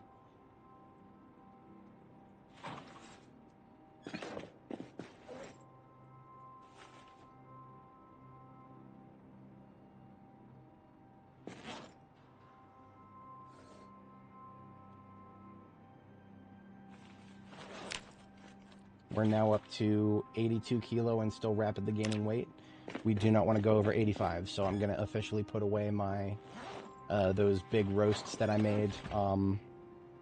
They are now going in the freezer, because if I continue eating these roasts, these are really chunky roasts. We will go way over the weight limit, and we will be fat, and combat will be less effective. We'll go out of breath faster. Don't get fat; it's not good for you.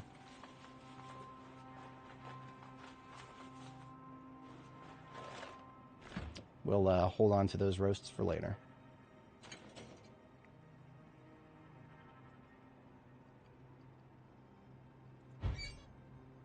We should be doing this after we catch a sleep, because we are now a little bit past our bedtime.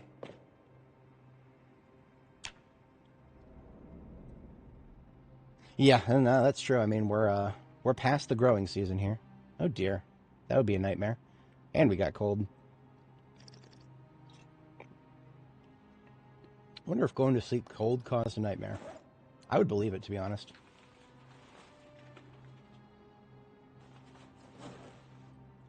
Alright, we switched to the cowhide jacket. We are now much warmer. We'll read a book or something and try that sleep thing one more time.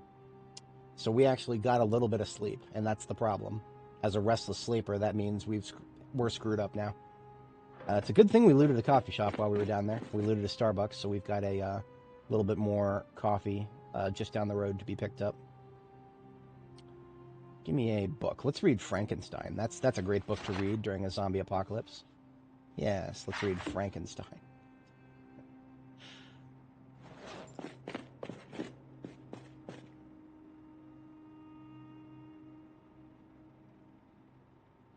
Trying that sleep thing one more time here, and then what we're going to do is we're going to wait until like 6 a.m. or maybe like 7 a.m. We'll wait till 7 a.m. to try to sleep again, and if we can't, it'll be coffee instead.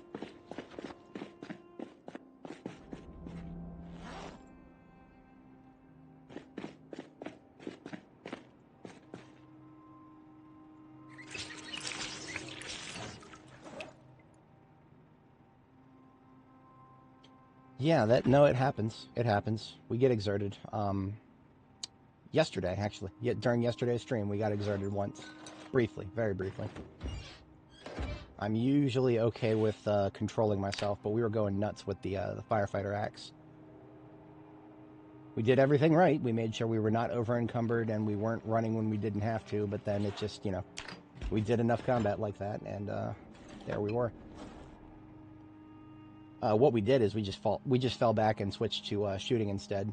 Shooting gave us the time we needed to recover our stamina. So what we're doing for food today, since we had to put our chunky roasts away, is we're just going to do salads with a touch of kale, 2 kale and 2 rabbit. Or no, okay, 2 kale, 1 rabbit each. Because rabbit is actually somewhat calorie dense. That's surprisingly enough.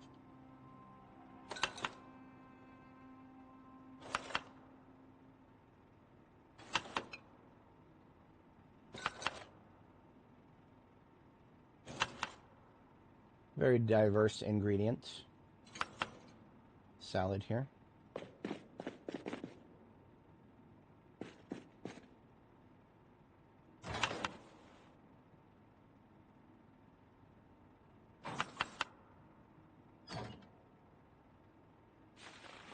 All right, so as long as we're active for, during the day today, we will have no problems. We'll have no problems keeping up with our weight regimen here. Go ahead and make a coffee.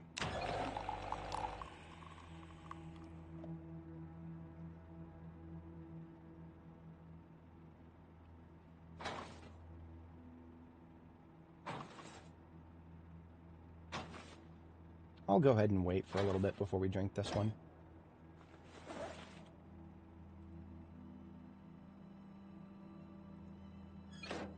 Alright, off we go.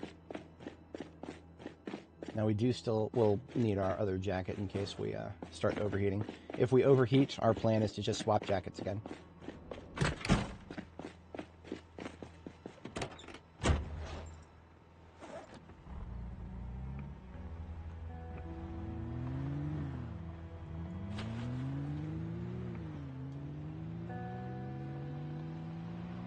As soon as the skeletons up here finish decomposing, then we'll probably take another bite out of this building. We'll go upstairs and spawn in the upper floors, and then pull them all outside and deal with them all out here. But I'm going to wait until the skeletons go away so that I don't have to waste all my respirator filters or get sick all the time just to set up our defenses again. I'm not doing that. Get a fresh start at that building.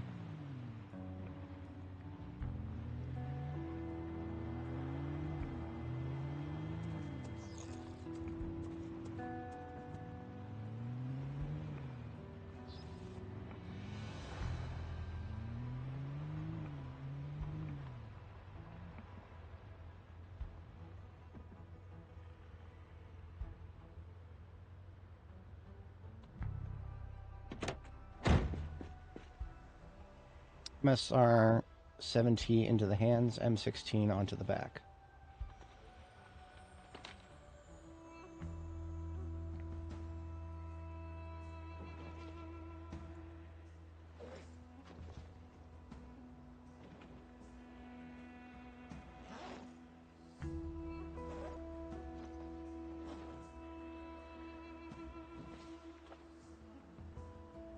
And a little bit of everything goes with us.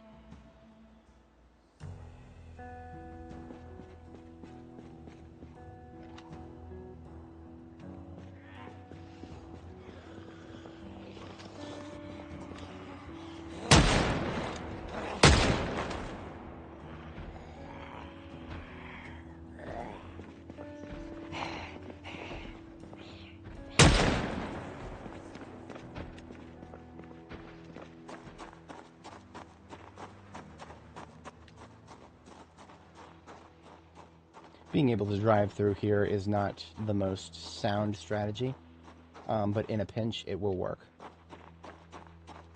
It is 2 tiles wide, so if you're very careful about your entry, you can get through. That's going to take a long time for that door to break.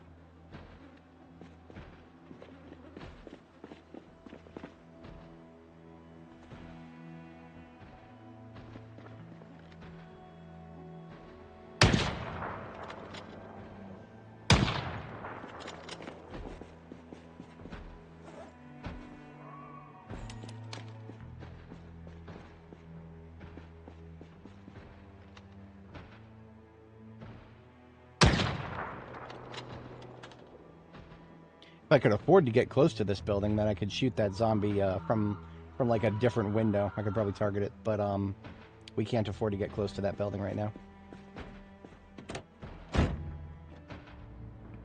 I'm going to divert slightly. See if I can't maybe figure out exactly where those guys keep coming from. That building shouldn't have spawned in yet, so if we go around here...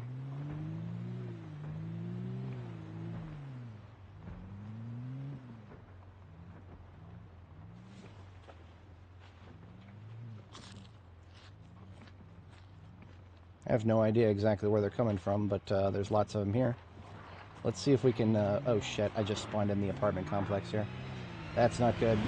That's not in my primary line of fire. Zeds flows through you. Wow, look at this. That's a lot of pretty, heavy-duty parts right there. Yeah, don't look at him. Don't look at him. You've got shit to do.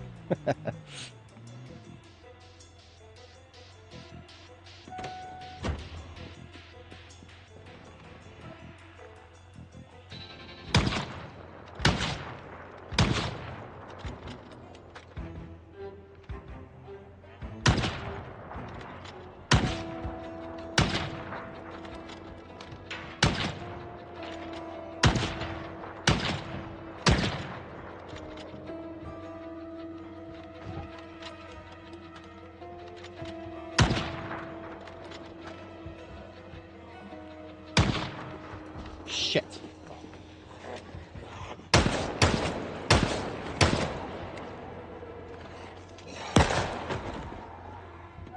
Should have realized that they would break through that. Right, okay. No worries there, just fucked up a little bit, that's all. Just a little bit. I don't actually know if we spawned in Triple N yet. That's probably the biggest part about this right now. I don't know if we spawned in Triple N. If we did, then we've got a pretty big fight on our hands, but if we didn't, then I think we're fine.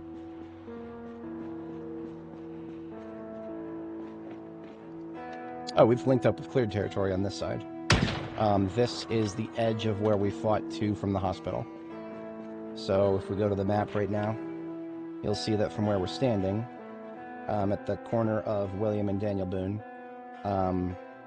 basically this road right here, William Street, from the hospital, which is the pink one here, this road is more or less clear. The only reason I haven't marked it clear yet is because it doesn't get marked clear until I can, you know, reasonably assure that I've been on both sides of it. And because of this blank area here, I can't make that assurance. So until we go down William Street and then venture a little bit into this it's like a mini park sort of area. That's what it is. So this is Triple N right here is what this is. Interesting. Okay. Like in the back of my head, I knew where it was, but like every time I look at the map, they all look the same to me.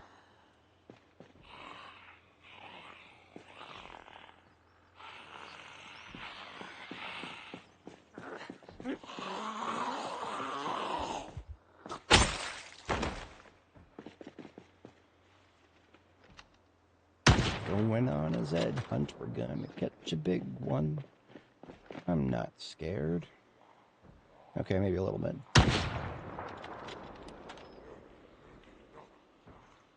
Remember, we are not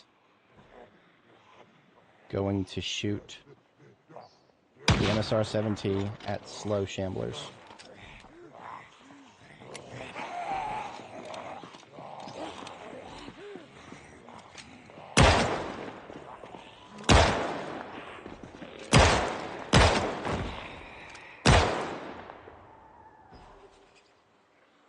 Two shots on the 9mm.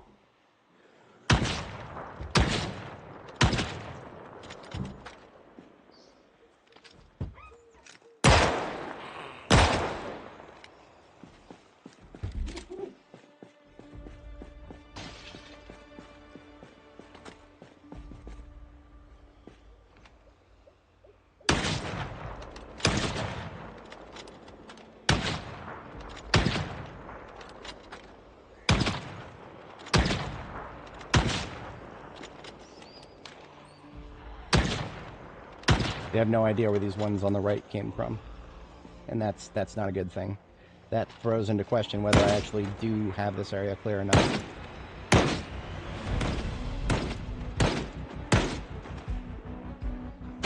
Fuck you. It's way louder than it should have been.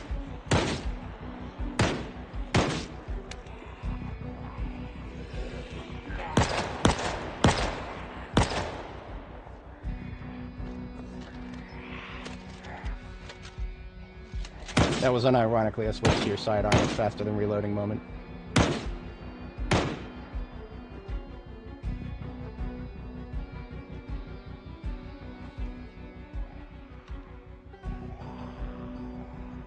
There's no more fast ones here. Okay.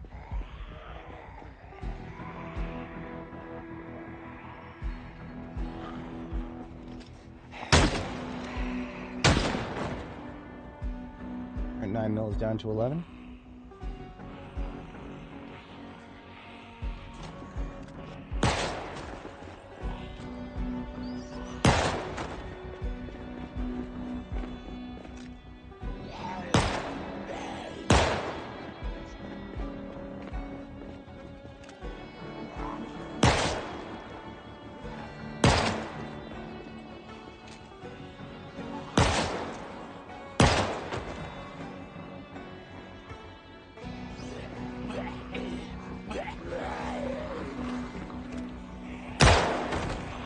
Yeah, not yet.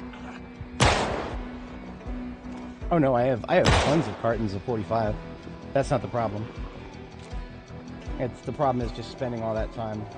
Next time I get stuck inside due to the weather. Absolutely. That actually does sound like a good idea. I know I've got the trapper carbines somewhere. They're probably at Jericho. The special ones, the trapper carbines with the impossible attachments.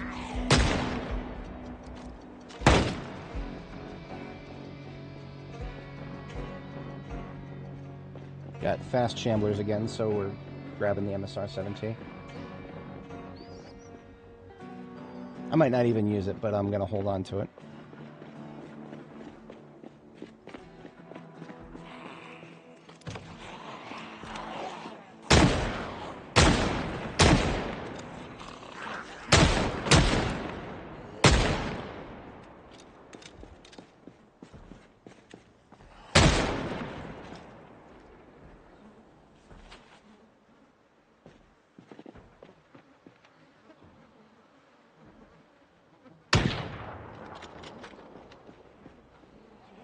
Spreading out.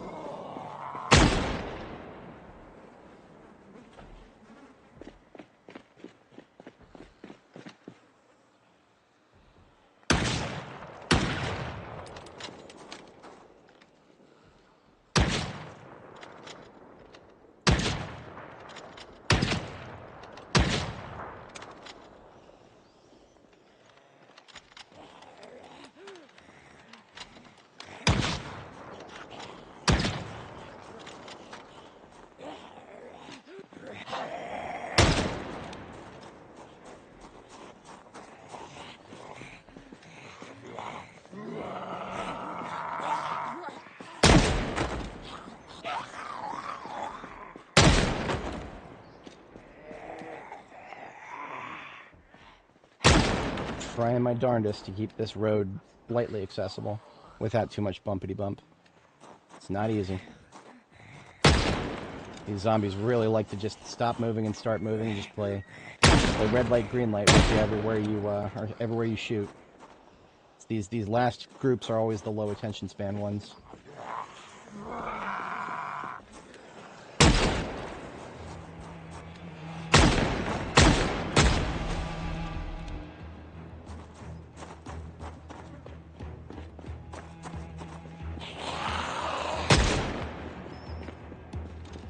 Ammo check for 357. We could use another box.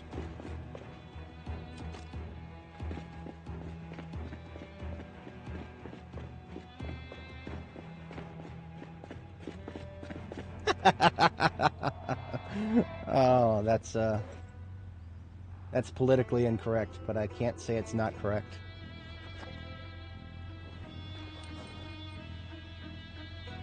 I can say that from personal experience.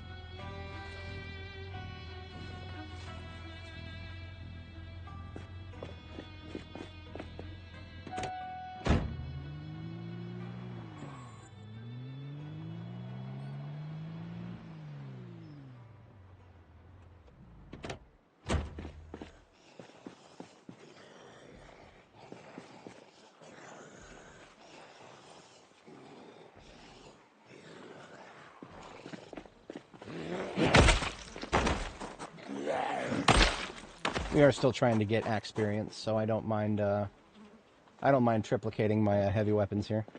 Well, we've got to be smart about it. We got to drop things when we're not using them.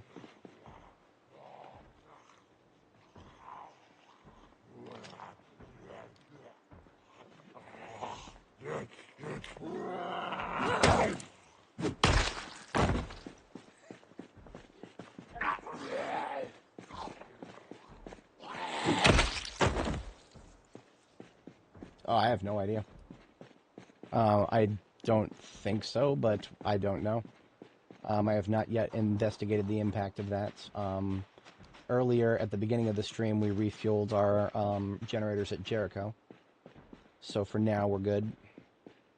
But now that means that we have a baseline for fuel consumption. By the end of the stream, we could take another look at Jericho and see what the consumption rate looks like.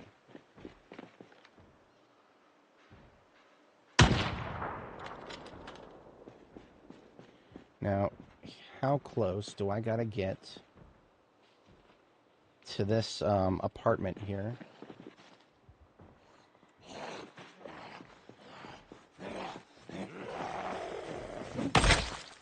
In order to actually see. That's pretty damn close, isn't it?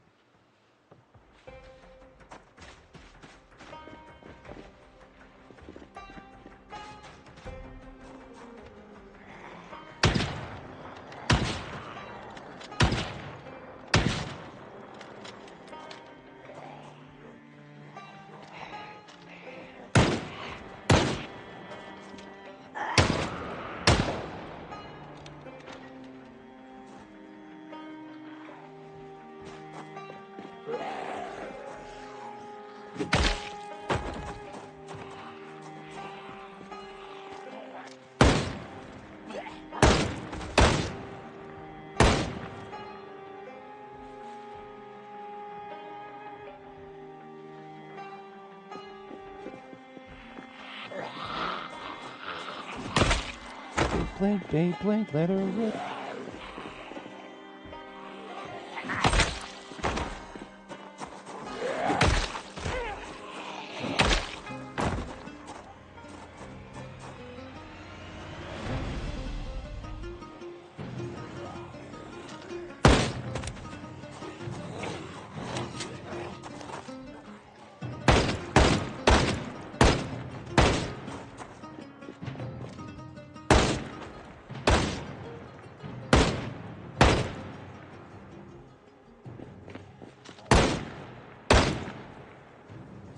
I'm coping a little bit, but we still got a drivable path here.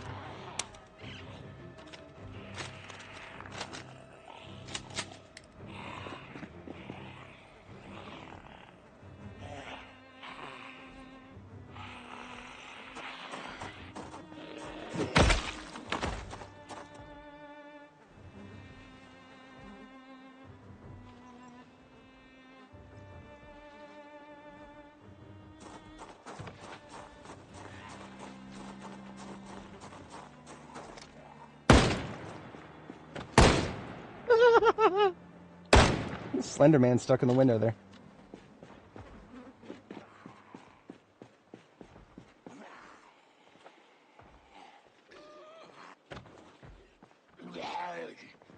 Okay, you know what? I think I do like the fact that we can hear the fence flips from that far away. I still need to get used to it, but I'm liking it more and more now. Because I was able to hear that very clearly when in the past that would have been a bit of a muffled one.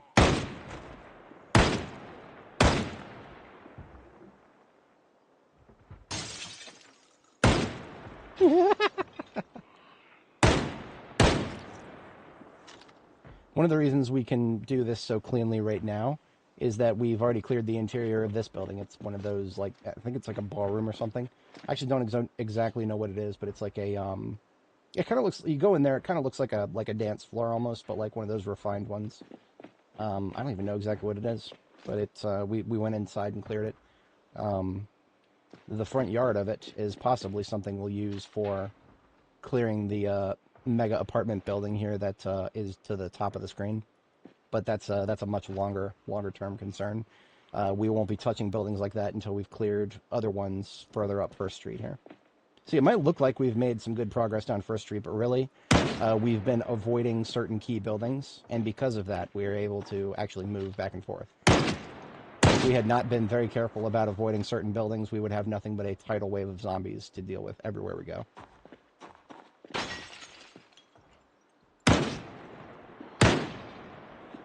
I just shot her out of existence. She just vanished.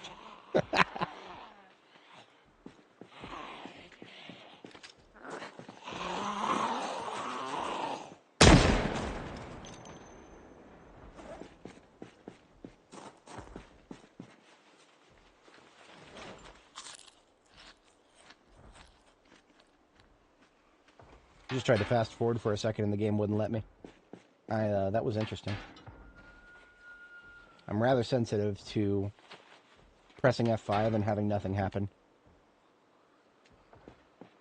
Because usually that means there's a zombie too close to you to fast forward. If a zombie's within 3 tiles, the game won't let you fast forward. But there's nobody within 3 tiles, so I don't know what happened there.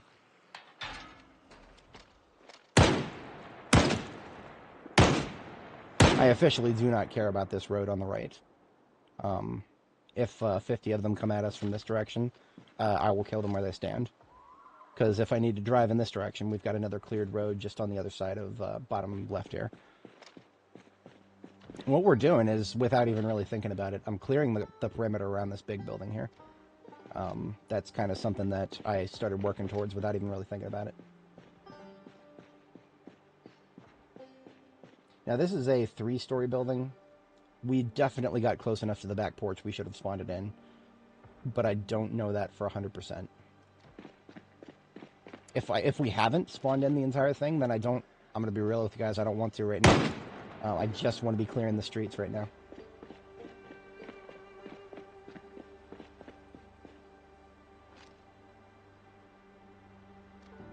We left our truck a little ways back, so let's go pick it up. Ah, there she is.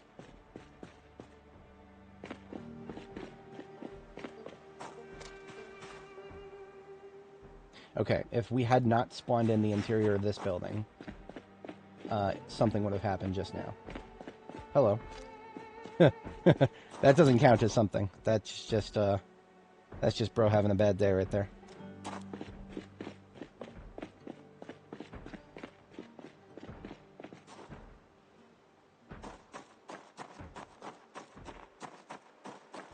MSR-7T and axe are in my backpack.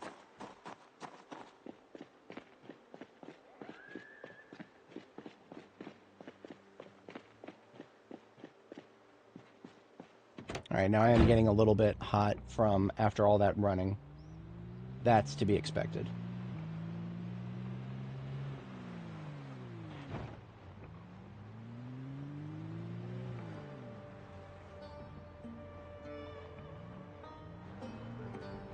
We're staying definitively on this side of the yellow line.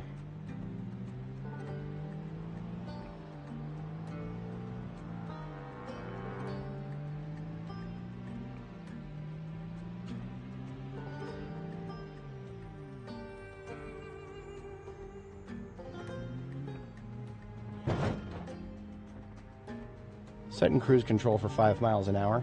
I think that might actually eliminate the chances of us taking damage by running over corpses. So I think we can actually do this without taking damage. You notice we don't hear any bumpity bump sounds.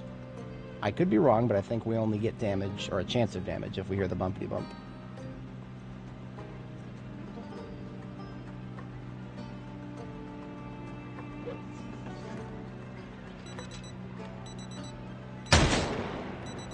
That's right, I just did a drive-by on a zombie.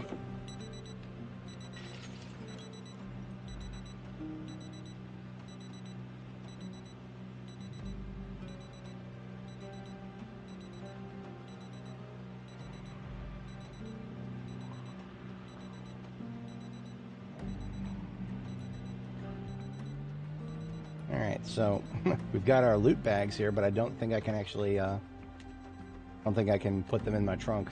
We don't have a lot of room in this vehicle. So we're actually not in a place where we can pick up loot right now.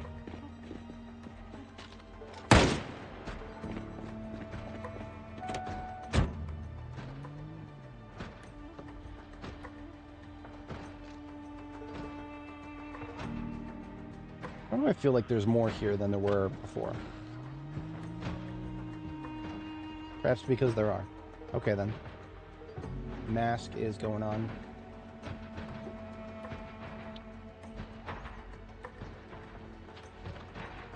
I'm hearing so much activity to the right that I'm starting to think that we've got... that building might have spawned in. Yeah, we're hearing way too much activity to the right. So that building, I don't know exactly what it is. And worst, I don't know if it's connected to that red brick one right there.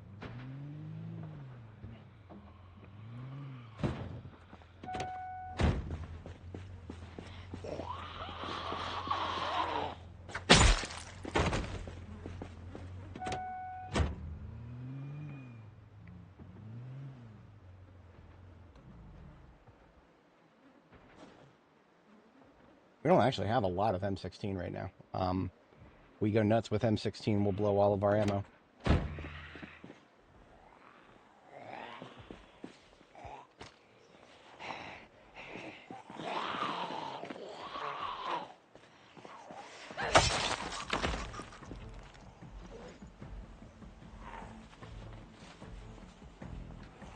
Yeah, I hear you coming. Alright, let's go.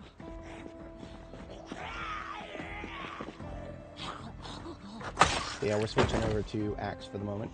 Because I think, even though it sounded really intimidating for a second there, on my 6.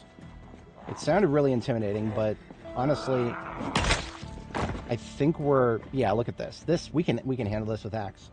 So we're not gonna keep shooting because of ammo concerns in the immediate moment here.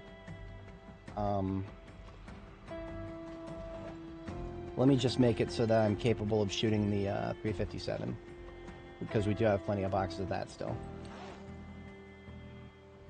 So we're overloaded a little bit on 357. And that's perfectly fine. We got the axe for everybody else. Filters just died. We are ready for that. We pulled filters out. We put the new ones in. Got many new ones to choose from now.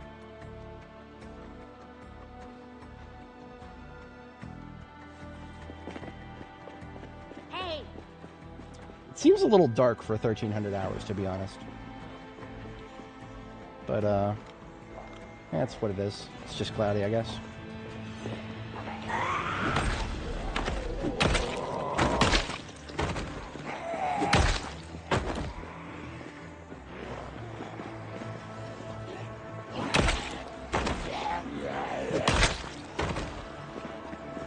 Beyblade, let her rip.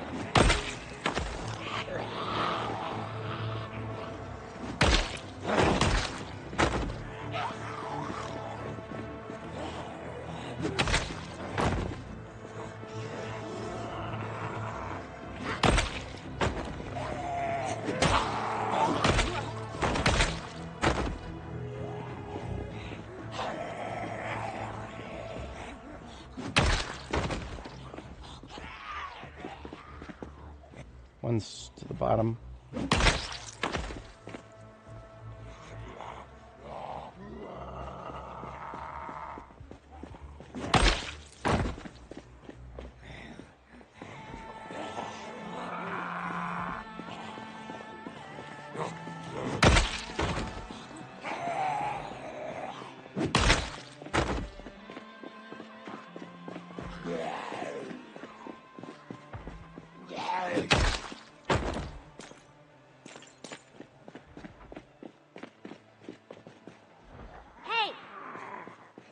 Guy's got an umbrella stuck in him up there.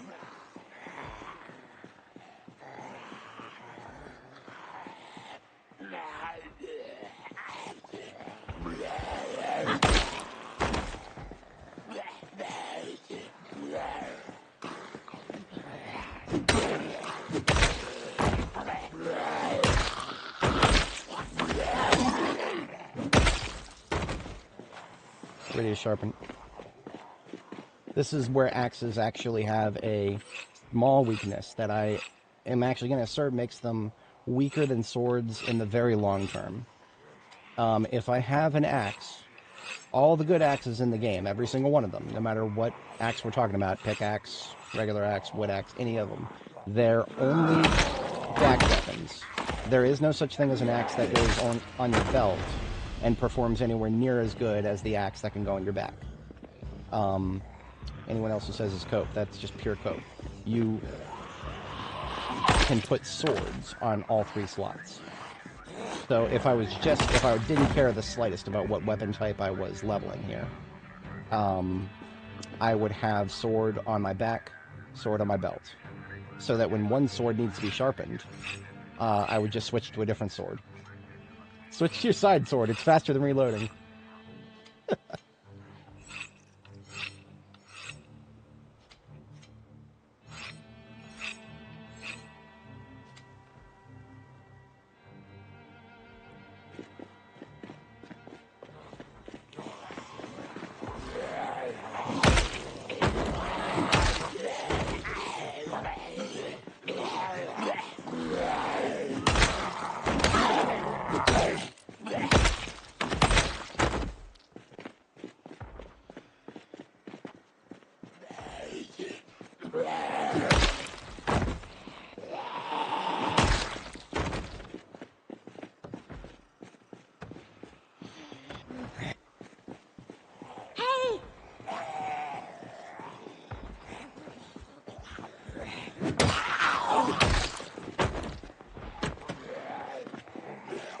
Don't need somebody getting stuck in the door right now.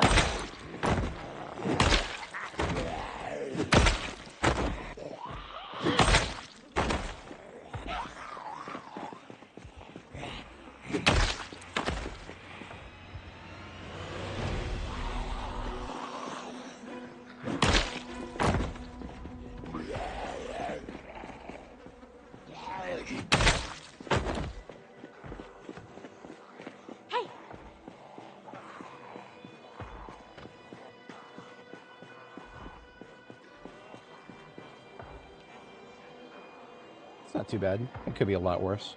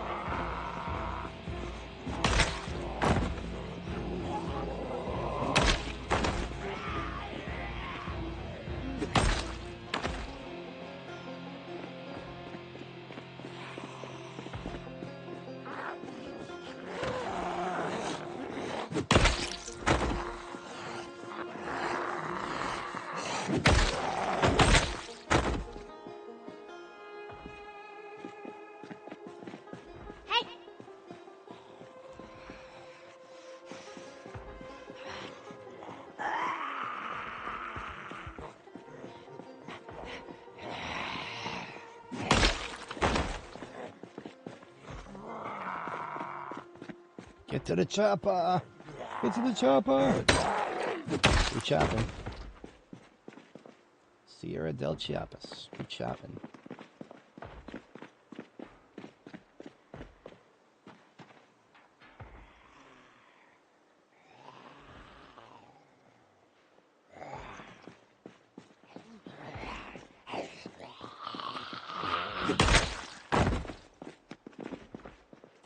I don't trust this very well. And if I get back there, that will be lots, metric lots of people coming out of the police department building, which I do not want right now.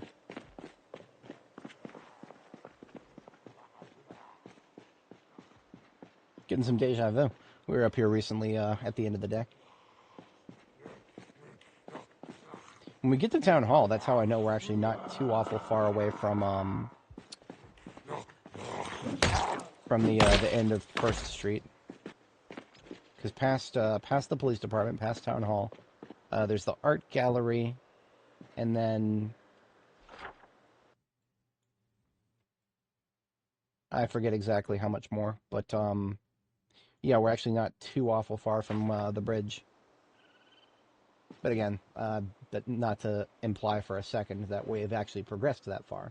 I'm just saying that that's how far we've pushed the zombies that spawn out in the street. Because that's currently the goal, right? I want to kill as many zombies from the street as possible so that we can take these buildings one by one. At least the large ones. The small ones I don't care about. We'll spawn them in and deal with them as... I might as well just leave, consider them as part of the street. You get into a street fight. The street always wins.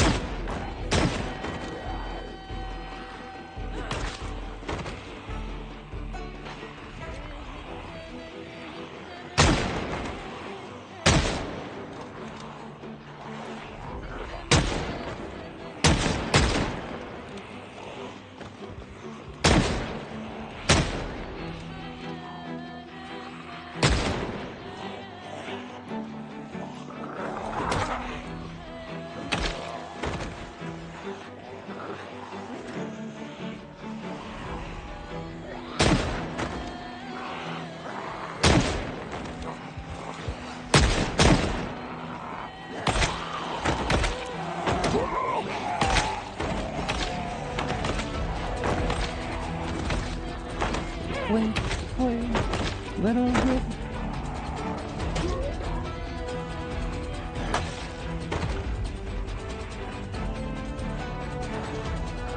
I just wanted to turn around there, but you know.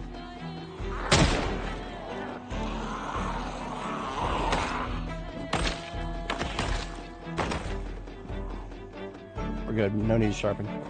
Brain meat was telling me sharpen, but I'm hitting R. Ain't nothing happened.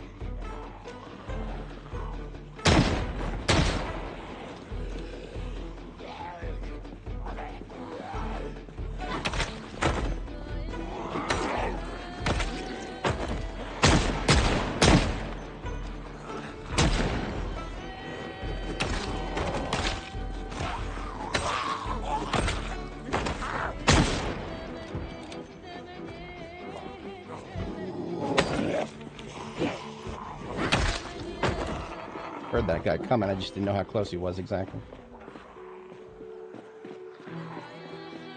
More behind me than I thought.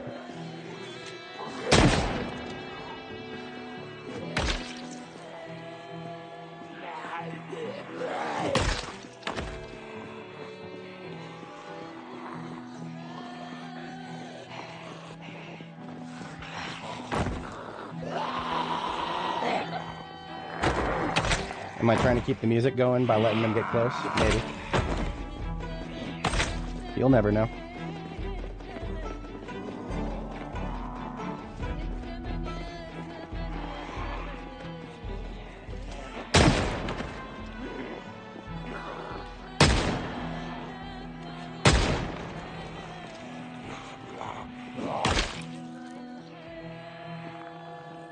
Oh, absolutely, yeah. I would do more pickaxes if it wasn't for the fact that, I mean, the firefighter axe is better. You'll never catch me saying it's not. It's just the question of whether there was like that sweet spot of, I could accept the lower swing speed for the trade-off of never having to sharpen it. That was a, oh, hello. Oh, shit, okay. What could they come from? Thought we had handled, foot mobiles that were not from the building. But, okay. We did not spawn in that building there. Fuck, we did not. There's more people must be coming through it. If we spawned in that building down there, the entire screen would be full right now.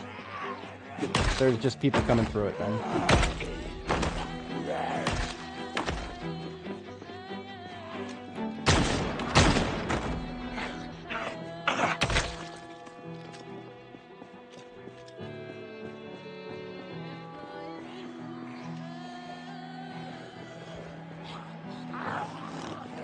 Look Yeah, okay, something's going on down here. I swear we didn't spawn in this building yet.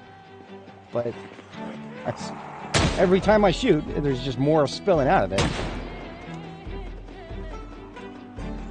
Dani the...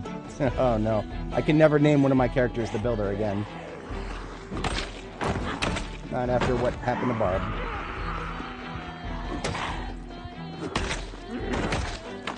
Yeah, okay, here we go.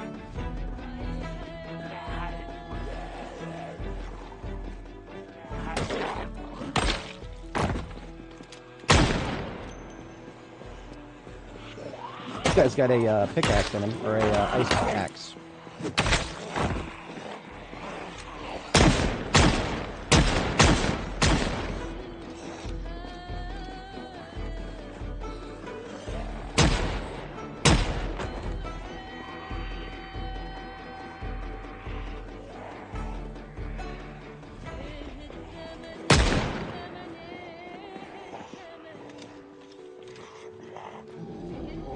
I've violated one of my biggest rules.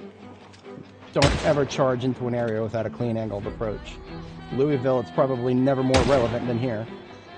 But yeah, there's nothing clean about it, this angle of approach, where we should not be standing our ground at any point, is the point that I'm getting at here.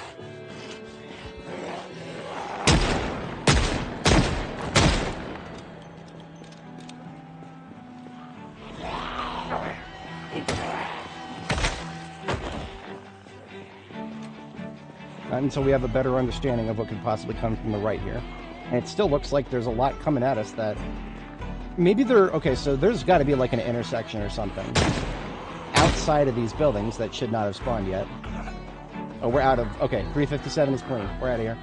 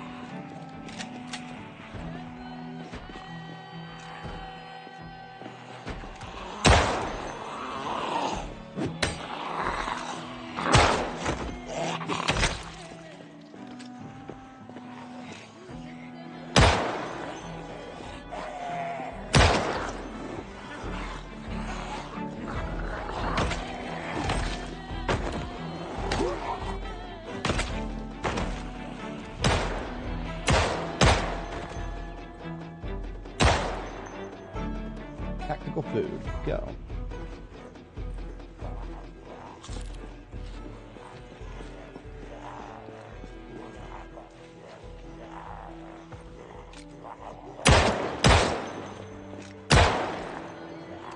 Switch to your super side. It's faster than reloading.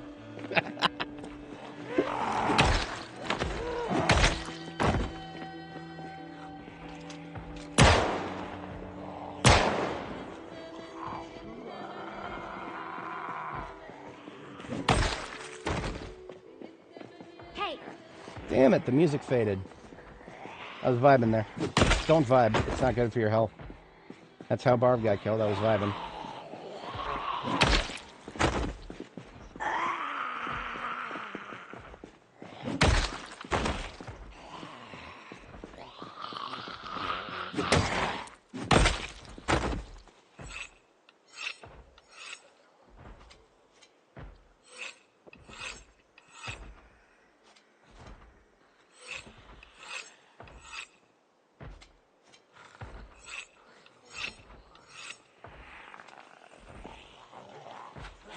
I appreciate that they've taken their time.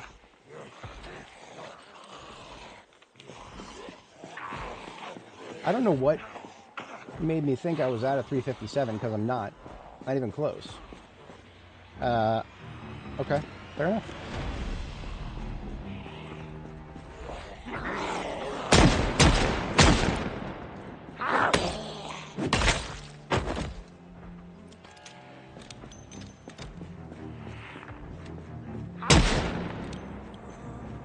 There's the fatigue at 1800 hours.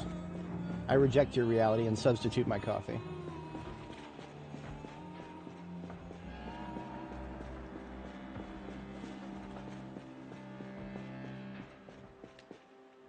Hey!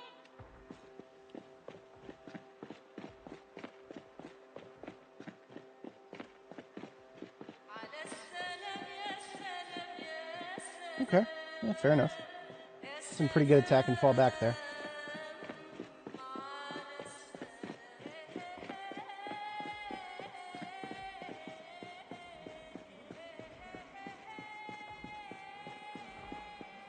Nine mil is currently sitting pretty at empty.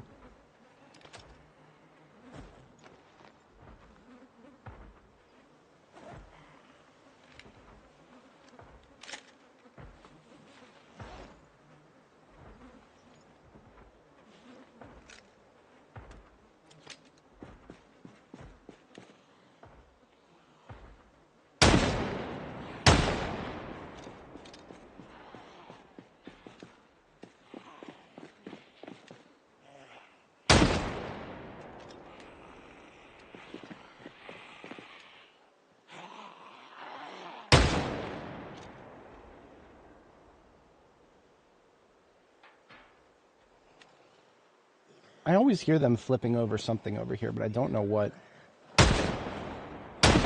Got to be some sort of fence or something.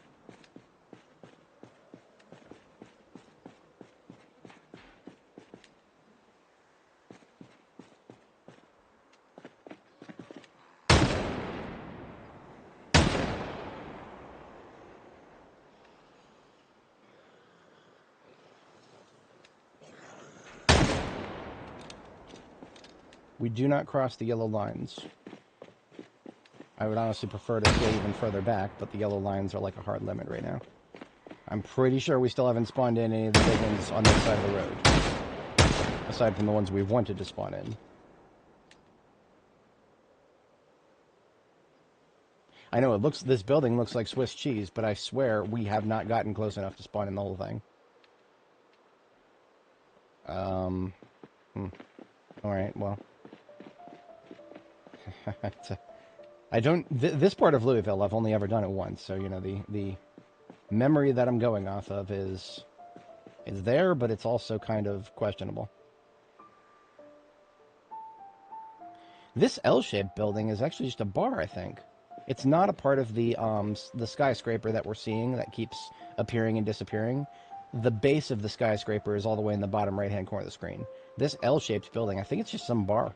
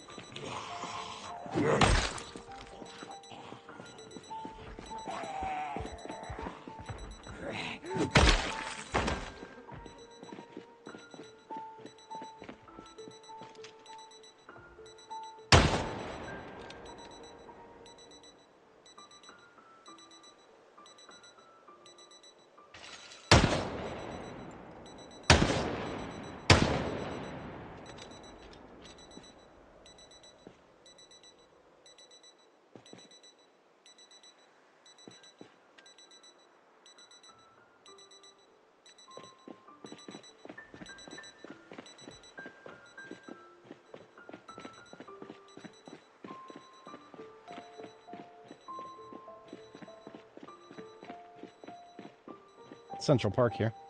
I made a defensive position here. Central Park, that's a bit of a misnomer. It's hardly central and it's hardly a park, but it's like a little park area. Lots of trees here. Lots of opportunities to cut the trees and leave behind some logs. And use those logs to make fences. And use those fences to make your combat easier. Now, if the zombie counts are dense enough, the fences aren't going to help you that much.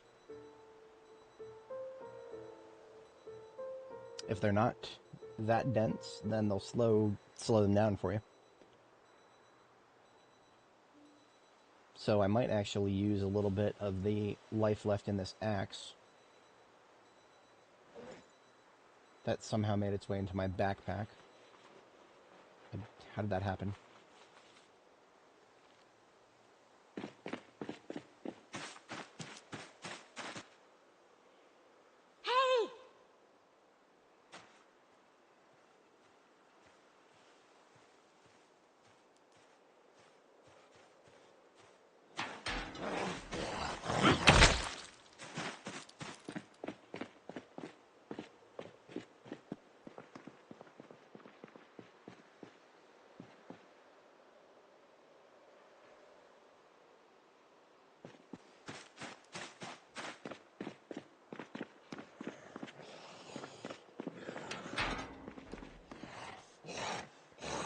So if we wanted to build any sort of defensive position here, it would have to be on this side, like closer to the left here.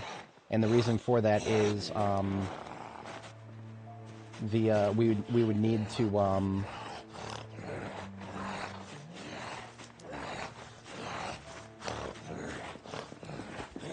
sorry, there we go. We would need to make it so that this stupid 17-story building does not appear randomly during the fight and block what we can see. See that? See how it just appears? And 17 might be underestimating it. This might be one of the big ones on the map. I can't remember if this is the biggest.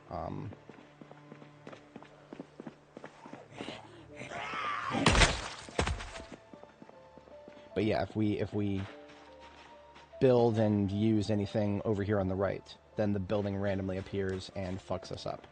So we don't want to do anything with that.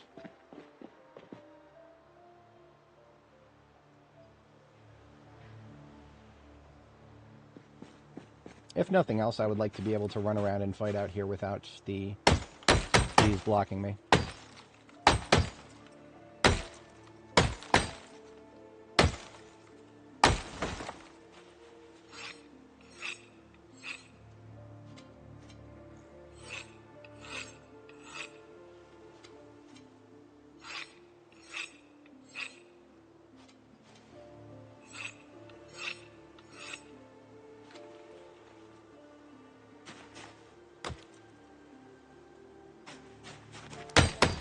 What we'll use up most of the rest of the night with is just clearing out a little bit of space here.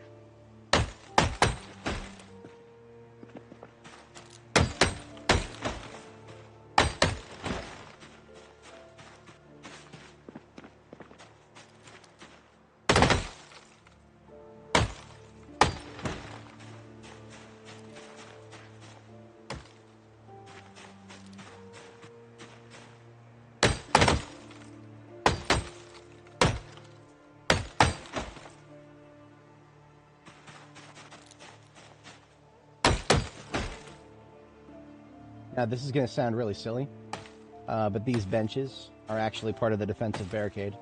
The benches cannot be harmed by zombies. They will walk around them as if they're just a complete movement blocker. So, if you build fences between the benches, then the benches are actually just a part of your, just an invulnerable part of your barricade. I got a little bit of life out of that on Annie, but Annie made the mistake of moving up and spawning in all the buildings on the way up, so we didn't actually have too many Zeds left to kill by the time we got up here. But this is a completely different story. There are literal thousands upon thousands of zombies that we have not spawned in yet on our way up here. And all we got to do is get too close to one or two of these buildings, and that'll be it. We will have lots of zombie upon us. So what do we do with them after we have them? We take them over here. We have them step into our office here.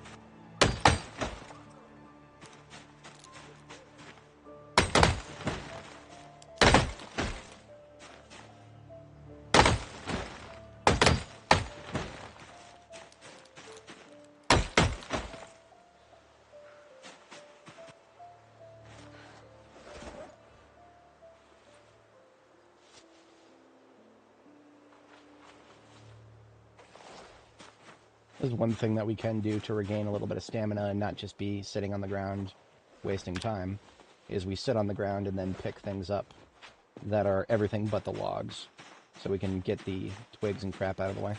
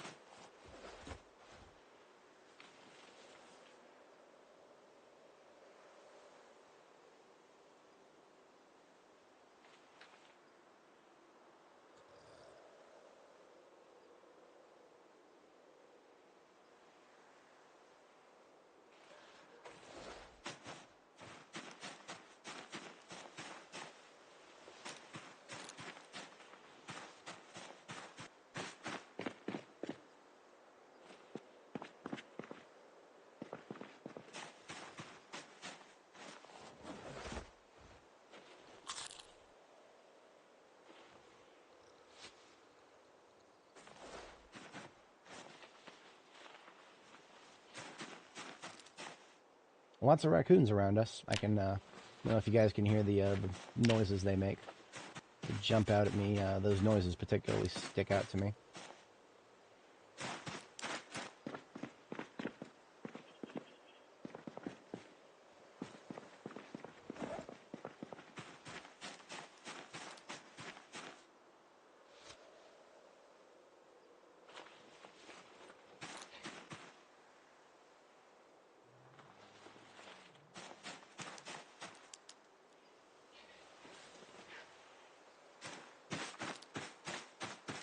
I had silly ideas for a field base that I could build that was just a blind, just a like a staircase up to a second floor that just that had a car in front of it, and the car was blocking the entrance to the staircase, but that we would still be able to get across it by getting into the driver's seat of the car and then sliding over to the other side.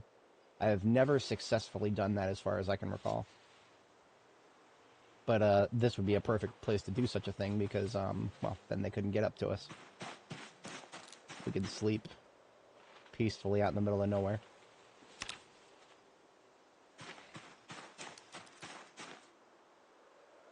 You could even use it as an elevated fighting position, but I don't think those are actually that valuable currently, the way the game works.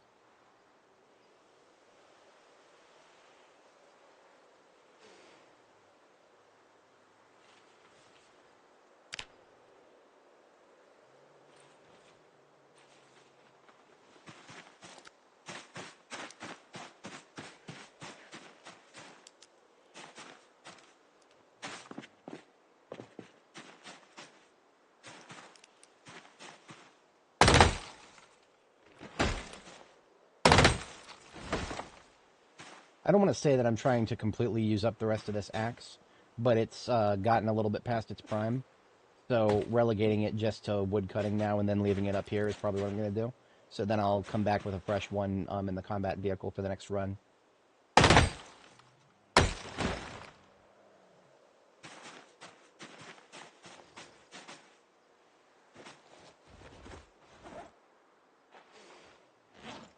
We're also just trying to get the most out of the coffee we drank. It was a little preemptive to drink the coffee.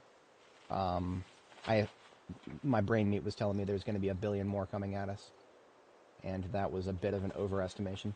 Can use the chopping block that you make from a log as a defense item. Yeah, they'll break it. They'll break it, but if you're just looking for something that'll stop them in place for a little while before they break it, then yeah, I mean, it's just as valuable as a wall in that regard.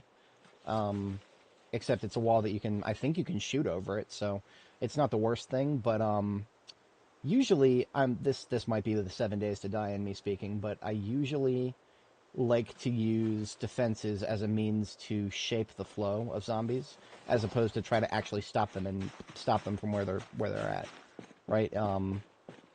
I think of zombies as like water, and you're trying to shape the flow of the river, right? You're just trying to do like a beaver dam, not like a river dam, if that makes sense. Because the moment you try to stop them, the moment they overwhelm it, and then you have nothing. But if you're just trying to shape their flow, then you've got something that'll last even after it gets overwhelmed. It'll continue shaping their flow, in theory at least. That's what I'm operating under.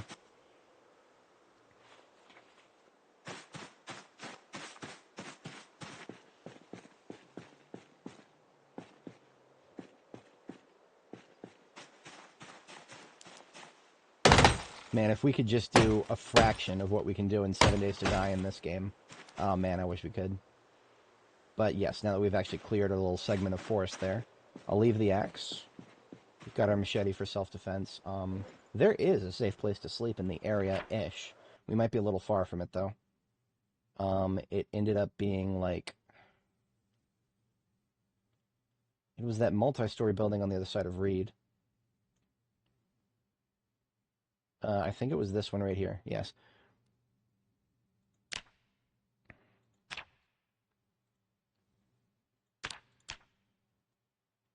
So, some graves right there that we buried some folks at.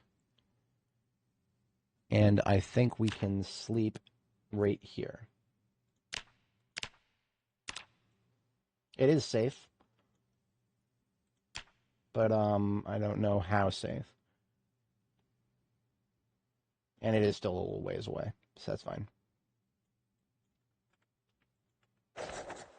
There is no escaping that. We're going to have to do a little running to get back.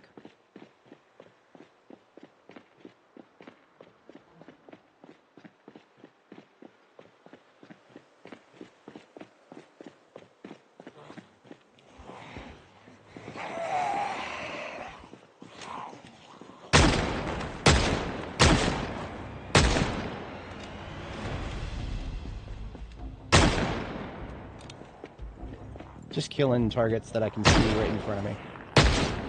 I'm not going to chase them too much.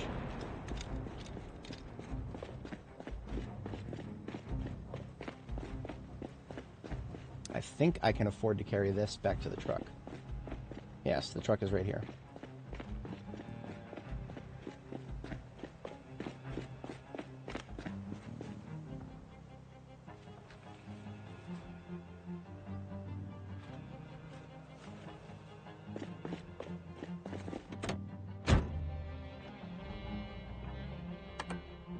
I'm going to go back around this side, so I think I can get away with this. We don't want to get anywhere closer to... Oh, shit. No, we're good, we're good. I want to avoid this building and anything connected to it. But if I play this carefully, we can get through this way.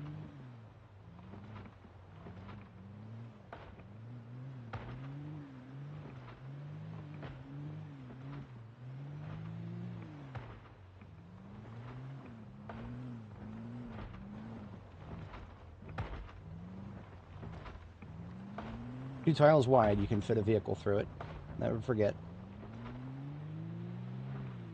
Then now we're just going around behind the bank and the Performing Arts Center here, which is, that's more or less, that's basically just completely cleared territory. And then Reed Office Building and Hugo Plush here. And we're avoiding the corpses is what we're doing right now. We're avoiding having to bumpity bump over a billion corpses. He says as he bumpity bumps over a single corpse. Don't make me bumpity bump over the spiffo. Get the fuck out of here, dude.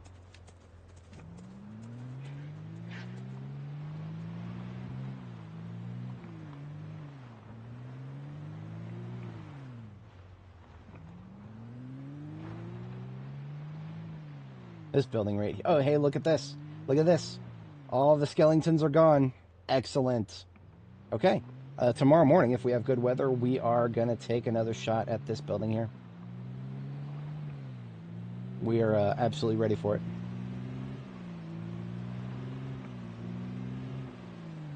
I might try to, you know, I could just take a complete shortcut just to get past that building and get a little progress going here. What I could, and this is a shortcut, this is one hell of a shortcut, is just, yeah, there's something sneaky we can do. I'll expand on that thought in a little bit here. The goal would be to spawn in the upper floors. How would we do that without spawning in, or without getting overwhelmed in the staircase? That's the question. I think we can pull it off, but I'll have to get a little creative.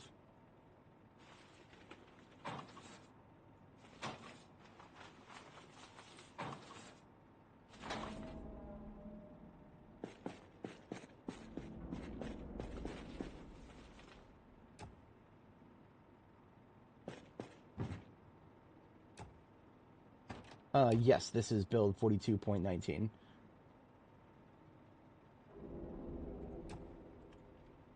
That was released just this morning.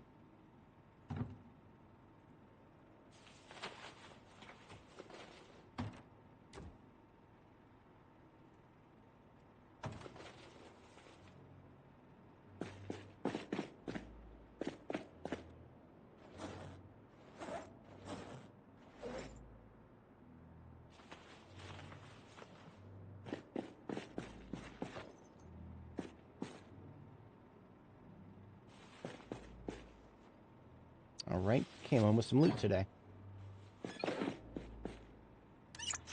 I'm here for it.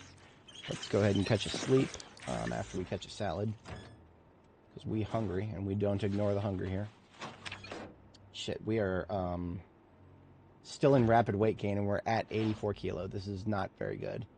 So what I'm going to do is just shut the hunger up by eating some straight up broccoli and hard-boiled eggs here. Just something real simple.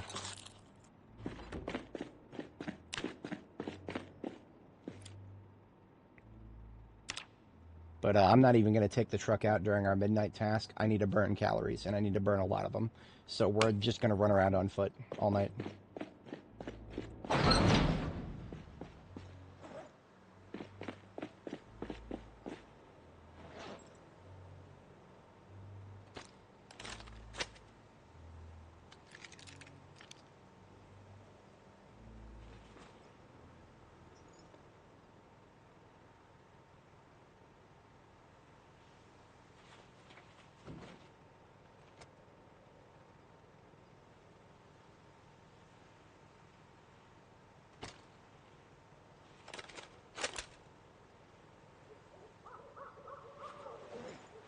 We've expended all but 5 of our M16 magazines, so it will be very not long from now before we need to start worrying about getting these M16 magazines refilled.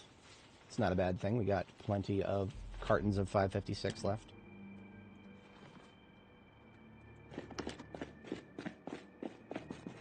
Yeah, the sound of exploding light bulbs is deeply triggering to me. I try not to let it show too much, but it absolutely gets me.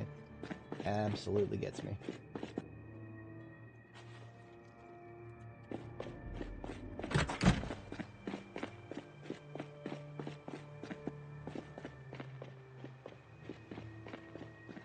So we got a few light bulbs over here to replace the one that just burnt out.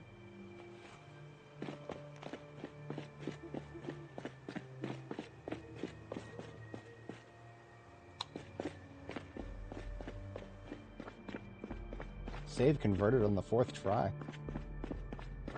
B42 almost stable. I don't know if I would go that far, but it's definitely better than it was. B42 has made improvement. I don't know if I would call it stable yet, but yes. Definitely gotten better.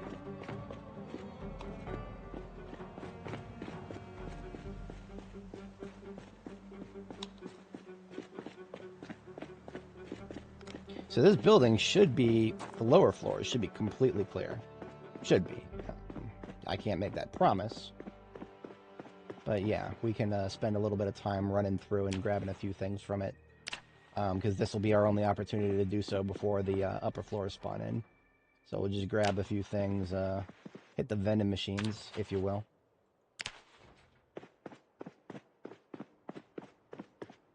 I actually thought that there was a staircase here. I believe I was wrong. The staircase is in the center, always has been. That's very curious.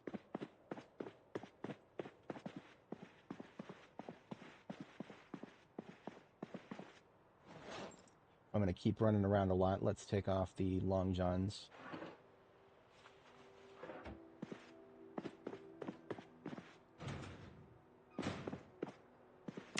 Oh, look at that. Look at that. Mission accomplished. By running around a lot, we are now down to, we're no longer gaining weight. So we're at 84 kilo, which is just below the threshold for getting fat. So we managed to successfully not get fat. I am so here for it. That is a very difficult thing to do. Just to put on a little bit of weight, but not get fat. Usually, if you're going to put on weight as a human being, you're going to put on weight. And it's going to be a little hard to stop. But we've got it down to a science here in a video game, at least. I recommend against trying to do that in real life, because that might produce mixed results at best. So these cubicles worked out great for us so far. I don't know if they'll always work out great for us, but we just harvested some more. We'll drop them off. We'll catch our next sleep. And then we'll let the weather tell us what we're doing next, because we're not going to get a good beat on what the weather's going to be like until after like 7 a.m., something like that. That's when the fog rolls in, if there's going to be fog. And if it's going to be cloudy, that's when it becomes obvious. Greetings from Central Europe. That's going to be yeah, you guys are early morning for... Wait a minute. Would that be early morning? No. I thought that would be really late for you guys. I don't know. Depends on where. I know a few things about time zones. I am far from an expert.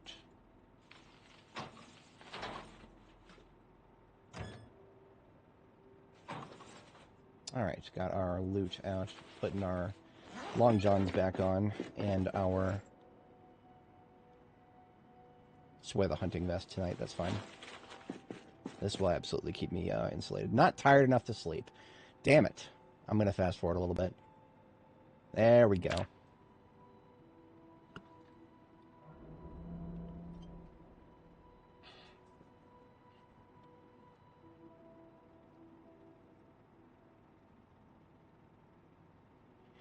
Alrighty, it is now 9 a.m. Hello. And that means we are at past the weather threshold. Looks just a little cloudy today. Beautiful. Okay. So, I have a little idea in mind, and it's a very silly one, and it's dangerous. Extremely dangerous, actually. It's extremely dangerous for our democracy. This is a 6-story building. What if I wanted to spawn in most of it all at once? It'd be very difficult, because in order to spawn... Right now, we've killed off the first and second floor completely. The moment we crest the stairs to the second floor, so like we go up the first flight of stairs to the second floor, that's when the third floor spawns in. The moment we crest the staircase for the third floor, the fourth floor spawns in. So on and so forth. I've never seen what happens if you go up several floors and just enter the building from a top floor. What if we did that? We have the technology. We can make it happen. But like I said, it would be extremely dangerous.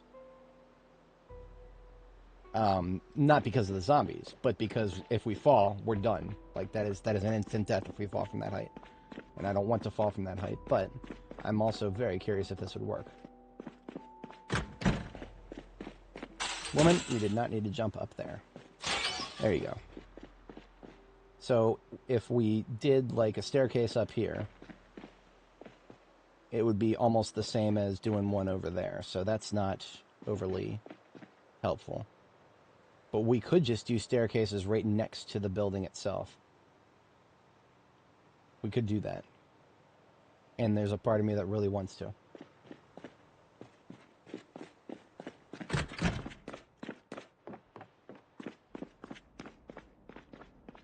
Let's gather some resources. We've got a... I need to take this vest off. I will start overheating. It's just wore it to sleep in. Here we go. See, look at that. There's overheating already. There's a workshop loot table down here that's got an ambulance in it. We were in the process of cleaning it up. We haven't finished cleaning it up. So we could find plenty of planks and nails in there, but possibly not enough to actually build what I'm thinking of. Let me get a wood axe out. Got lots of firefighter axes. You got one wood axe.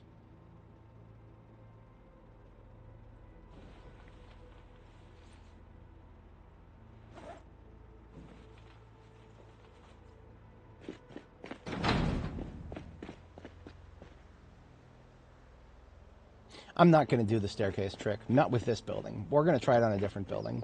And the reason for that is I want to get some progression while we've got good weather. The kind of thing that I'm thinking about right now, the little trick I'm thinking about doing, we can do that when we don't have good weather. We can prepare it while we don't have good weather.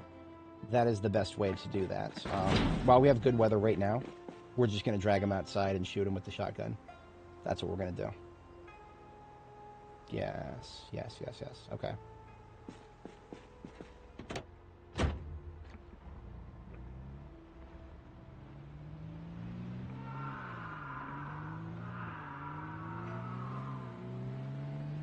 Somebody just died.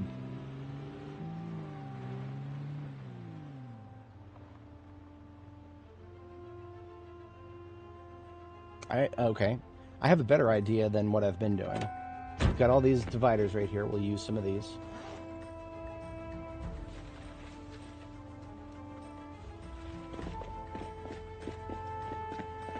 So, something I have neglected to exploit very much is we can shoot straight through these fences. Like, straight through the fences.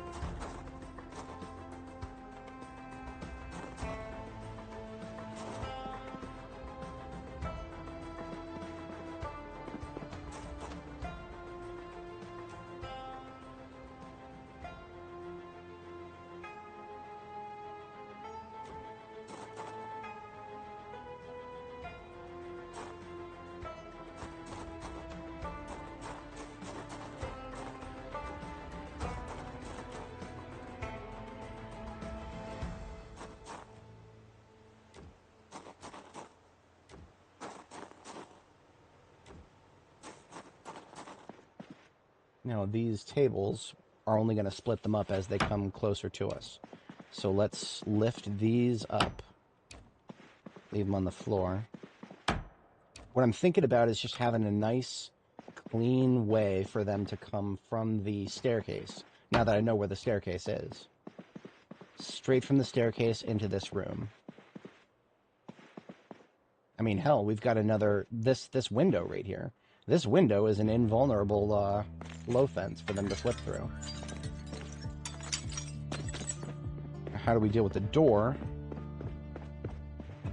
We turn the door into an invulnerable low fence too.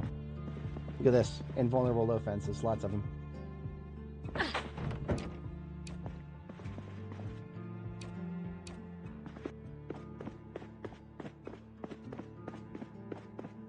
You spawn the floor you're in above and below. Oh, okay. Good to know, good to know. We'll exploit that knowledge next time. Next time on Dragon Ball Z. Crazed madman builds bridge to building.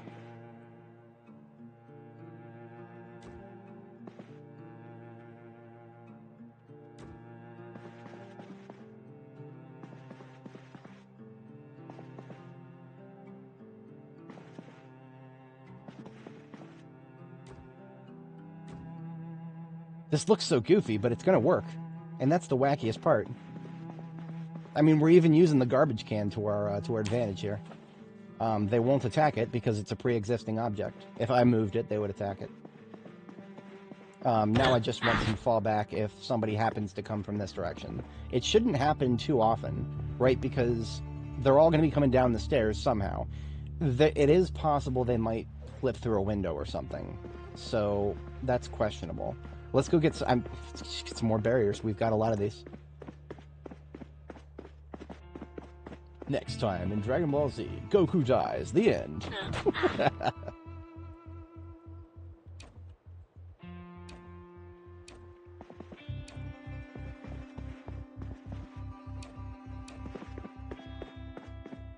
So if anybody's not familiar with why I'm using these, it's because zombies flip over them and it slows them down.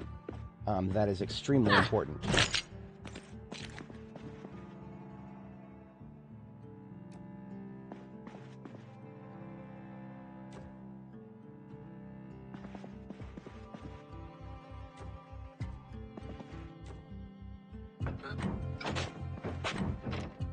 So what we're doing here is we're just making it so that if they choose to come through this way, they've got some flipping to do before they get to us.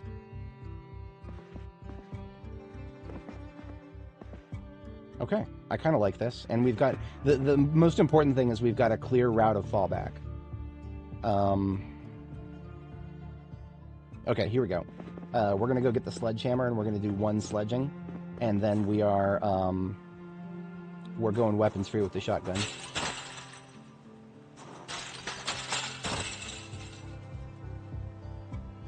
Fitness 10, strength 10, not over encumbered. It's ridiculous, it really is. If we're not in a rush, we should be able to slowly climb the fence without any chance of failure, in my humble opinion. I'm a little bit upset about fences, but it's whatever. I just find it offensive.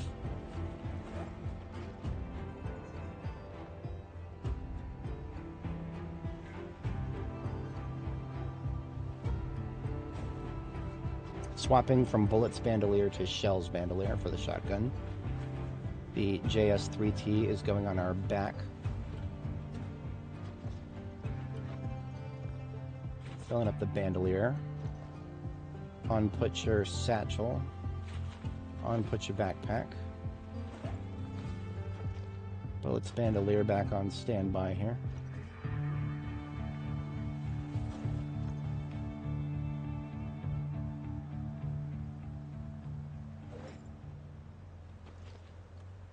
Time to open some more shotgun here.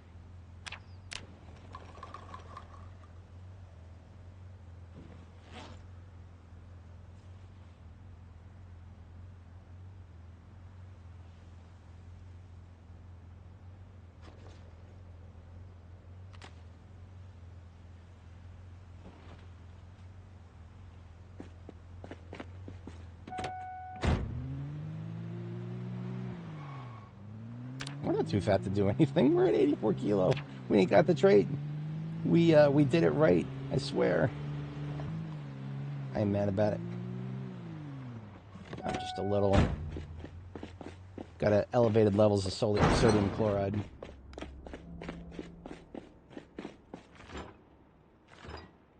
Oh, great. The kale went rotten. That's, okay. All right, then.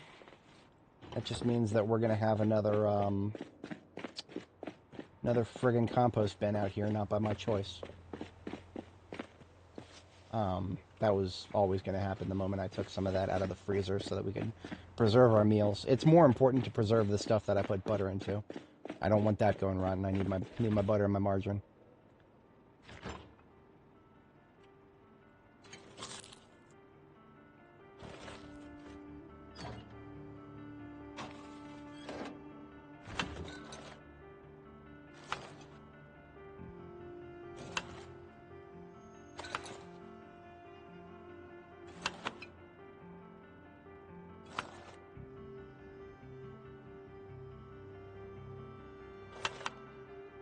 They have absolutely done something to meat. I don't understand why this stuff is rotten. It should not be rotten yet. I don't know.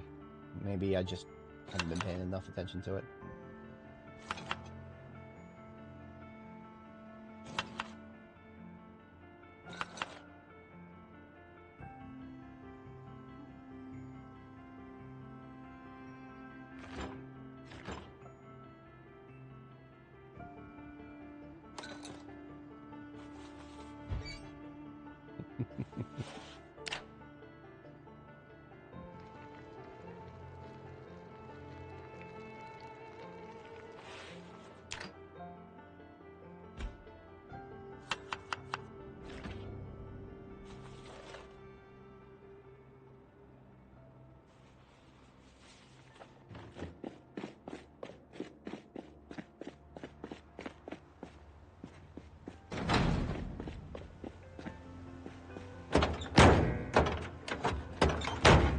Who's got that carton of shotgun? The surplus.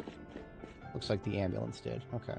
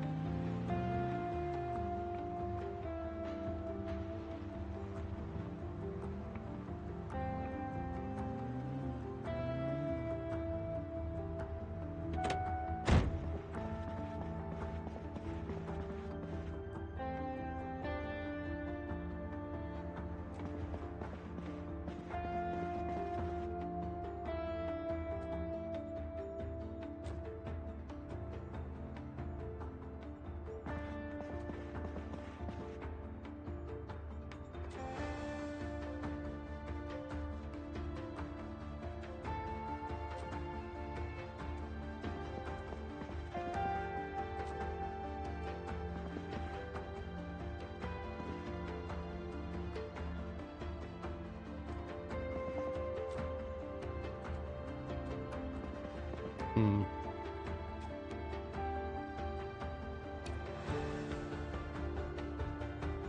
I don't think corners work.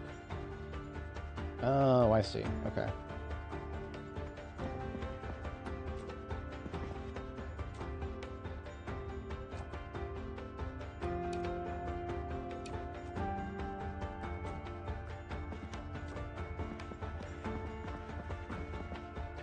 I don't mind if they avoid everything but this far corner.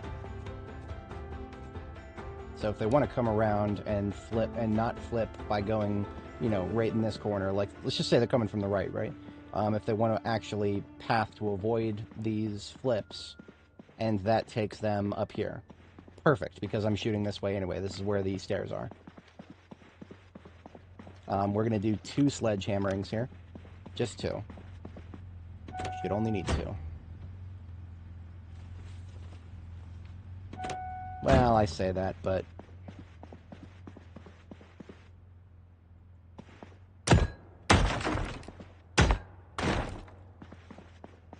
And we're going to replace this. Oh, you know what? Here we go.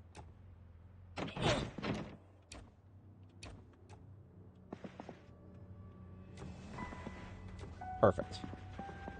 Oh, I like this. I like this a lot.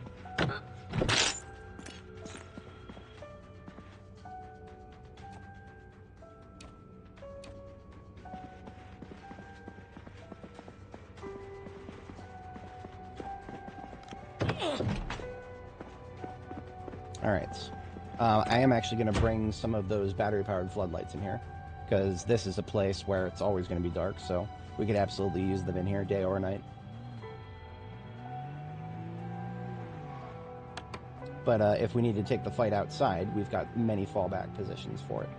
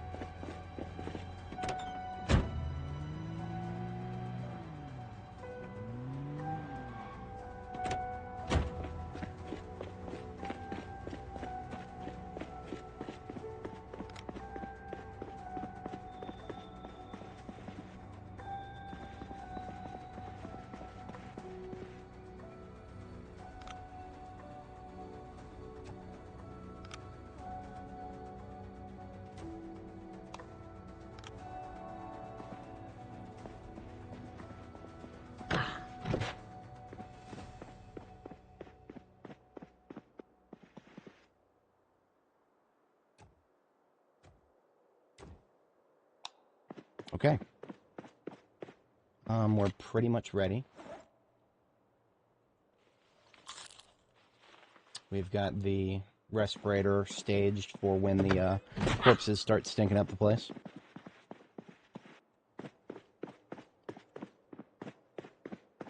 Honestly, let me just take one more of these.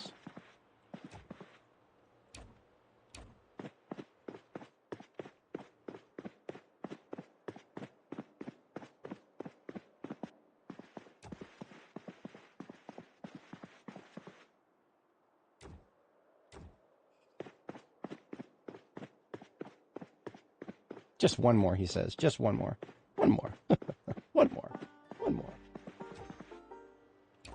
And they're just so useful. It's not my fault they're useful. Every little bit helps. If some come from around this way, this will help slow them down a little further.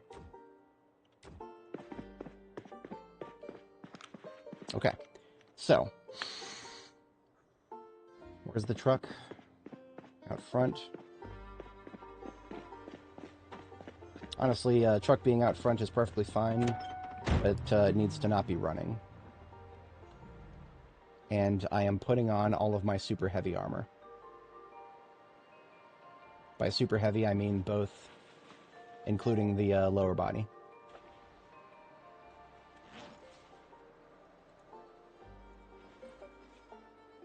Because we're not going to be running around quite as much In fact, we're probably going to be standing still quite a lot.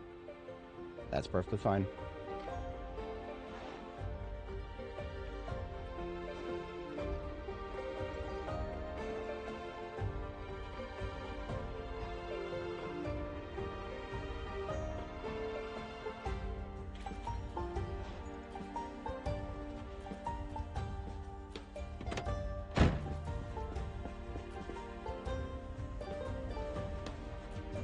I'm pretty sure that the shotgun that we have on us is probably going to be enough. But you know what?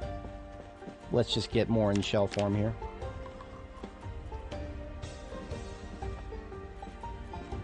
Backpack is literally 100% full of shotgun right now. Okay.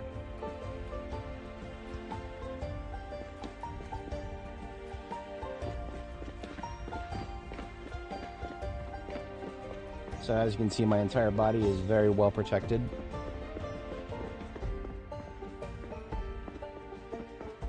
Not that we ever want a chance getting a zombie to touch us.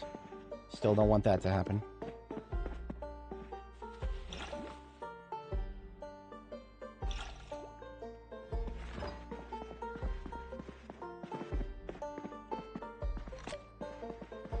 Oh yes, this is going to be a big one, Amelia. This is going to be a fun one. So, basically, the story with this building is we've cleared the first 2 floors out of a total of 6. And now what we're going to do now is we're going to go up these stairs, and all we got to do is go up the stairs to spawn the upper floors in. So, all right, here goes.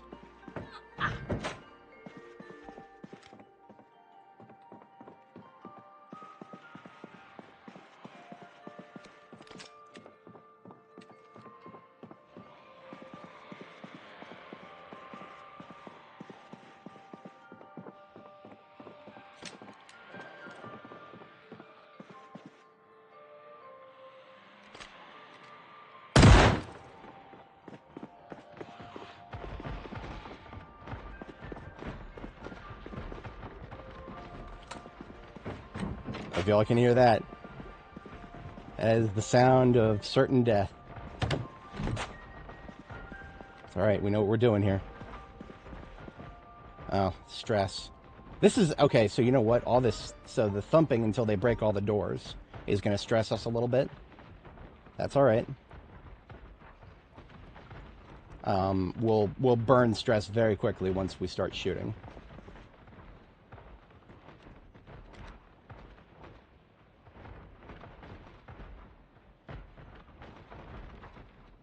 If there's one thing I could probably do differently that I wish worked, I can't tell if it works, I would like to have put on headphone or like ear protectors after doing the first couple shots, so that while I'm waiting for them to come downstairs, we don't have to get this stressed. But there's nothing we can do about it. We're just gonna have to deal with the stress until we can start shooting them, because that is a form of stress relief right there.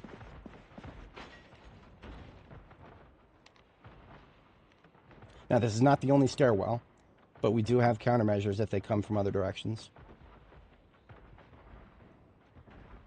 Now, here's the thing. I discharged at the top floor, so a lot of them might be actually going up the stairs right now. So, hey, let's see what that does.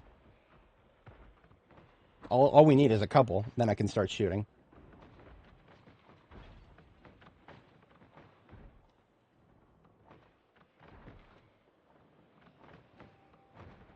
There we go. Okay. Hold your fire. Hold your fire.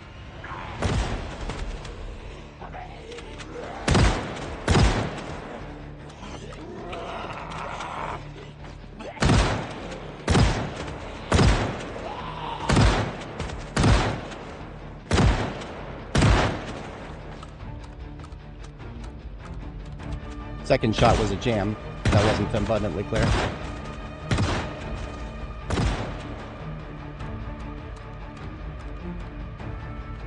Mask on.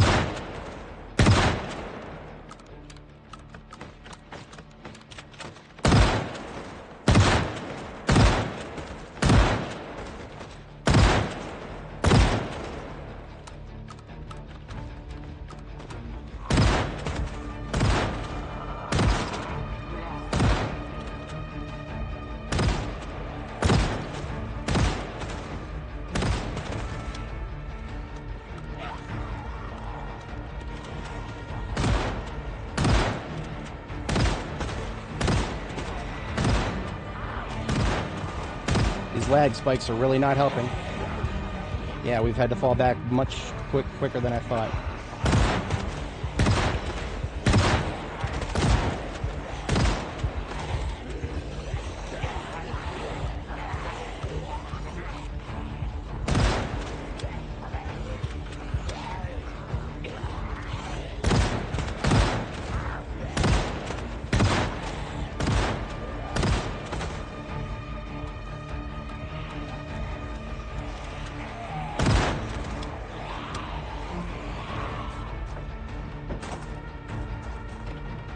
I really dislike how many times that just jammed.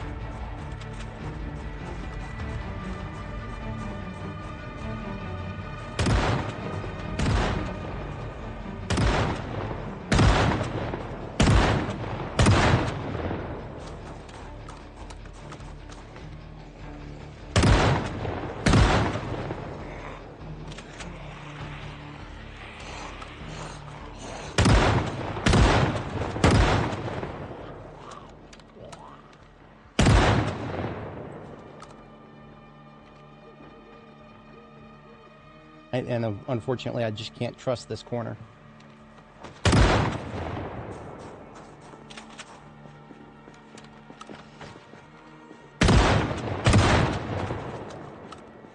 All right.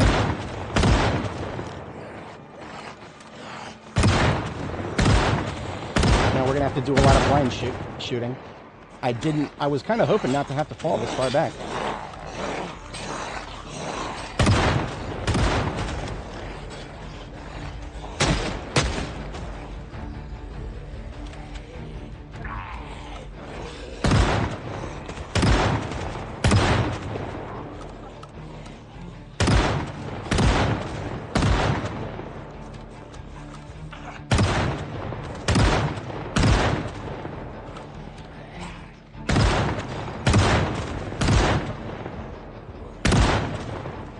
That guy over there on the right doesn't even know how to get to me.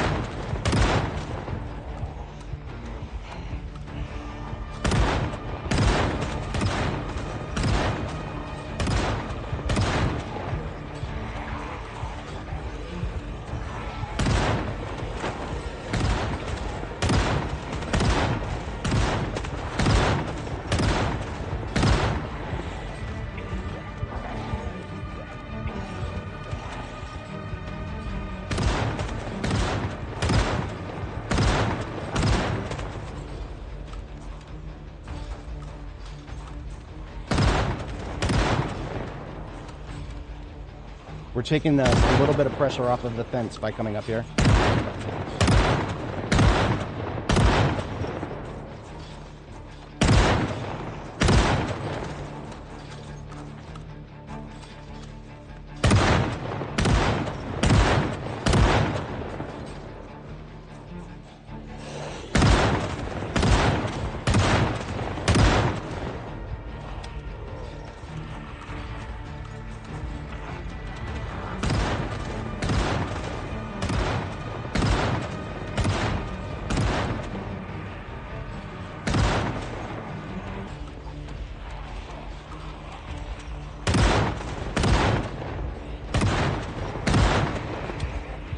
Okay, that's it.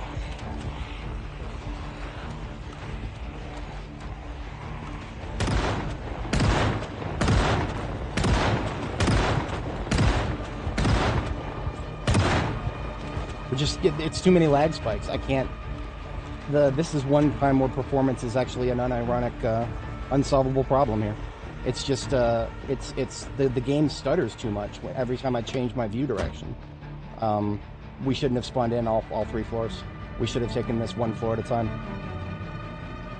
Oh, there's nothing of importance in this building. It's literally just a building that we have to keep driving past in order to progress further down First Street here. In terms of loot, it's not actually that valuable at all. Glue is valuable. Don't get me wrong, glue is absolutely valuable. But we may end up resorting to a pipe bomb for this.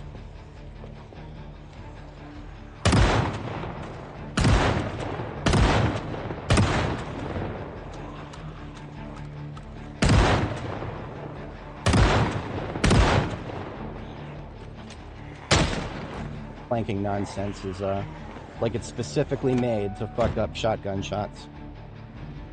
Oh, what's that? Everybody's lining up for a good shotgun shot? No, they're not.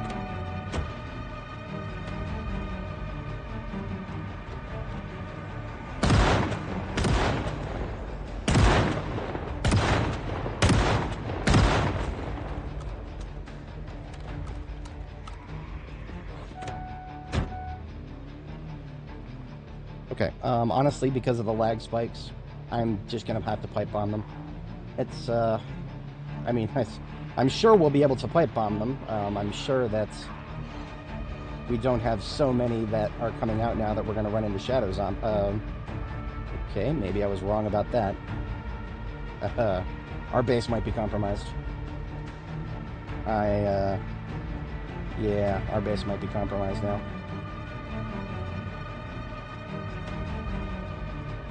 Well, okay then.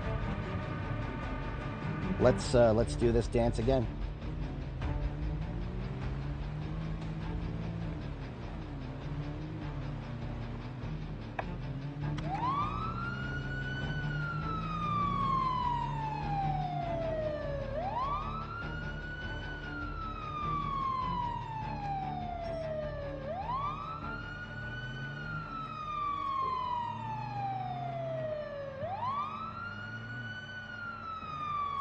That's right, I'm calling all y'all out.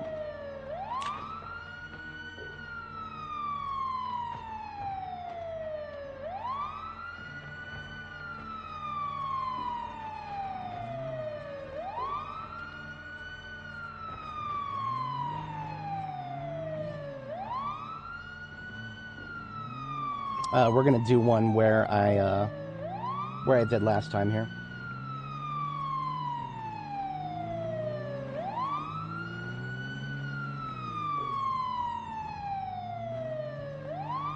Actually, we'll do one up here. Yeah, we'll just do it right here.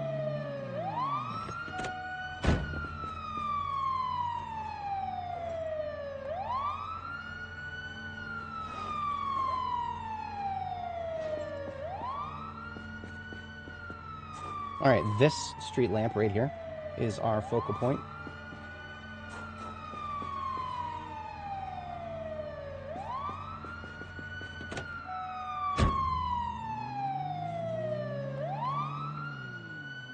Now, in order to get them all out of the building, we are going to need to use... We're going to need to use these other buildings here.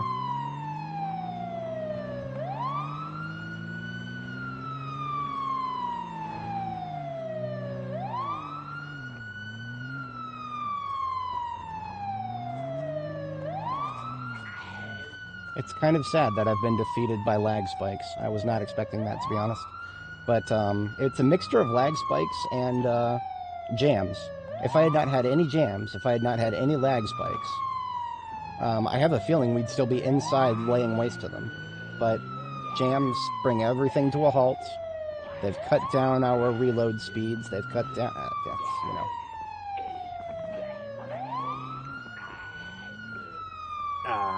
I'm just going to finish my tea, smile, and nod.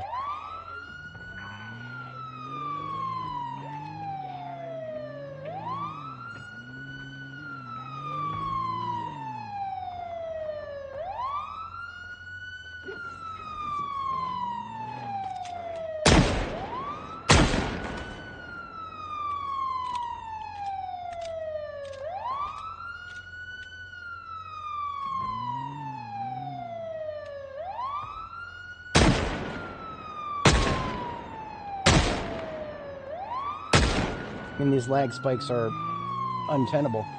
I don't even feel safe shooting them from the truck like this.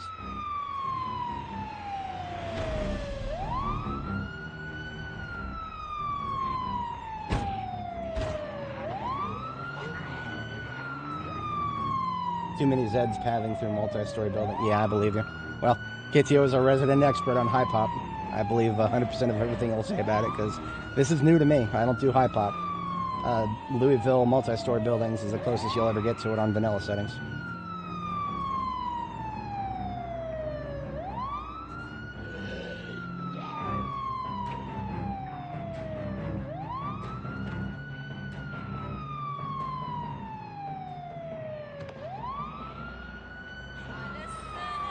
Oh, great.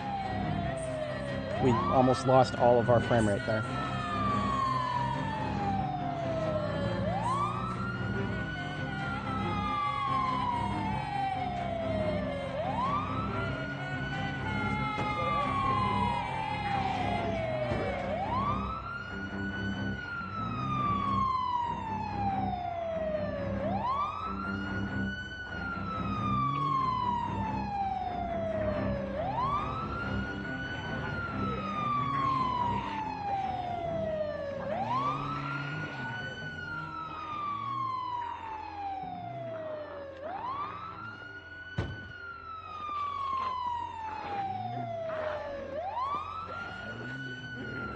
So high pop is just outdoor spawns then. Making more Zeds path. I mean, how else am I going to kill them? I guess I can, hang on a second. The light bar might actually be part of the problem. Because if everybody's constantly getting, or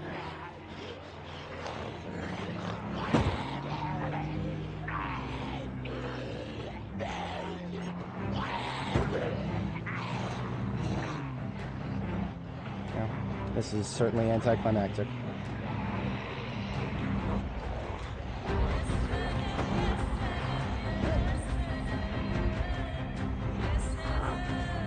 I don't even know if zooming all the way in is helping. I just know that sometimes when it's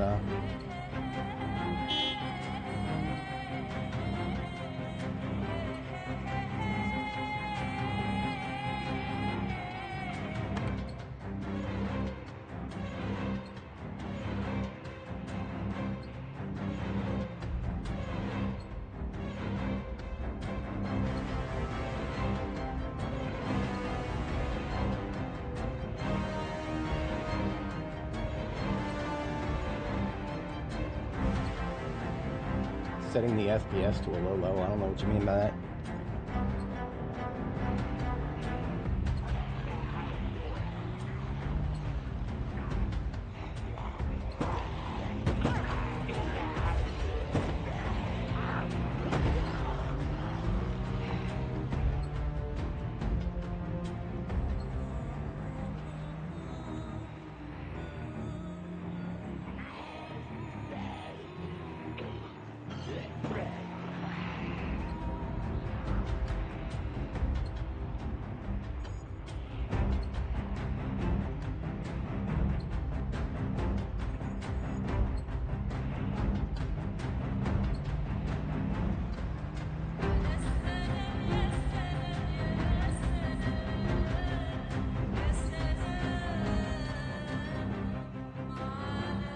Oh, we've learned our lesson. We're never doing that again. Floor by floor at most. I guess there's that. I mean, yeah, this is a good reason the devs don't spawn in upper floors.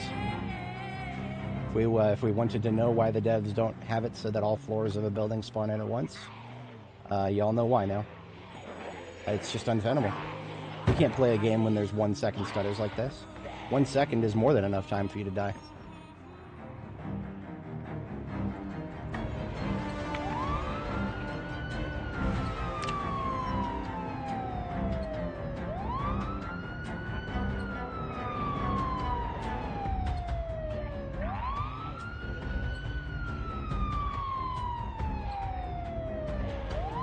Now, we're actually, it might not look like it, but we are making progress here.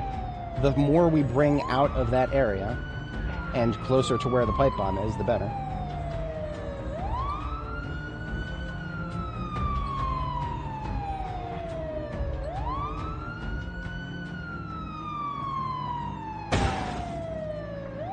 Get me fucking kidding me. No injuries.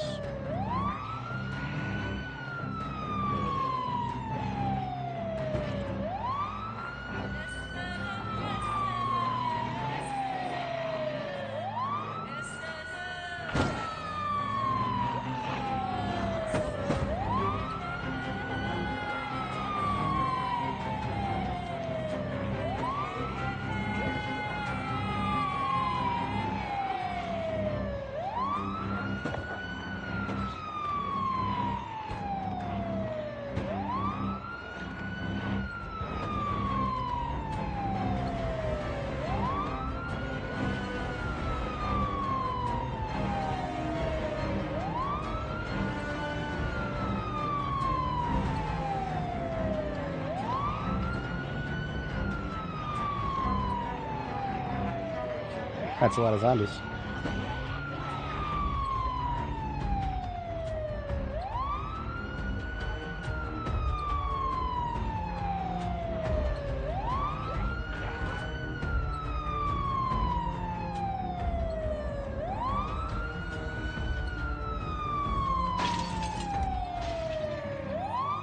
Alright, let me take a look at my... Let's just take a look at my settings really quick. Maybe we can, do something here.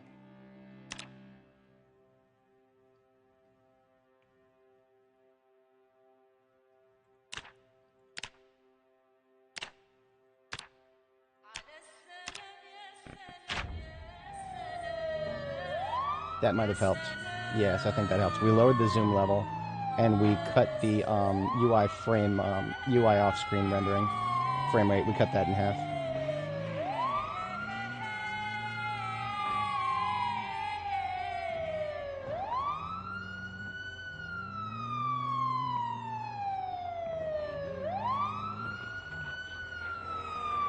Still kind of not really workable, but we're a little better off.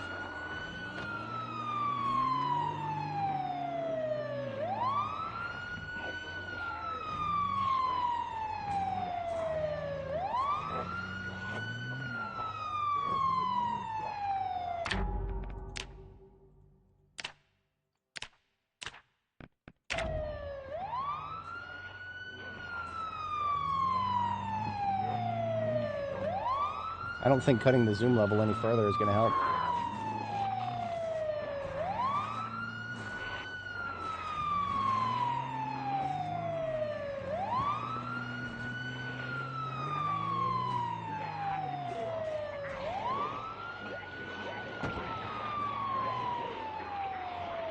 I think we can 100% say that I have bit off more than I can chew. Because I just didn't realize that biting off more than I can chew would come in this form.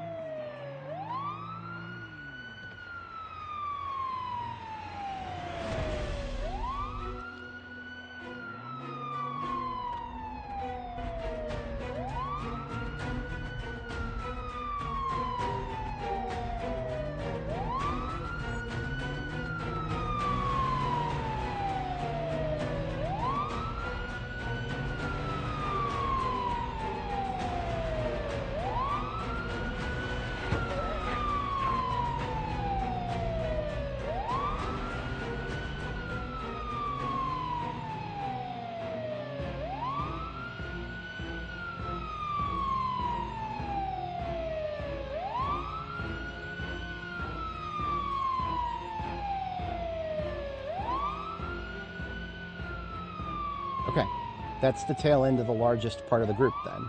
So we are accomplishing something here, it's just... For fuck's sake.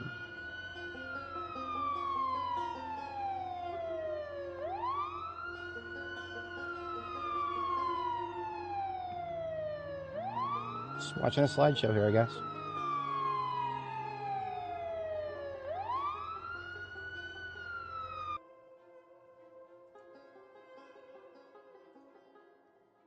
I feel like only one of my cores is being taxed to oblivion right now. But I feel like the code has got to be bottlenecking.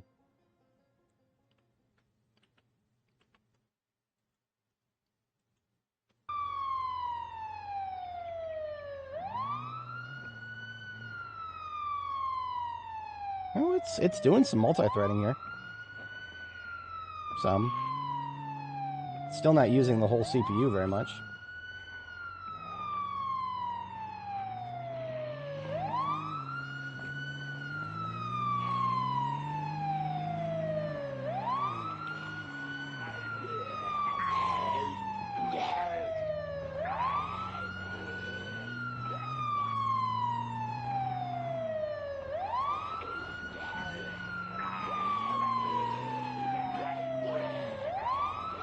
Yeah, we're not really learning anything from this.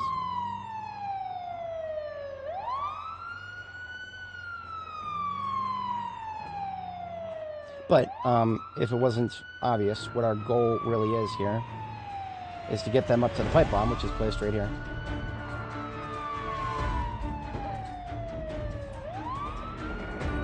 Game stutters because of Java garbage collection. You didn't really need the last word in that sentence. It is Java garbage. But no, does Java not have a very good GC? I didn't.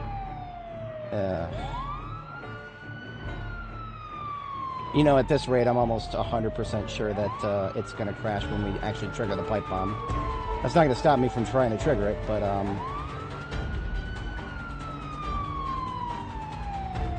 there is a nuclear option, and more nuclear than the option that I'd rather do.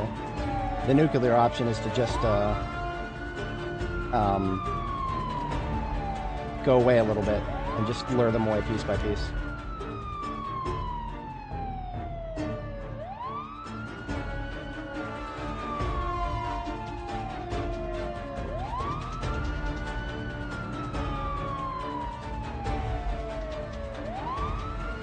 See, normally I would never hesitate to do a maneuver like this, but this is where it could be costly.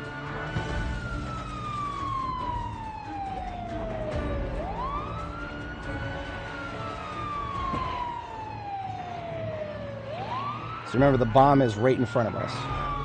It's on the street light right in front of us here.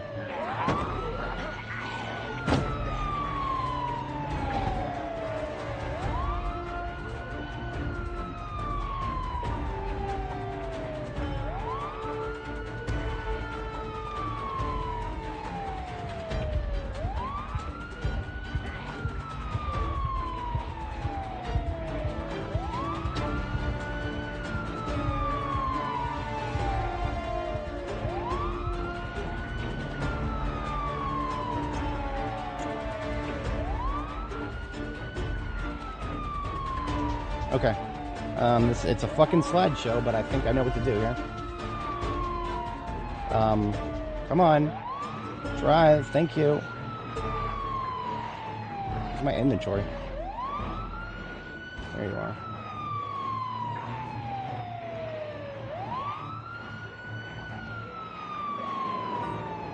Come on, scroll up.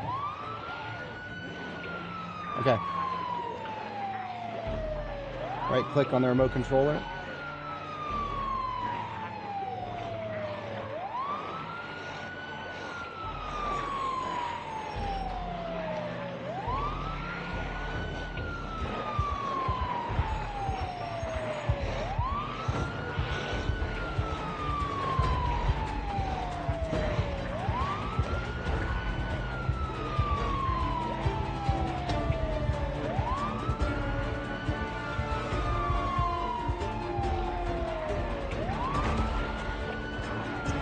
That might not have killed very many.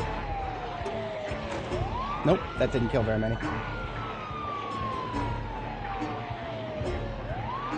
That's a good question, 7108. Why is it so laggy?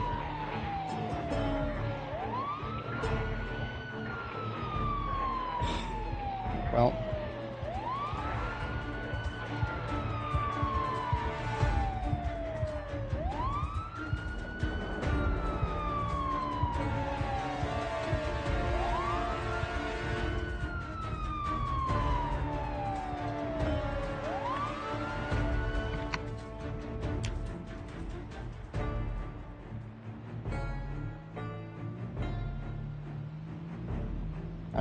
I'm gonna get some distance and chip away at them with the shotgun.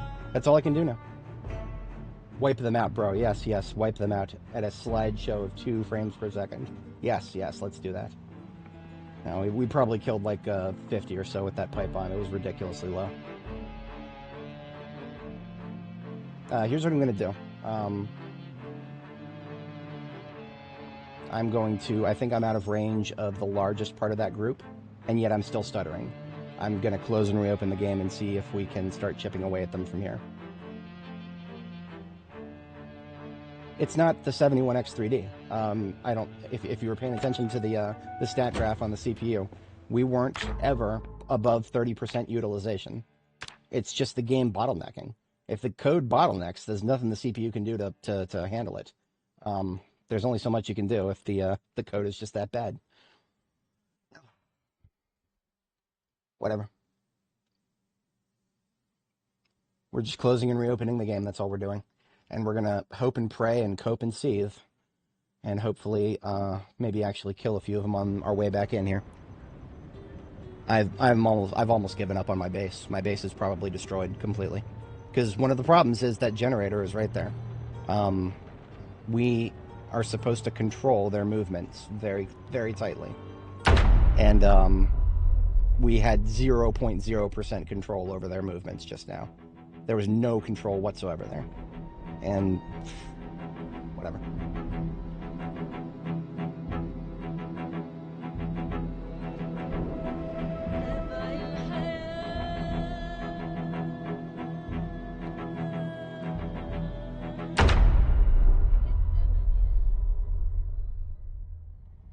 Alright, so we're not stuttering at least. That's a good sign.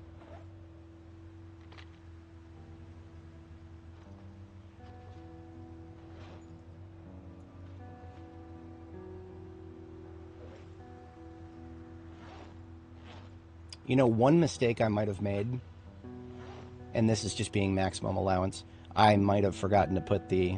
Yeah, I forgot to put the ammo straps on the shotgun.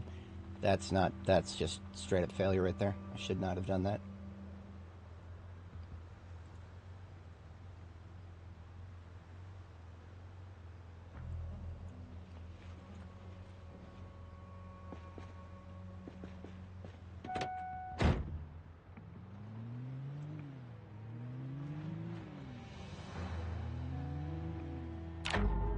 I don't think zoom level is really going to help at this point.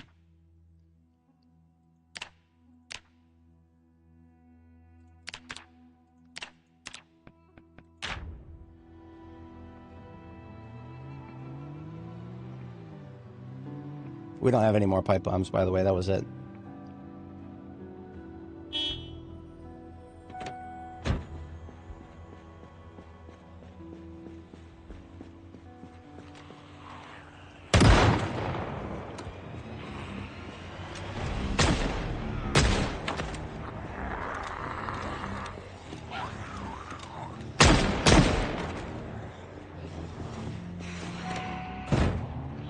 Oh, wow. It has no trouble now. Okay. It was never the amount of zombies on screen. It's just something... There's clearly a memory leak of some kind at this. If we're not having any frame drops right now... that's why I was so sussed out about all that. There's clearly not... There was not enough zombies on screen for it to just be the zombies. KGO mentioned something about them pathing through multi-story buildings, and I believe that in a heartbeat. I was probably right about that, but the... There had to have been something else at play there just now.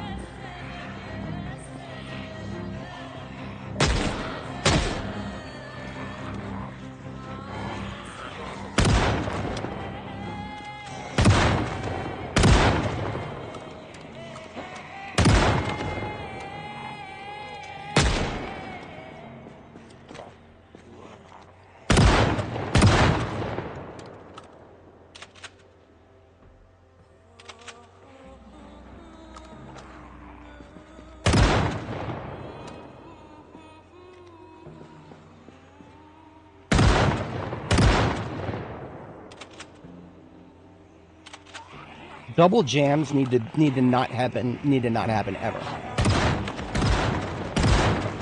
Literally fucking ever. It's just fucking insulting. Like what? Did my level 9 character, aiming level 9 character, reloading level 7 character, did she just not clear the chamber properly? Do I gotta fucking click another button now? Are they gonna make it a quick time event to clear jams? Like how much more does it need to interrupt us during combat? Look, I get it. The weapon's a little bit damaged. Still, this is just getting fucking absurd. And they did nothing about this for the latest patch, by the way. Nothing has changed. It's just as bad as it has been, possibly. I don't think it's worse, but...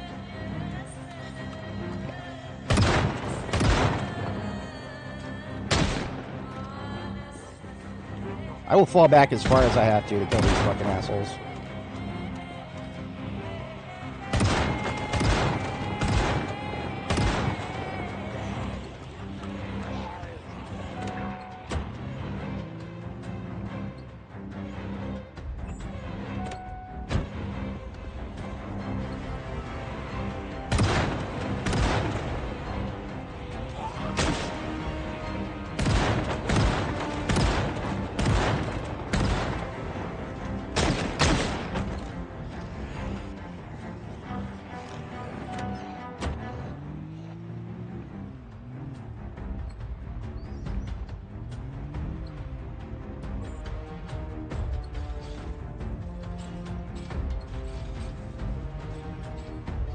Oh my god, with the fucking inventory screen. Just vanished for no reason. I didn't hit anything that time.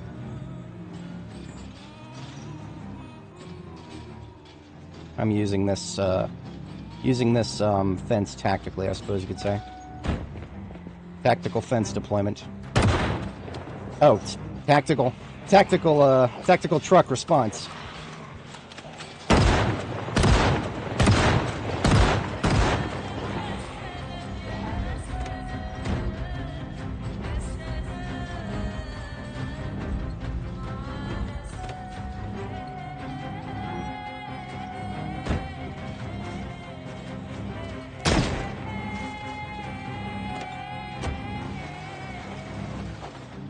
I can't fight while, like, I can't fucking fight while I'm being flanked like that.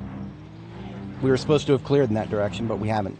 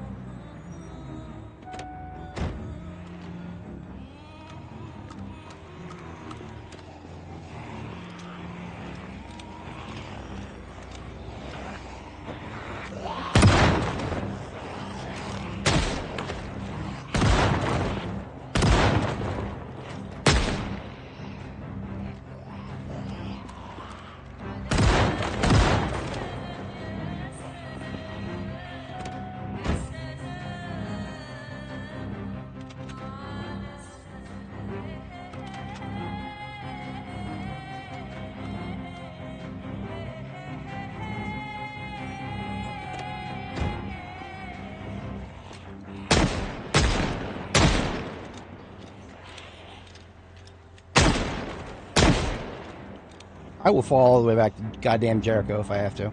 I don't care. I will fall back as far as it takes.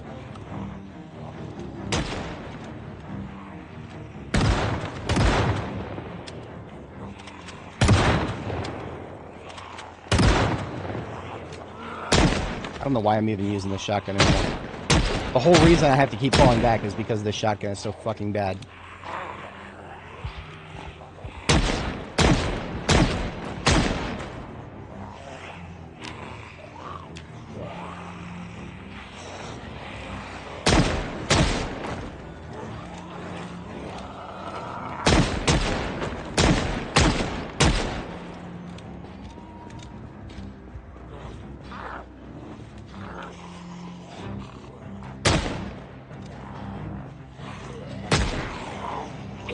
Fucking still alive over here. Yeah, that's annoying.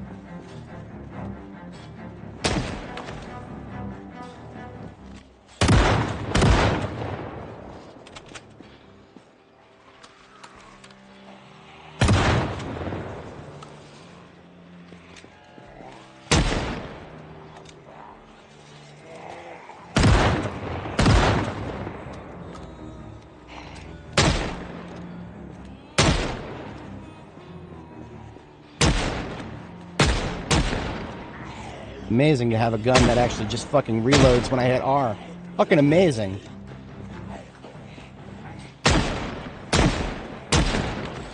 Revolver barrel error update any day now.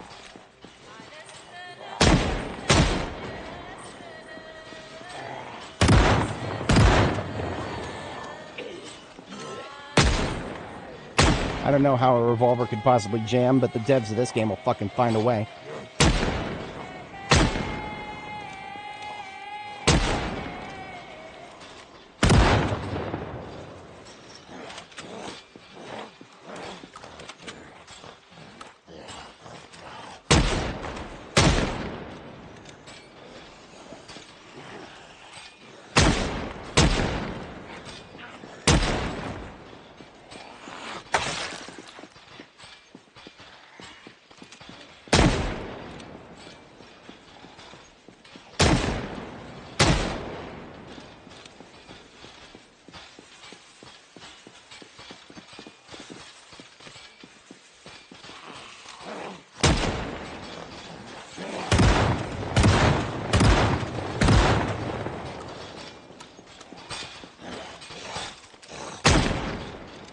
There's going to be plenty on the fence to the left there that got stuck on it.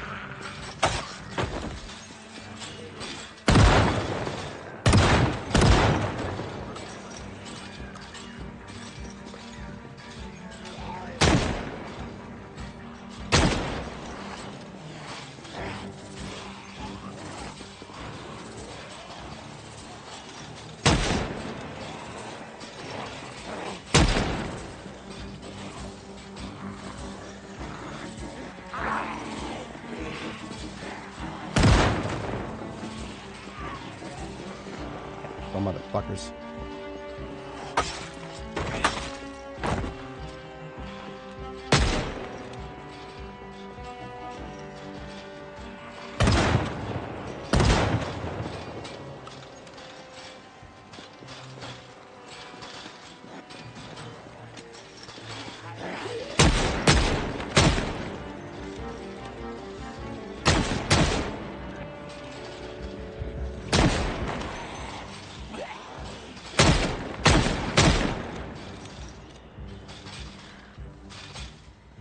Only 357, then we have to fall back.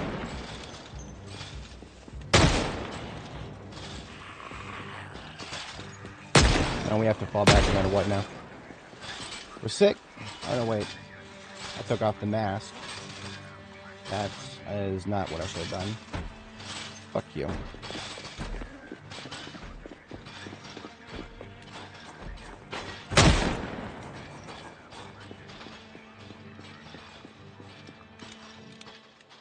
Oh, the mask has the filters dead. Okay. Alright, so remember when I said that I'll fall back to Jericho if I have to? I'm gonna fall back to Jericho, and we're gonna go get a shotgun to repair our shotgun.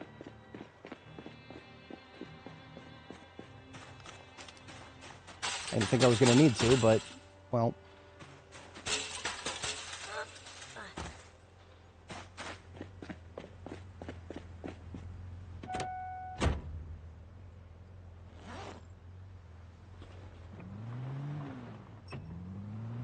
Still getting frame rate loss. Oh no, that's not frame rate loss. That's just what the UI looks like when you set the frame rate, the UI frame rate to only 10 frames per second. I'm not used to it being that low. I'm not used to needing it. I'm not used to needing it to be that low.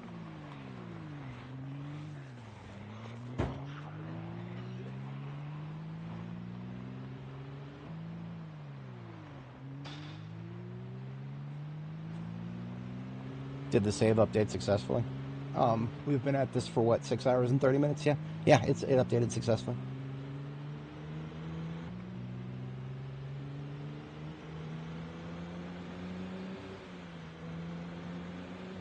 If there's one thing that would make me just stop playing Project Zomboid right now, it won't. I'm a little bit more patient than that. But if there's one thing that's tempting me to just stop playing the game and do something else, it's the fucking jamming. I'm just so done with it. I'm aiming level 9, and we're halfway to level 10. But that doesn't matter.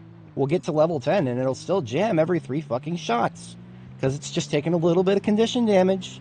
No, your shotgun's taking a little bit of damage now. You fired a couple hundred shots with it, now it's damaged. Now you can't use it very much. Oh no. Now the zombies are closing in. Oh no. I know I'm hamming it up a little bit, but still, it's fucking... It grates, dude. It grates. It doesn't help that some of my best experiences with firearms in Project Zomboid happened very recently, right before the update where weapons start jamming. Just the previous character, linked in the description, Nora the Explora, she never once had a single jam, ever.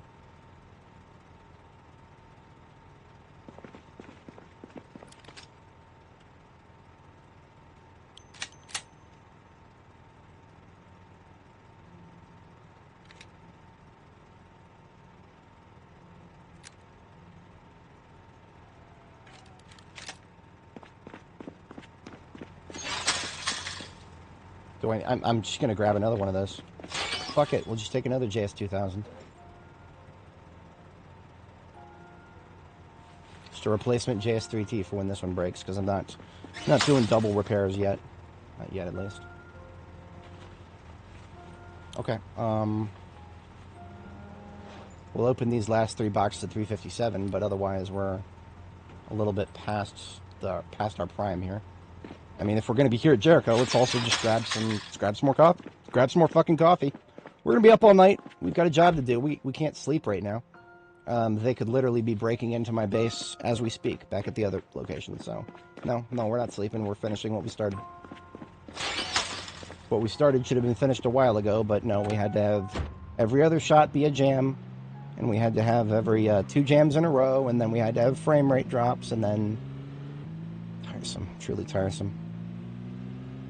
It's not that, okay, frame rate drops, fine, whatever. It's a unstable build, whatever. It's just something that's adding on top of the other dumb shit that's not unstable. This bullshit with weapons jamming, that's their design, that's their vision. That's that we're playing the game the way the devs want us to play it right now. Minus the fact that we migrated our save. Sorry about that. We migrated our save. I'm sorry. I'm sorry, Chris. I'm sorry I migrated my save. I didn't mean to. That's the only thing I'm doing wrong here. Okay, and the texture replacement mod. Okay, those are the 2 things we're doing wrong here. We shouldn't have a tactical black backpack, and we shouldn't have migrated our save. We should have started over completely. Then we can say we're playing it exactly the way the devs want us to. Does that sound fun to you guys?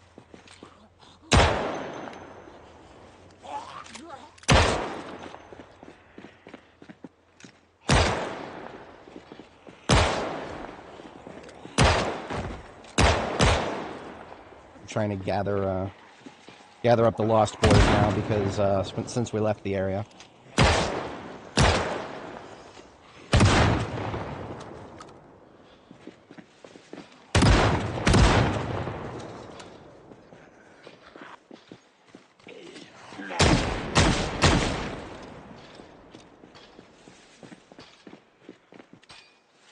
Fuck did they all go?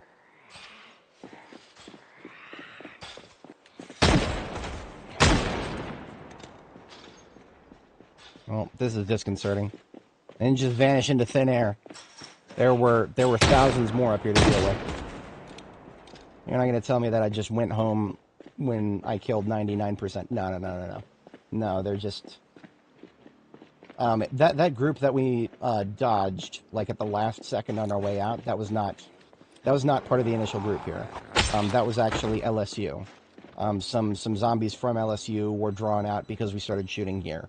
We're actually close enough to the track here that if we shotgun in this corner, we're actually luring a few Zeds from that direction. That's fine. I'm not even worried about them at all. I'm worried about what happened to the Zeds that were on this road. Bitch, die when I kill you.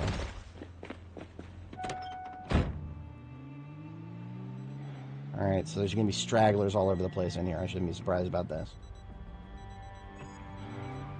This is what happens when you have a huge fight and you leave an area.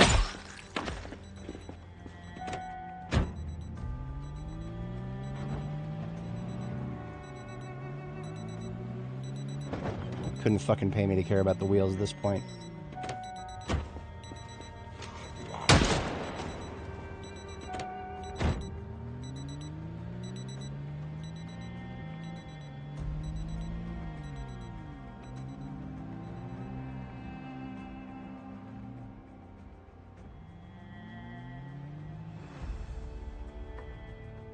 So I don't know what the total tally was. It was way lower than it should have been. But at least if we killed at least 40 zombies with a pipe bomb, then we're getting more than our bullets worth. We're getting double our bullets worth. That's a threshold I've been like hoping to clear these days. So we can at least say that we've got double our bullets worth.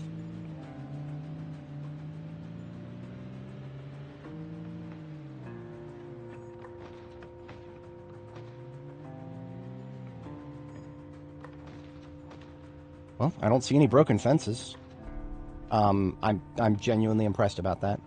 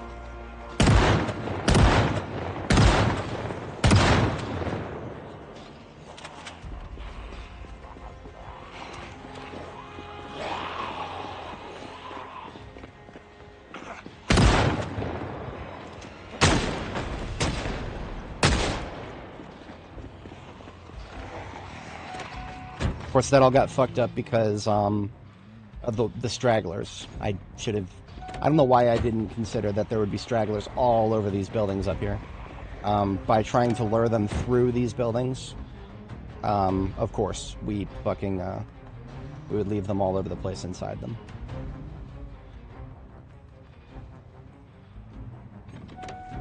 Same tactics, though. Attack, fall back, attack again. Till I have my base back.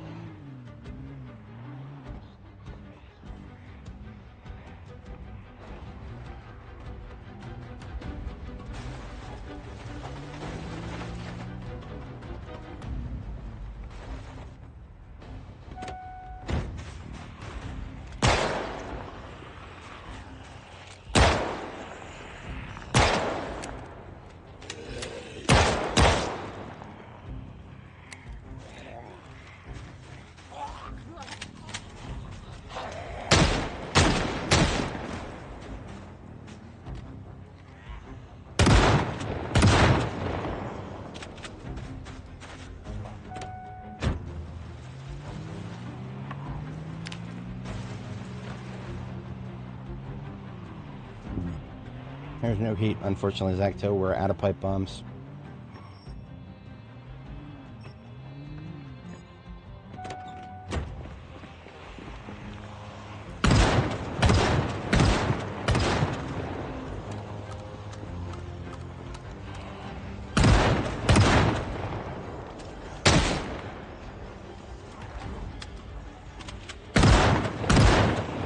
Just repaired it, by the way.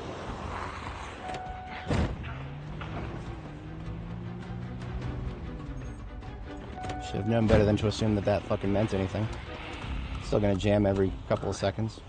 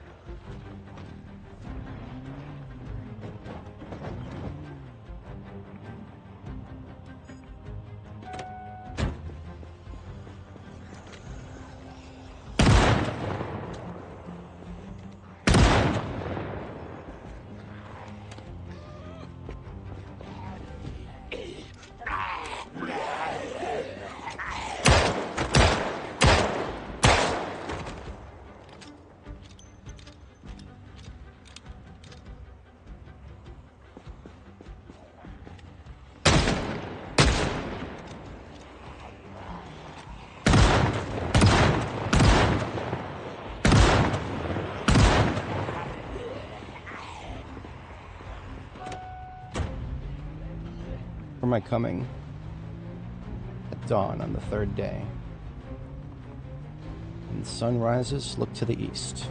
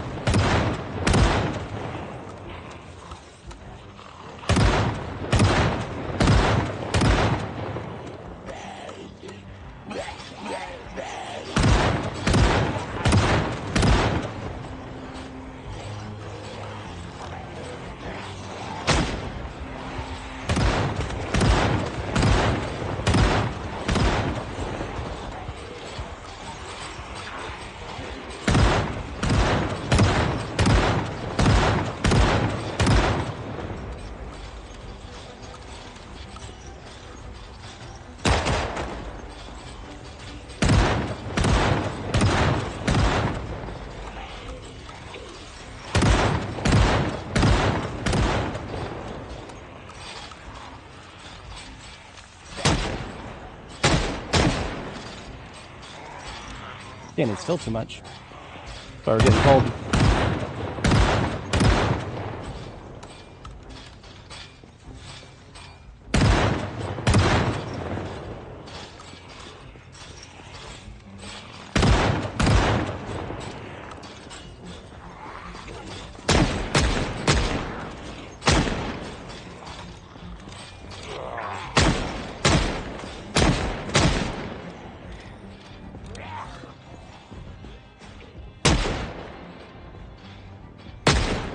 Oh, look at that! Stress 100. We got a little too close to the fence. That's all it took. That's all it took. Fences don't cause stress anymore. Except our stress is 100 out of 100.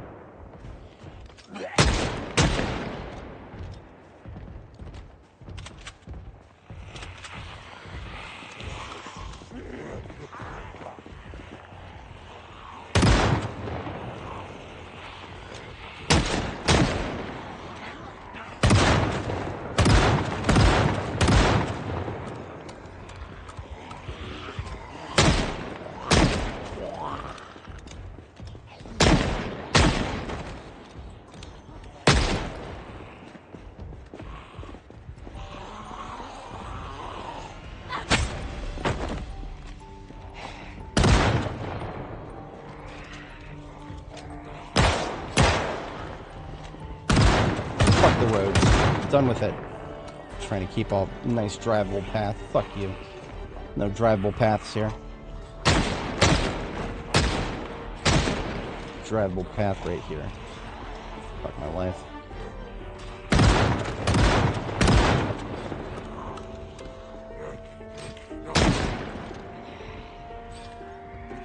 Fuck off. Wrong side of the fence, lady.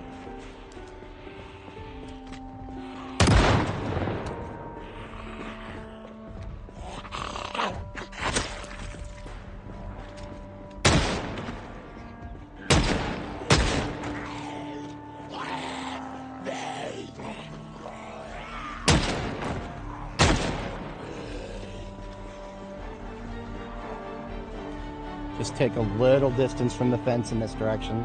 Suddenly we pull them all off of it.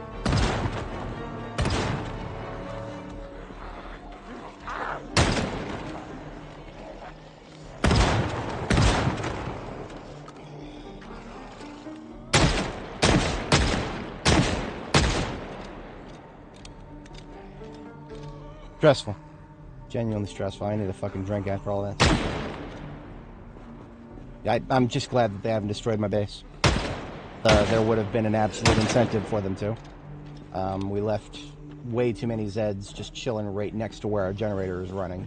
So if the Zeds were just a little bit more attracted to generators, then our base would be dust by now. But it does seem as though generator attraction has actually been nerfed. I have a cynical take on that. They did that because multiplayer.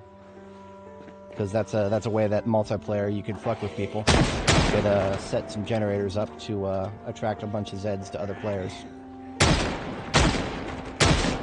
And I mean, the devs set precedent with that with the fire. Players were setting fire to things near each other's bases to fuck with each other. So now fire doesn't spread anymore. Wouldn't be the first nor the last time the multiplayer crowd takes something away from the rest of us.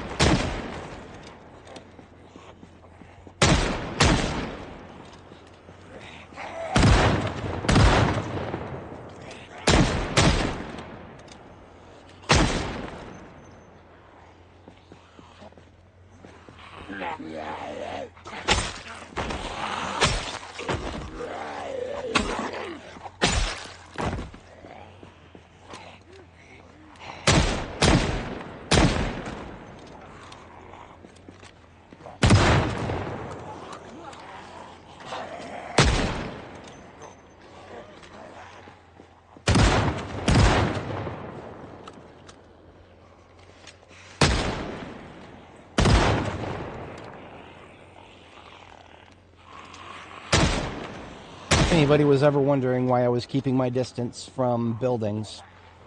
Oh, my life just got so much better right now.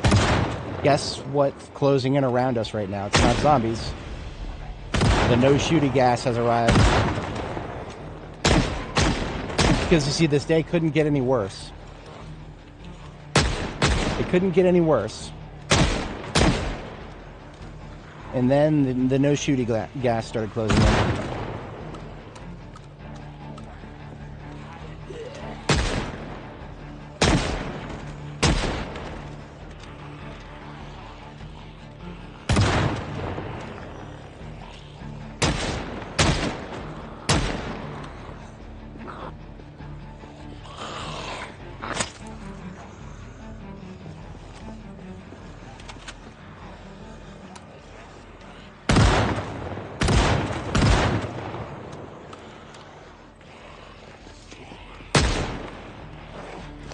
Might as well get used to using this sword, kid. The no shooty gas is closing in. That means no more shooting. It's in the name. I know so many people are wowed by the spooky, scary Silent Hill fog. It's very aesthetic. It's ambient. At this point, all I see is minus 50% to your aiming capabilities. It's just... I'm jaded to it. I really am. I can't complain about it happening too often, because at least for fall, it's all been rain. It hasn't been any fog as much. It's been bothering me. It just decided to come back right now at the worst possible time it could possibly come back. So, no surprises there. That's just good old-fashioned RNG is all that is. But I will never miss an opportunity to complain about how stupid it is that just because there's a little bit of fog in the air, suddenly our ability to shoot something a few tiles away is minus 50%.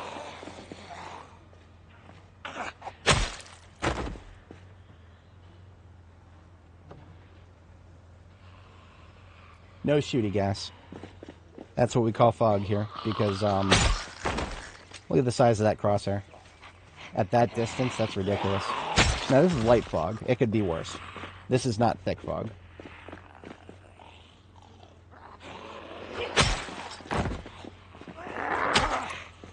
We're not making any progress, by the way, on weapon skills. We've had to fall back to Longblade. Great weapon type. I love using it. But it's no good. We're not getting experience right now. I need my axe. I need to make Gimli proud. Glove compartment. Or at least that's where it should have been. Did I fuck that up? Yeah, I did. Okay. No axe then.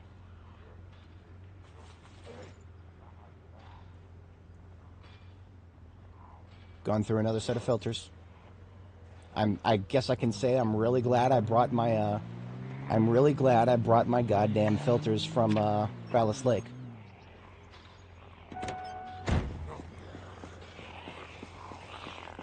Okay. Remove the filters, please. Add the recharge filters, please. So, Jen, what have we learned today? The only good Zed is a dead Zed. It's not moving anymore.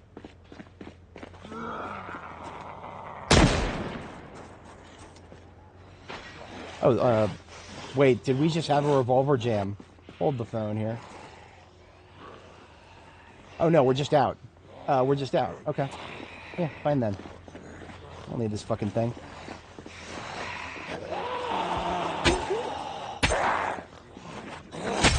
You know what I do need is to not be fatigued.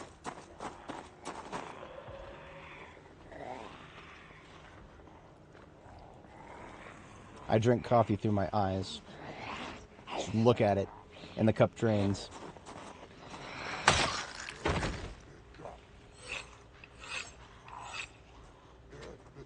That's right, take your time, buddy. I gotta sharpen my blade here.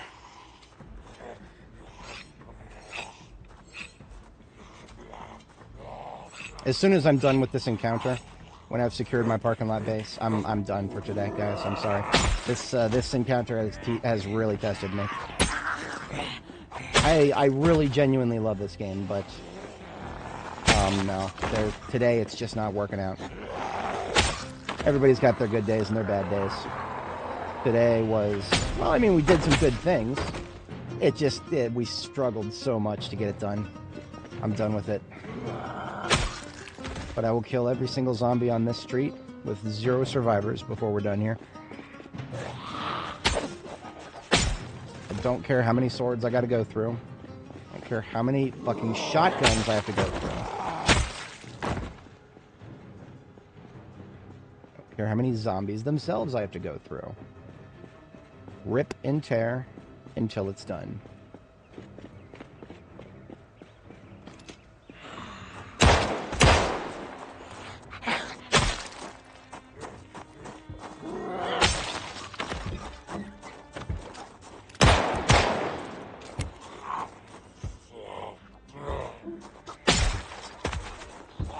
That's right, my 9mm decides to jam too.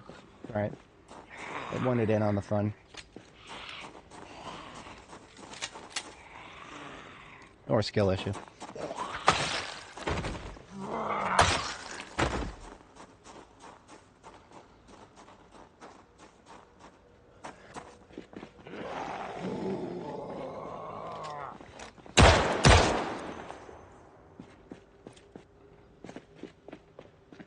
Yeah, no, that's... As long as I'm providing an entertaining show, that's important too. I hope my exasperation doesn't fuck anybody's vibes up. That's not what I'm here to do. Can't help it when my own vibes get fucked up. It's a contagious thing sometimes, but nah, I ain't here to have a bad time. When my brother plays video games, he gets... I'm surprised that man doesn't have blood vessels pop out of his skull. That man just gets mad and he yells and he must go through a couple controllers every couple of years. I don't know. I hope he doesn't shorten his life. That's all I can say about that. But maybe it's fun for him. I don't know. All I know is this, getting upset at a video game, that's not fun for me. I'm here to have fun.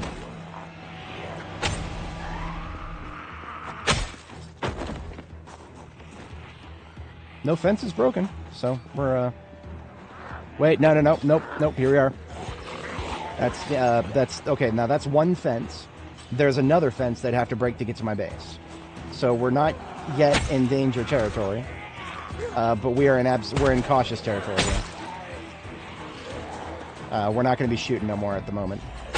Not until we can go inside. If we can go inside, then we can resume shooting, but for now, it's pointless. We don't have any, we have like no ammo left. We're all melee for the moment.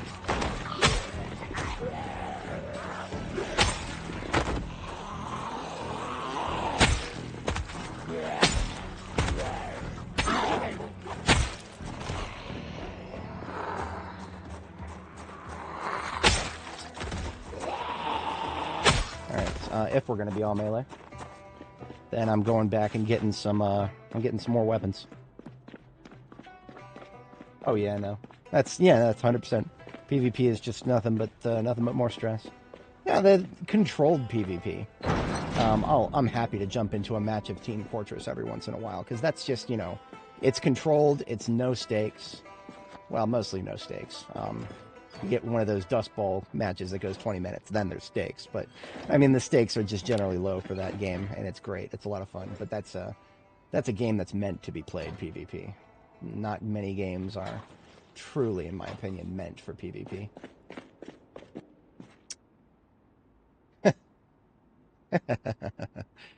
You know what, guys? Yeah, it's that time. It's that time. There's a weapon that's going on my back right now. Oh my womo. Shindeyu. Now, all we've got to do is have a few backups here. SWAT has some axe. Give me some axe.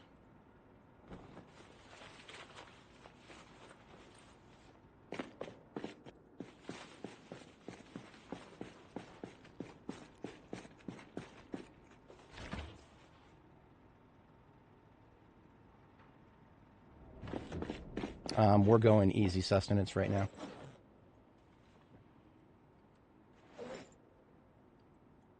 Okay.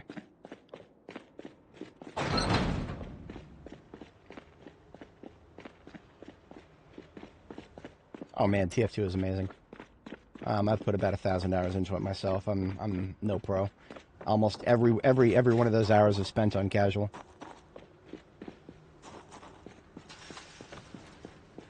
I'm going to use the katana.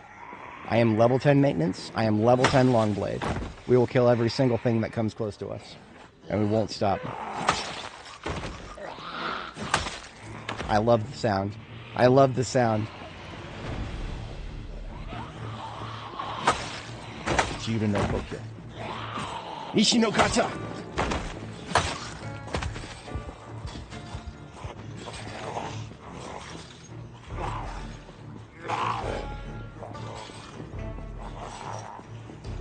Well, this is a bit awkward. I built this defensive position to deal with them with guns.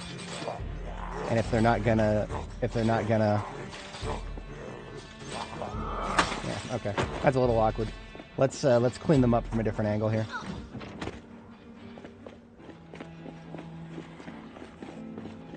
Hey! They're gonna be all over the place back here anyway.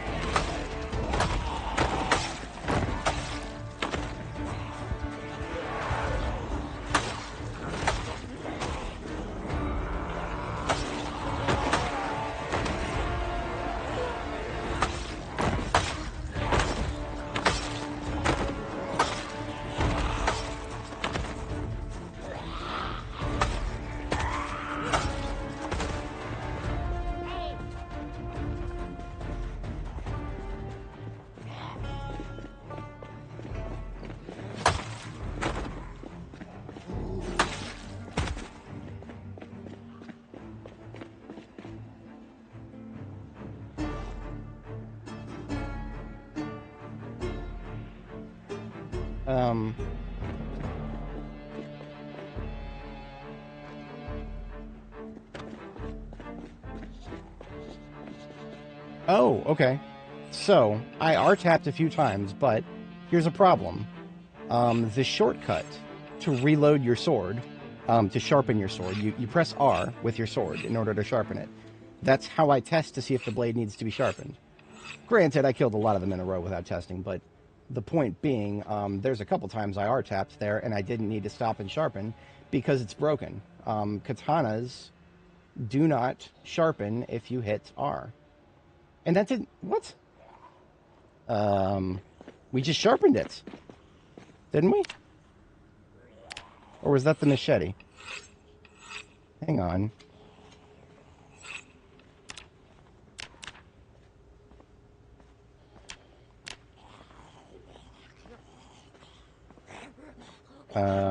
Okay. Maybe katanas can't be sharpened after all. That would be a truly anticlimactic end to our katana use.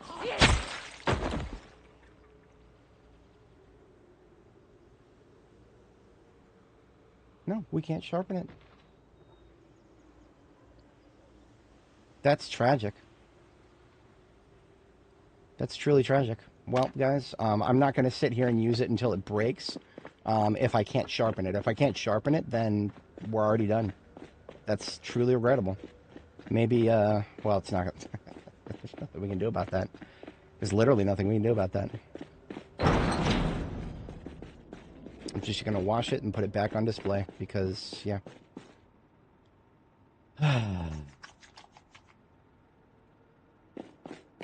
We had some fun there. I mean, it performed exactly the way I thought it would. Our swing speed was as good as it could have been. Okay, I take that back. If we had taken off our Alice belt and suspenders, we actually, so the chest piece, the plate mail we're wearing, and the Alice belt and suspenders, those two things are combat speed modifiers, which means that's my swing speed. Yeah. Is it? Hold the phone. Huh. Okay, so it's just the jacket then. Never mind. I don't know. I'm looking. Okay, so here's the problem. I mean, it's just a glitch. If we go to the sharpen blade recipe, we go in here and then we go to the possible items, and then we scroll down to the K's. HIJK. Kitchen knife, blade. Where's katana? I don't see it there, guys. That's man, well, I mean, that just goes to show you how little the devs care about katanas right now.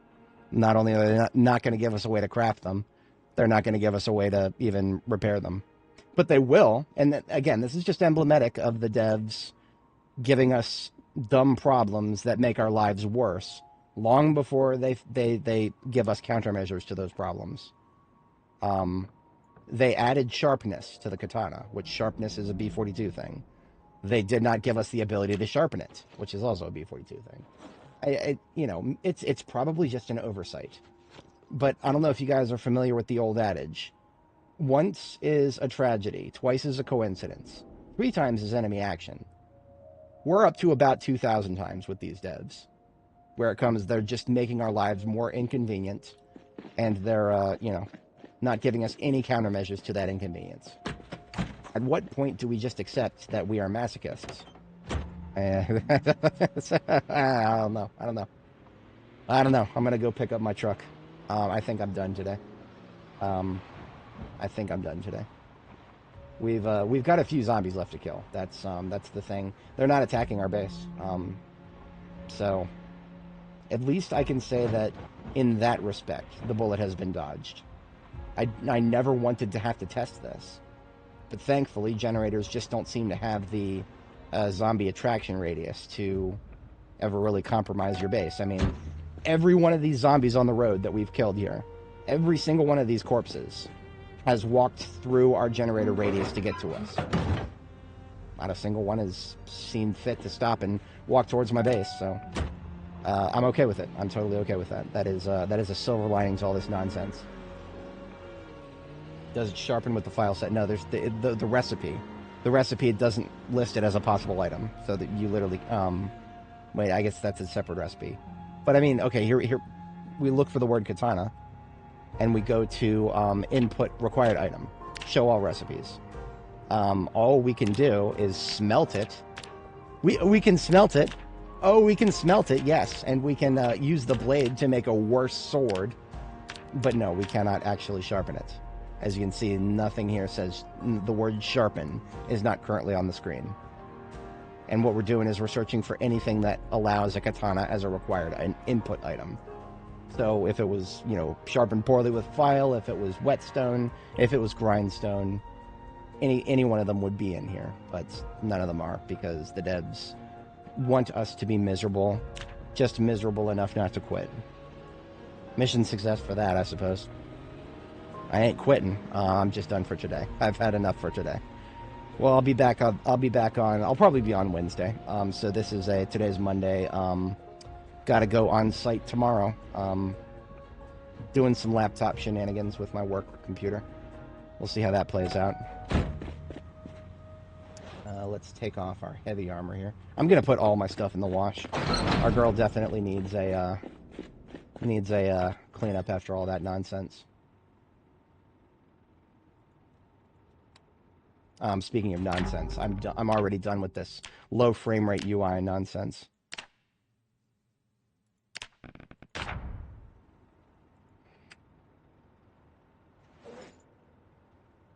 Bandana does not need to be washed. We're good on that. Oops, that's not the washing machine. Maybe they thought it was too cheesy. Oh, no, maybe. Who knows? Trying to get into the head of the devs of this game is a difficult thing. They don't talk to us enough, and I can't necessarily blame them. There's this documentary on the early days of Project Zomboid that long before I came around. I found it quite fascinating. If you go to my community page, I link it in there.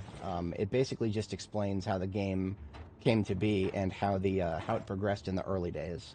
Man, the devs went through some nasty shit. I did not know that at one point, I guess this is a Reddit thing, but at one point on Reddit or somewhere else on the internet, there was an acronym called, or there was a phrase, a turn of phrase, getting zomboided. That meant having your Kickstarter money stolen. Apparently getting zomboided because, you know, people, at one point the devs of this game fucked up for so long that the Kickstarter backers thought it was abandoned. And because of that, a turn of phrase came out called getting zomboided. Don't get zomboided.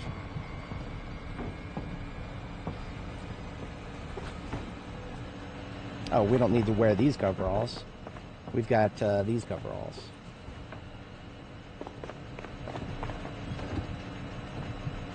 And without the hat, and with the katana. Yes, yes, yes, yes. This is what KTO was talking about earlier. Kill Bill time, boys. Kill Bill. And I gotta kind of take a screenshot in profile here, so we get the tang of the blade. There we go. Beautiful. Absolutely beautiful. But no surprises there. She is quite beautiful. All my characters are beautiful to me. I do not dare favor one over the other.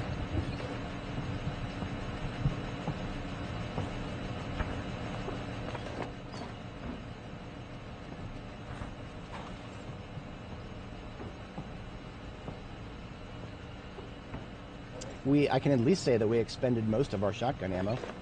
There's only 2 boxes plus a full bandolier left.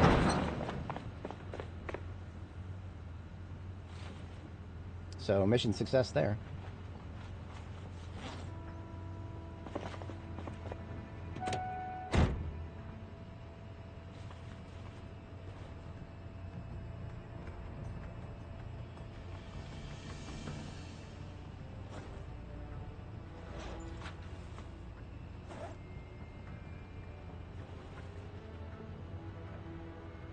Yep. All right. And detach these. We should have done that immediately.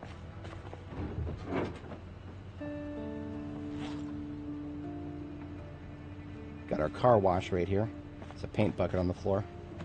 That's why I leave these out here. In a perfect world, I won't have to use them very often, but, well, as we saw today, the world is very not perfect. Even in a video game here.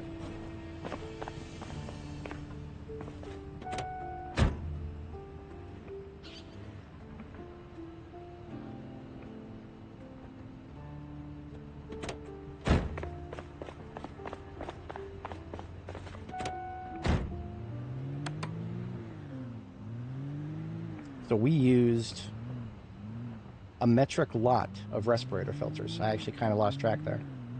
I dropped them on the floor over there. We'll pick them up in a moment.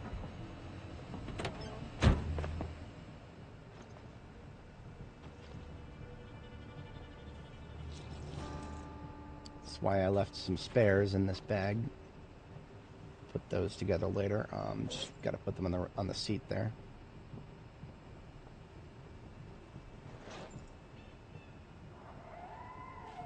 Get our bullets bandolier back on for now. And get some 357 into that. I dropped my Magnum. I was kind of upset when I did that, so I might have lost track of it. I think I remember where it was.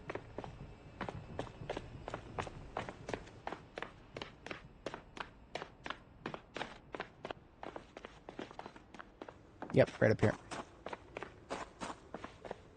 Dropped them both. I was going to put them in the trunk of the truck, but I was quite frustrated. Wait a minute, this is my 9mm. What did I do with my revolver? I'm gonna find it in this mess. I'm pretty sure I didn't drop it down there. My brain meat's telling me that I dropped it next to a patch of grass somewhere up here, but well, I mean, if I lose track of it, then so be it. We've got like 6 more of those, and it didn't even have any ammo in it. I'm not even interested in dealing with them right now. They can chill.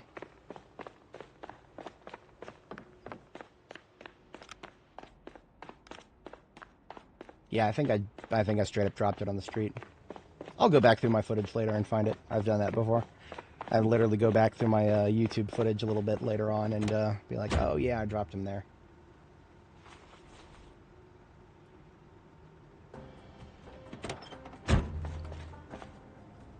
As long as it wasn't in here in the vehicle itself. We need to make more pipe bombs. Note to self, that's probably something we'll do early next stream here.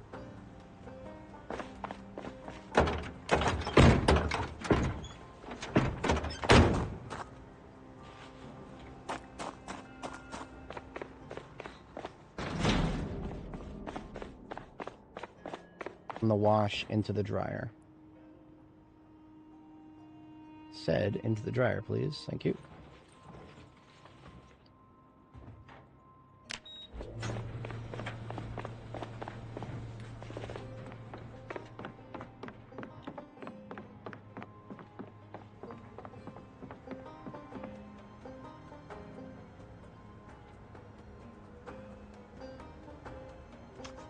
There's a couple of clothing items that didn't actually make it into the washing machine, so I'll just hand wash them out of the secondary barrel here.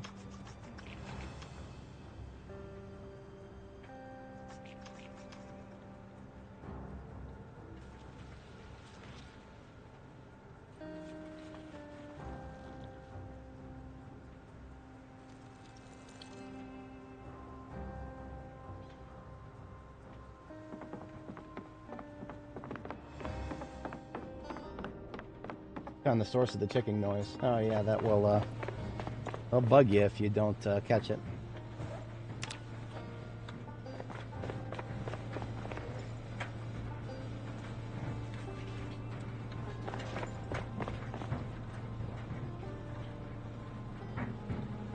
Alright, looks good.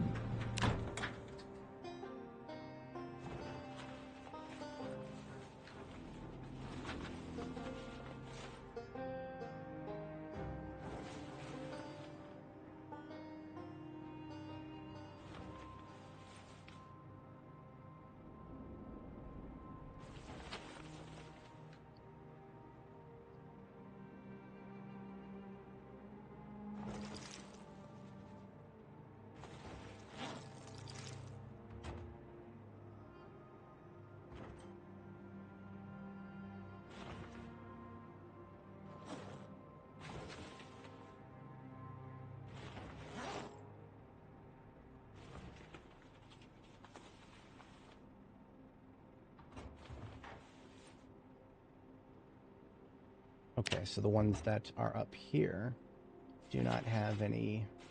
Okay, good. And then my shoes go in there. And then these coveralls belong with the suit. Harry Potter. Oh man, it's been a while. The only Harry Potter meme that I can think of with my brain dead right now is Dumbledore asked calmly.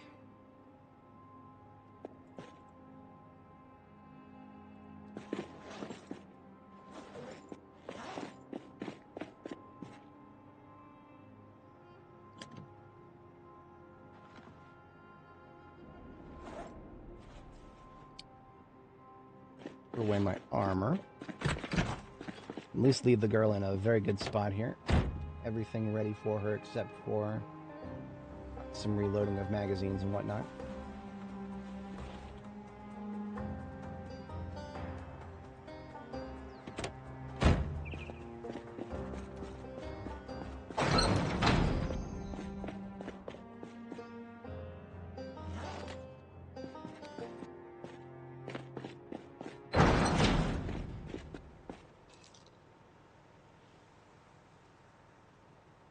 Oh wow, we're so far done with 9mm, we actually don't have any more anywhere in the that are actually loaded.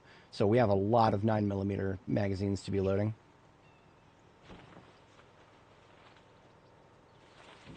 That another task for next time. Perfect to warm up with next time we stream here. What I am going to do though is I want her, you know, immediate kit, you know, everything that's on her person. I want all that to be sorted out. That's kind of a good policy for keeping things situated for yourself.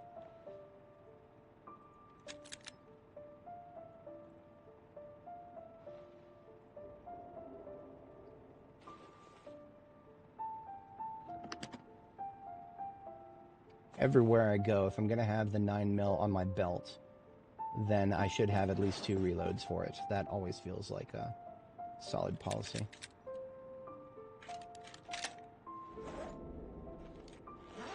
Okay. Yeah, everything looks good now.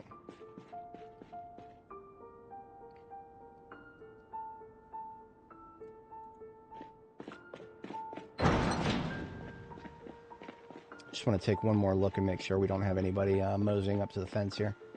But as you can see, we still have an inner fence here that they have not breached. So despite the breach in the outer fence here, where it's highlighted in the top center, none of them seem to be interested in coming down here, which is totally fine by me. Like I said, I was for a very, very long time there, I was under the impression that the fact that we have a generator on our roof would be enough to lure them down here and give us all kinds of trouble if we didn't wipe them all out. That was one of the reasons I tried so hard to just wipe everybody out just now. But yeah. All right, folks. I have had enough for today. I need a drink. All right. So next stream will possibly be on Wednesday. Otherwise, for sure, I'll catch you guys on Friday. Otherwise, have a good week, folks. I'll see you guys then. Peace out.